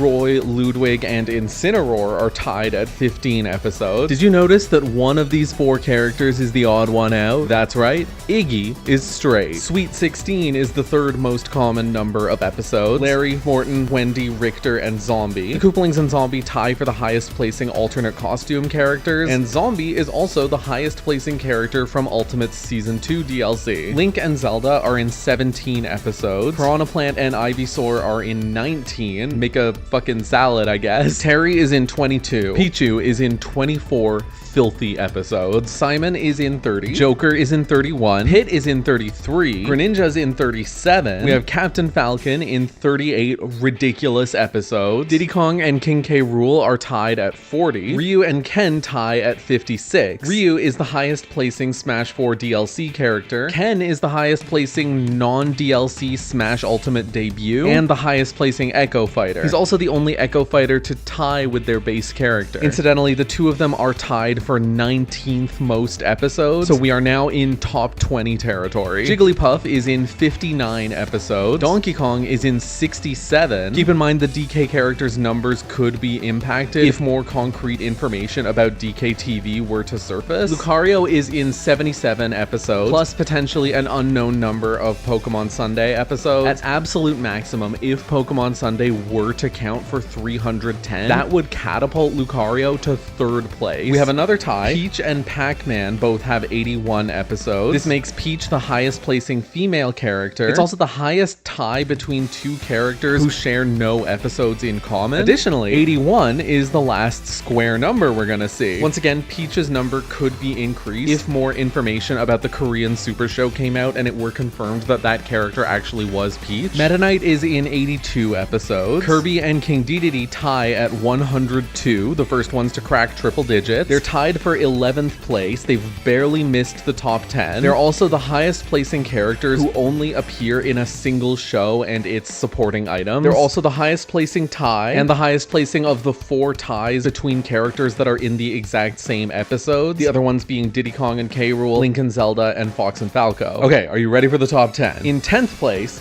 is Luigi. If the Danish SMB3 counts for 13 episodes, he's in 107. Or if it's 26, then he's in 120. Either way, he's still in 10th place, but if you were to disregard Danish SMB3 altogether, his total would instead be 94, which would actually cede his 10th place spot to Kirby and King Dedede. He's also in an unknown number of episodes of the Korean Super Show. Now, the next 2 are a bit of a toss-up. We have Mario. Again, depending on how many episodes the Danish SMB3 is, his total is either 128 or 141, which puts him in either 9th or 8th place. If you discounted the Danish SMB3 episodes, then he's in 115, which still has him squarely in 9th place. There's also an unknown number of Korean Super Show episodes. He is the 2nd highest placing of the original 12 Smash Fighters. You'll never guess who the highest is. Mario shares 8th or 9th place with Squirtle, who is in 131 episodes. In 7th place, Bowser is in 143 episodes, which makes him the highest placing Melee debut, the highest placing villain, and the highest placing Mario character. In 6th place, we have Hero in 181 episodes, the highest placing DLC character period, and the highest placing Smash Ultimate debut. If Abel and Dai were to be discounted, his number would drop to 0. Hero is also the highest placing character with a haircut that pisses me off. In 5th place, Charizard is in 209 episodes. In 4th place, Mega Man is in 322 episodes, the highest placing Smash 4 debut. If you excluded Mega Man EXE, his count would become 113, which would still keep him in the top 10. 10. In third place, Sonic is in 353 episodes, which makes him the highest placing third-party character, and his count the highest prime number. In second place is Pokemon Trainer, who is in a whopping 1,257 episodes. He's the highest placing Brawl debut, highest placing character ever to have been cut, and the gap between this number and third place is both numerically and proportionally the highest gap between two adjacently placing characters. Pokemon Trainer's count is more than triple Sonic's. He gave the mouse a run for its money, but sadly it just didn't pan out. First place is Pikachu in 1,387 episodes. If you added together the episode totals of every character outside of the top 10, the sum would still not exceed Pikachu's number. So like, number 1 is neither an upset nor a surprise, but what can you do? For the sake of visualizing the scale, here's an image where the characters are placed in squares proportioned in size to the number of episodes they're in. For the sake of transparency, it is the length of the square that's being proportioned, not the surface area. Doing it that way both makes the differences more visually pronounced and is just easier to pull off in general. On that note, in the full-size image, the length of each square in pixels is equal to the number of episodes that character is in. Check out all the single episode characters. Which one do you think is Sora? It's up to interpretation, right? It's a conversation piece. On a completely unrelated note, did you know that in Adobe Premiere, when you zoom in on an image, there is no means of disabling anti-aliasing? That's just a piece of information I felt like sharing for no reason in particular. So after all the work to get these numbers, I think it's time to have some fun with them, with the caveat that I am not a statistician and there's certainly a limit to my ability to make observations of this nature. If Miis are counted as a single character, I have accounted for 99 characters. That's 80 numbered fighters, 7 echo fighters, 11 alt characters, and Pokemon Trainer. If we disregard all plus n's and say that the Danish Adventures of Super Mario Bros. 3 counts as 26 episodes for both Mario and Luigi, that means that the mean average number of episodes for a Smash character to appear in is about 56.4, which makes Ryu and Ken the most average. Why does that feel appropriate? This average does, of course, include the 41 no-shows. If those 41 were disregarded, then the average among characters who have appeared in any episode is about 96.3, a number just shy of 11th place. Now, of course, Pikachu and Pokemon Trainer have over 2,600 appearances between them, so I feel like they might be having an effect on the average. If we very literally remove those two from the equation, the average among all characters becomes about 30.3, and the average among the characters with non-zero episode counts becomes 52.5. That's the kind of effect that Pikachu and Pokemon Trainer exert. Of the 12 characters in the original Smash, 10 appear in any episode. The average of those 10 is 194.6 with Pikachu, or 62.1 without. The average of all 12 is 162.1 with Pikachu, or 50.8 without. Melee added 14 characters, of which 8 appear in any episode. Those 8 average 36.1, the full 14 average 20.6. Brawl introduced 19 characters, of those 11 appear in any episode. The average of those 11 is 209.5 with Pokemon Trainer, or 104.7 without, and the average of the full 19 is 121.3 with Pokemon Trainer, or 58.2 without. Smaforsh introduced 19 further characters, counting Miis as 1, and 8 alternates. Of those, there are only 6 characters and 7 alts in any episode. The 13 who appear in any episodes average 46.8 appearances. Excluding alts, that number jumps all the way to 83.7, which makes sense considering the alts comprise 7 characters each in fewer than 20 episodes. The full 27 average 22.5 appearances, and the full 19 non-alt characters average 26.4. It's pretty tough to make observations about Smash 4's DLC. There were only 4 newcomers in there, and only 2 of those were in any episodes. I just don't think getting the average of a data pool that comprises 2 and 56 is very insightful. Ultimate introduced 24 new characters and 3 alts. Of these, 14 characters and 2 alts are in any episode. The 16 characters with appearances average 27.3 with alts, or 29.9 without. They are somewhat held back by the presence of 3 characters that are only in 1 episode each. Removing those 3 would bump the average up to 33.4. The full set averages only 16.2 with alts, or 18.2 without. Season 1 of the DLC, if Piranha Plant is included, introduced 6 of Ultimate's newcomers, collectively averaging 42.2. The 4 among them who appear in episodes averaged 63.3. Season 2 introduced 7 characters and 3 alts, whose collective average is almost too pathetic to mention. It is 2.4, a number essentially completely carried by Zombie. Restricting it to the 3 characters and 2 alts with non-zero count doubles that average to 4.8. Excluding alts is a death knell. It makes the 7 characters average 0.9 episodes, and the 3 non-zero ones average 2. So laying out all the averages per game, this is the average of each game taken from only the newcomers who appear in any episodes at all, and this is the average taken from all newcomers, including the zeros. The averages among Brawl's newcomers are massive. Even if you exclude Pokemon Trainer, Squirtle, Charizard, and Sonic have more than enough appearances between them to carry the average. The original Smash follows, which makes sense given that it has some of the most famous, popular, and marketed characters in existence. Smash 4 has a pretty high average among its newcomers, which is also to be expected, considering it was the one that expanded the third-party umbrella, brought in super high-profile picks like Mega Man, Pac-Man, and Ryu. The lower bound of Smash 4, though, is somewhat explained by the fact that it has a bunch of first-party characters that have just never been on TV. Melee's weaker average can probably be attributed to the fact that a bunch of its additions are either not the focal character of the series they hail from, or just more obscure picks in general. Ultimate being in last place is fairly surprising. It definitely has fewer of the, like, genre-defining heavy hitters, and many of the characters added in Ultimate are newer ones that simply haven't had a chance to show up in a lot of TV shows. In general, age appears to be one of the strongest correlators with a high appearance count. At the time that I'm speaking, which is April 2026, Lucario is the only character in the top 20 that is fewer than 30 years old, and it's still almost 20 years old. And it makes sense for characters that have been around longer to have had more chances to be on television. Ultimate's Nintendo newcomers in particular are largely ones that debuted pretty deep into an era of Nintendo being notoriously cagey with licensing its IP. The Mario and Zelda movies may signal an end to that era, however. Further to that point, though, third-party characters are more likely to have been in episodes. The 21 third-party characters, including alts, average 55.9 episodes. 4/5 of them have appeared in at least one, whereas only about 55% of the first and second party characters have been in an episode. I imagine part of that just results naturally from the third-party selection being narrower, and therefore placing a lot of emphasis on these very big, famous, recognizable characters. There's not a lot of other obvious predictors of which characters will be in more episodes. Echo Fighters didn't do too well, but that would probably be most appropriately folded into an observation that those who are not the main characters of their series are likely to be in fewer episodes. And that's like an observation that almost doesn't need to be made. It's tough to make a comment about female characters because there's a little too much ambiguity in terms of, like, how do you class Jigglypuff? How do you class Ice Climbers? How do you class the characters with swappable genders? Does Dark Samus have a gender? You know,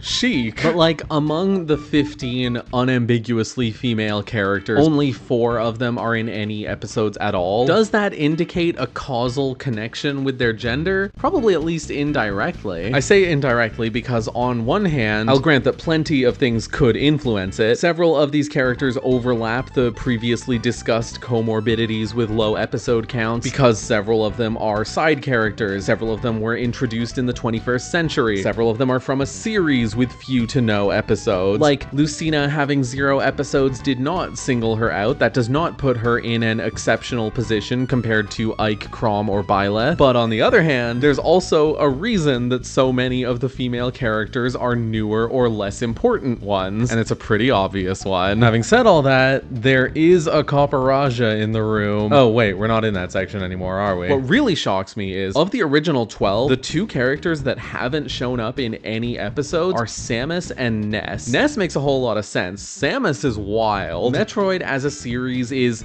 kinda shafted, but F-Zero and Star Fox are both more shafted and have still gotten to have something. Like, where does the lack of confidence in Metroid come from? Is it because it has a female protagonist? Is it the limited roster? Is it the varied reception to some of the games? Is it because of MB? Okay, thank you for attending my quirky numbers event. To count for the movies is less interesting. I'm gonna go through it very quickly. The following characters are in 1 movie each: Yoshi, Daisy, Iggy, Luma, Diddy Kong, Duck Hunt, Hunt, Villager, Cloud, Sephiroth, Mega Man, Steve, Alex, Zombie, Enderman, Incineroar, Bayonetta. The following characters are in 2 movies each: Piranha Plant, Donkey Kong, Snake, Jigglypuff, Pichu. These characters are in 3 movies each: Mario, Luigi, Peach, Pac-Man, Kazuya, Greninja. There are 3 characters that are in 4 movies each: Bowser, Terry, and Lucario. 2 characters that are in 6 movies each: Sonic and Mewtwo. Hero is in 7 movies. 3rd place is a 4-way tie. Squirtle, Charizard, Ryu, and Ken are each in 9 movies. 2nd place is Pokemon Trainer in 25 movies, and 1st place is Pikachu in 26 movies. You see why I said this was less interesting? Okay, so I think I need to do a post-mortem to the count. It's unfortunate that we have so many unknowns here. The Korean Super Show, the Danish SMB3, Pokemon Sunday, DKTV, Seeds of Good Night, even stuff like whether or not cool cartoons actually did have characters other than Bowser. In the event that more information emerges, the numbers will definitely be impacted. I recognize also that this project is like outdated on arrival. The Super Mario Galaxy movie has a pretty significant number of character appearances, and Pokemon Horizons has not been slowing down. The enormous volume of effort that is necessary to create something like this as one person means that that is pretty much inevitable. I think that the tools exist that if you wanted to like deep dive with a friend and update the count in accordance with what has come out in the intervening time between October 31st, 2025 and whatever time you're watching this, you can do so. Another thing, God, it would have been so much easier to not exclude cameos. Like if I just said, yeah, that freeze frame, that Waldo in the crowd, who's that Pokemon, whatever, that's all fine. That would have made this project so much quicker, but it wouldn't have been what I wanted it to be. I don't want to say this character is in a whole bunch of episodes where they don't really appear. I do stand by the decisions that I've made. I think it's necessary to do so. Having said that, there are a couple of things where I feel like I could someday come around in the event that new information becomes available. I could believe that the conditions for reappraising some items as episodes or non-episodes could come about someday. I do not think that I have missed anything in my counts. However, this is an enormous subject and I am one person, so it would be a little irresponsible to take it as a given. You are welcome to tell me if I have missed something, but I do humbly request that if you are doing so, you give consideration as to whether it is actually something I missed or if it is something that straightforwardly falls outside of the definitions I've laid out. In the event that I do need to issue a correction, like if I actually did miss or misapprehend something, I will probably pin a comment about it, so please check for that before you go to point something out. I believe I have provided enough information to make my conclusions replicable. If you want more in-depth details on the basis for any of the claims I made, you know, ask, and if I see it, I will do my best to answer. On another note, in general, I am not very compelled by like auto-theoretical endemic micronumeracy. Like I've seen videos where people will do things like assigning each Mario Kart track a score out of 10 or whatever, and then they average their own ratings to like mathematically deduce the best cup or the best game. Or, and I had an aside about this in one of my like ancient videos, people will just do arcane mathematics on their own ratings as though it produces something more objective. I find that quite conceptually weak. Like it's a glamour of calculus being smeared on top of something that has been created by the speaker. It's like, I'm gonna type out a paragraph analyzing pieces of information that did not exist before I started typing. And like, I recognize that there might be a bit of irony there. I came up with the rules for what is an episode, and I made a count based on my own rules, but I stand by the rules I delineated because I have grounded them in reference points outside of themselves. At every possible opportunity, I have used examples, both external ones unrelated to this video and examples of judgments I had already made, in hopes of keeping my calls both consistent and reasonable. You didn't really see this in the video, but in the research and scripting process, I had to really push myself against my instincts again and again in order to ensure that I was coming to a strong conclusion. Further, I feel I'm being level-headed when I say that I think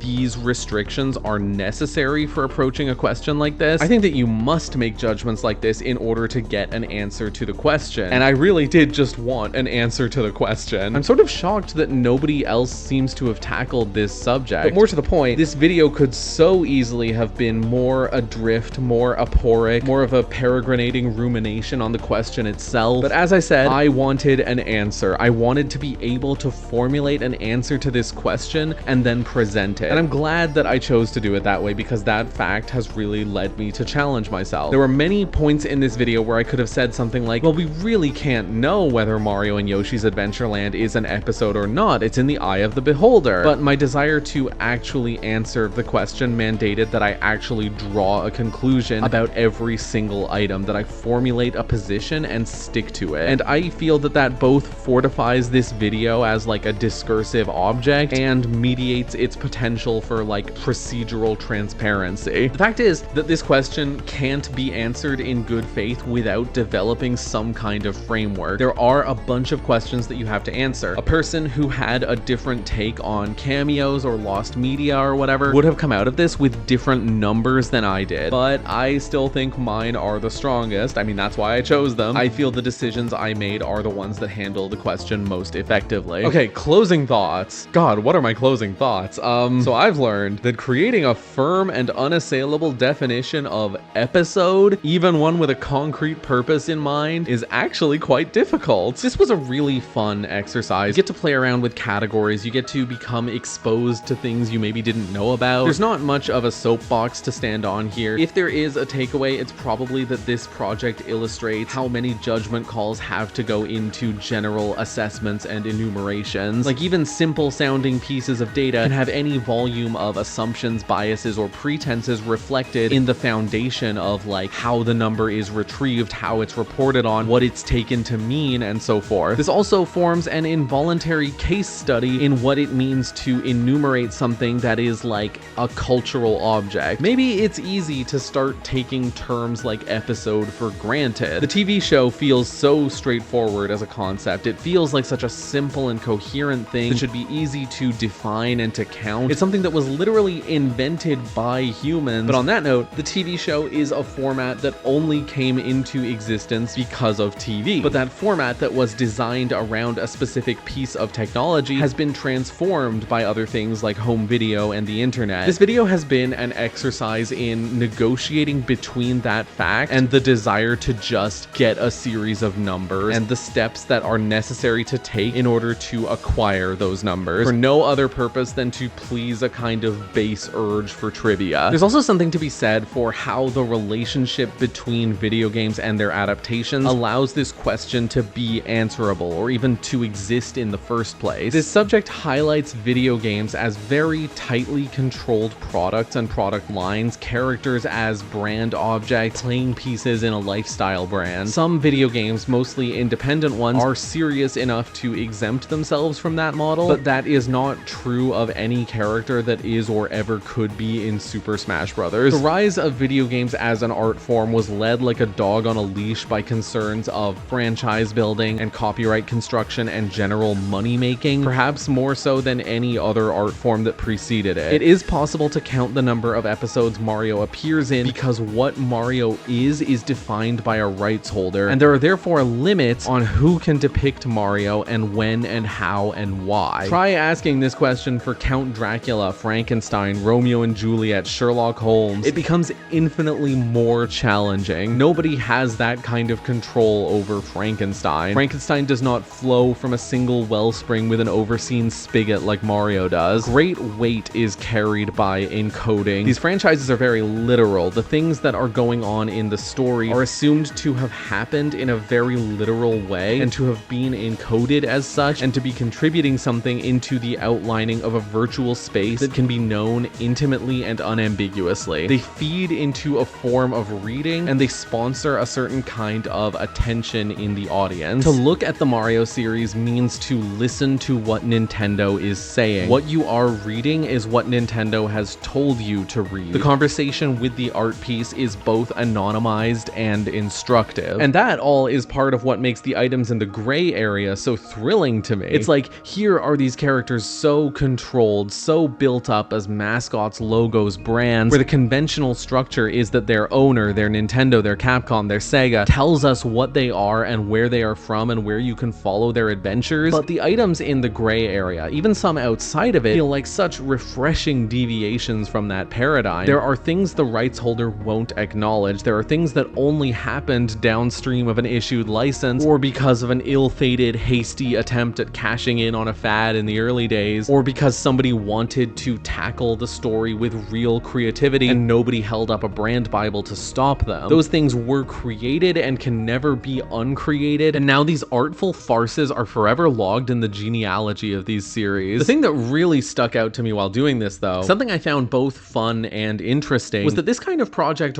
really forces you to look at like what a video game show means at different points in time, like what they reflect about the video games they're based on, what they reflect about the TV industry, what they reflect about the priorities of adaptation and the priorities of franchise building. In the early 80s, we get shows very pointedly trying to emulate existing TV formats. Even as late as the early 90s, there are video game shows that don't really know what to do with themselves. From the late 80s into the 90s, there's more of a focus on adventure-style formats, not only leaning into the source game and leveraging viewers' assumed familiarity with it, but expounding it, trying to flesh out an 8-bit world into something more full, occasionally hitting their head against what the video game in question can actually be extrapolated into. Often you're looking at American artists putting forward their conception of a Japanese product in the absence of a style guide. Through the 90s, American cartoons kept elaborating on those concepts, while Japanese ones were following their own mold, sometimes sticking to the source and sometimes not, often presenting something more serious-minded. Film adaptations in the 90s are proffering their own visions of the series, campy ones, silly ones, ones whose negative space provides a mold for Anglophone fans to articulate what they think an adaptation is supposed to be. But in the late 90s, across the world, you see cartoons become a much more robust arm of brand building. The stumbling lessons as footing is found. This TV show will be a stem of the franchise. This TV show will be one of the reasons kids are talking about these characters on the playground. You can be a fan of this game series without even touching a controller. In the 90s and aughts, you see what technology means for the medium. You see digital animation and CG animation take hold. Anime takes on a certain sheen of saturation and stiffness, and shonen is the name of the game, or at least the name of the show based on the game. Lengthy anime adaptations that match the art style of the games, the action of the games. There aren't a lot of American shows in the 2000s. Adaptations have taken on a connotation, but dub anime has more than broken into the mainstream. Meanwhile, the aughts and tens give us TV and movies with more than a little input coming directly from the original developers. Adaptations that buttress individual games as something resembling a cross-promotion, lead into them as prologues, or elaborate on their stories. The tens give us reinterpretations and soft reboots. They give us shows where established figures in the cartoon scene are being asked to work with existing characters, not to make a show out of Pac-Man, but to make a show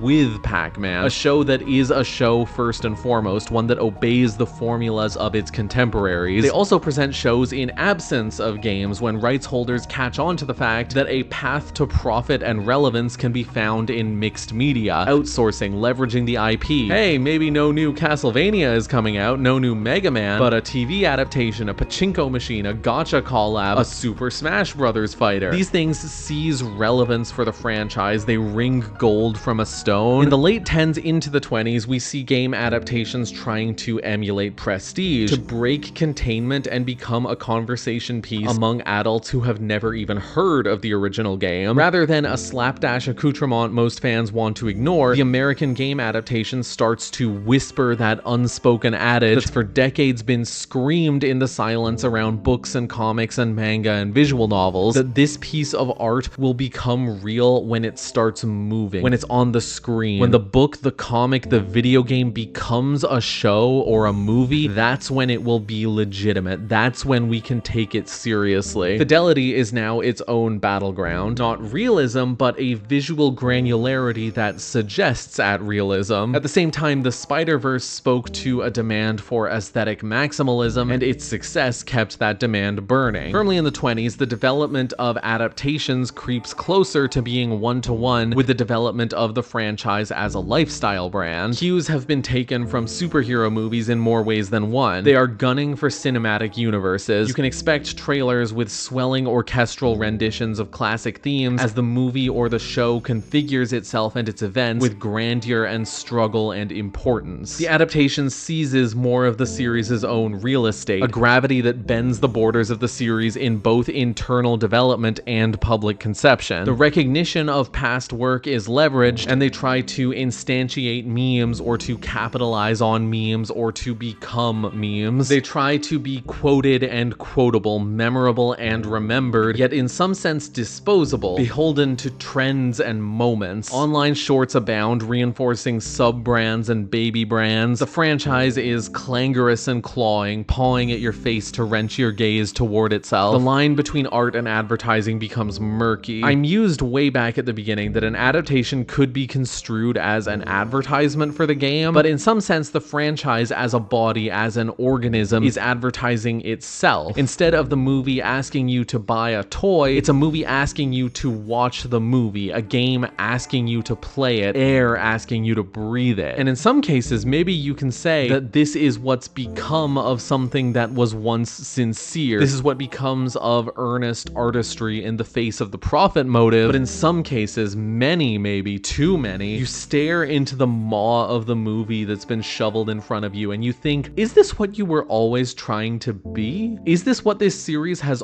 always been chasing? Has every microscopic flex and twitch been made with the ambition of ambulating, lurching toward becoming this, toward doing what this does and having what this has?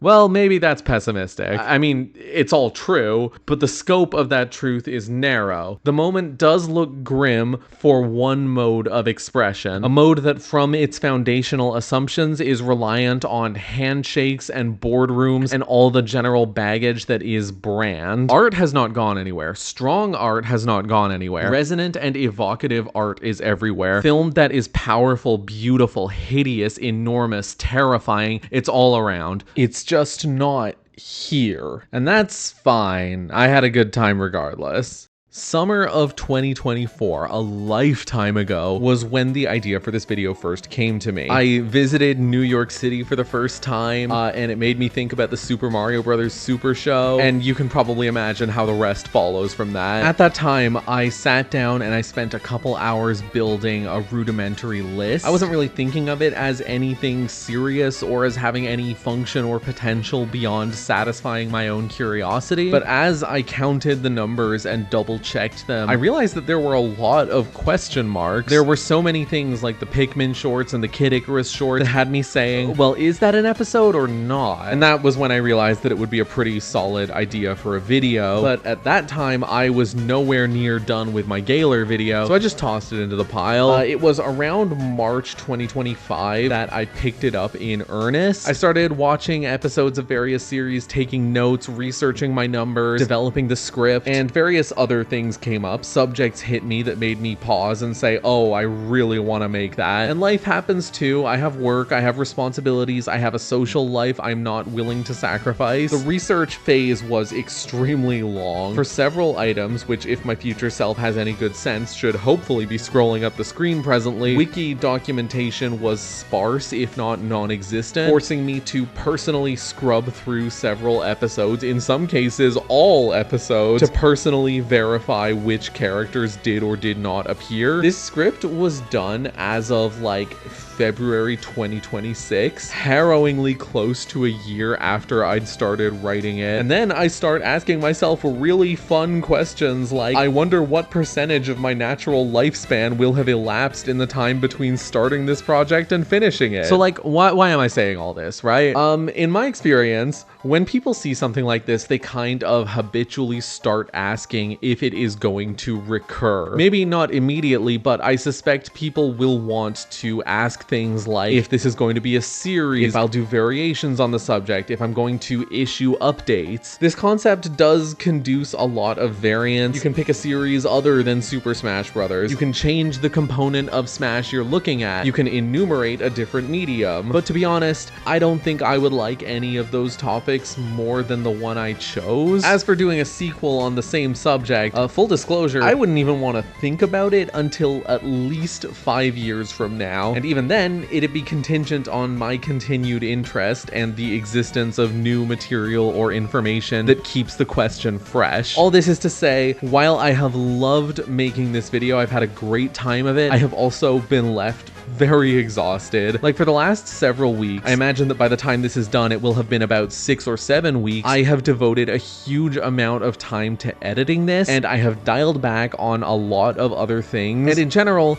it is not hyperbolic in the slightest to say that this video required hundreds of hours of effort. I think I will focus on creating smaller things and or taking breaks for a while. I'm sure you understand, and if you don't, there's not really anything you can do about it. Thank you for watching. I hope you enjoyed the video. I have a Tumblr account. I'm also on Blue Sky now, although like I've used it maybe 2 or 3 times ever. Maybe I'll start using it more, who knows? There are a lot of people who deserve thanks. First and foremost, everyone who has taken efforts to preserve the older and more forgotten items. Several people have done so, but I would like to personally verbalize my thanks for a few people. YouTube user Cabas's, who has maintained an archive of several of the items discussed in this video. Beta Gems Lost Media, who has compiled most of the extant footage of King Koopa's Cool Cartoons, as well as all members of the Cool Cartoons Discord server. Kraken T, who has a long compilation of DKTV clips. Karibo Shu, who has rescued the long unavailable Kid Icarus animations. And Tropia, who preserved the 2nd episode of the Splatoon motion comic, which is not otherwise available online at all to my knowledge. Enormous thanks also to any and all wikis and fan sites. Particular thanks are in order for Mario Wiki, Sonic Wiki Zone, Bulbapedia, Cerebi, and straight up Wikipedia. Without these sites, this video would not have been possible. And I do not say that hyperbolically. I say that because I mean, without the documentation that they offered, I could not have accomplished this. The enormity of the scope would have been impossible to overstate. I would also like to thank each of my friends who watched any of these shows and movies with me. You know who you are. That allowed the task to be more social and fun, and an environment like that just makes it much easier to come up with clever and witty things to say. I'd especially, and perhaps above all, like to thank the person I live with. I won't say your name for your privacy and mine, but again, you know who you are. You've been endlessly accommodating of me during this process. You've given me space to record audio. You've talked me through patches where I've been overwhelmed by the grandeur of this project, and on days where I've worked and worked alone for hours, you've been willing to stay up late with me just to keep me company, even on weeknights when we both should have known better. I'm sorry for making you watch Pixels with me, but thank you for your presence, support, and comfort, and thank you for being willing to listen whenever some portion of this video has reminded me of some like Super Mario minutiae, and I've gotten the urge to info dump about like Skip Squeak or whatever. Your front row seats mean you know better than anyone how much I love Mario. Last thing I'll say, this video is dedicated to the memory of my grandmother who passed last year. When I was a little kid, she watched all of the Super Mario Bros. Super Show with me, and she always said her favorite character was Toad.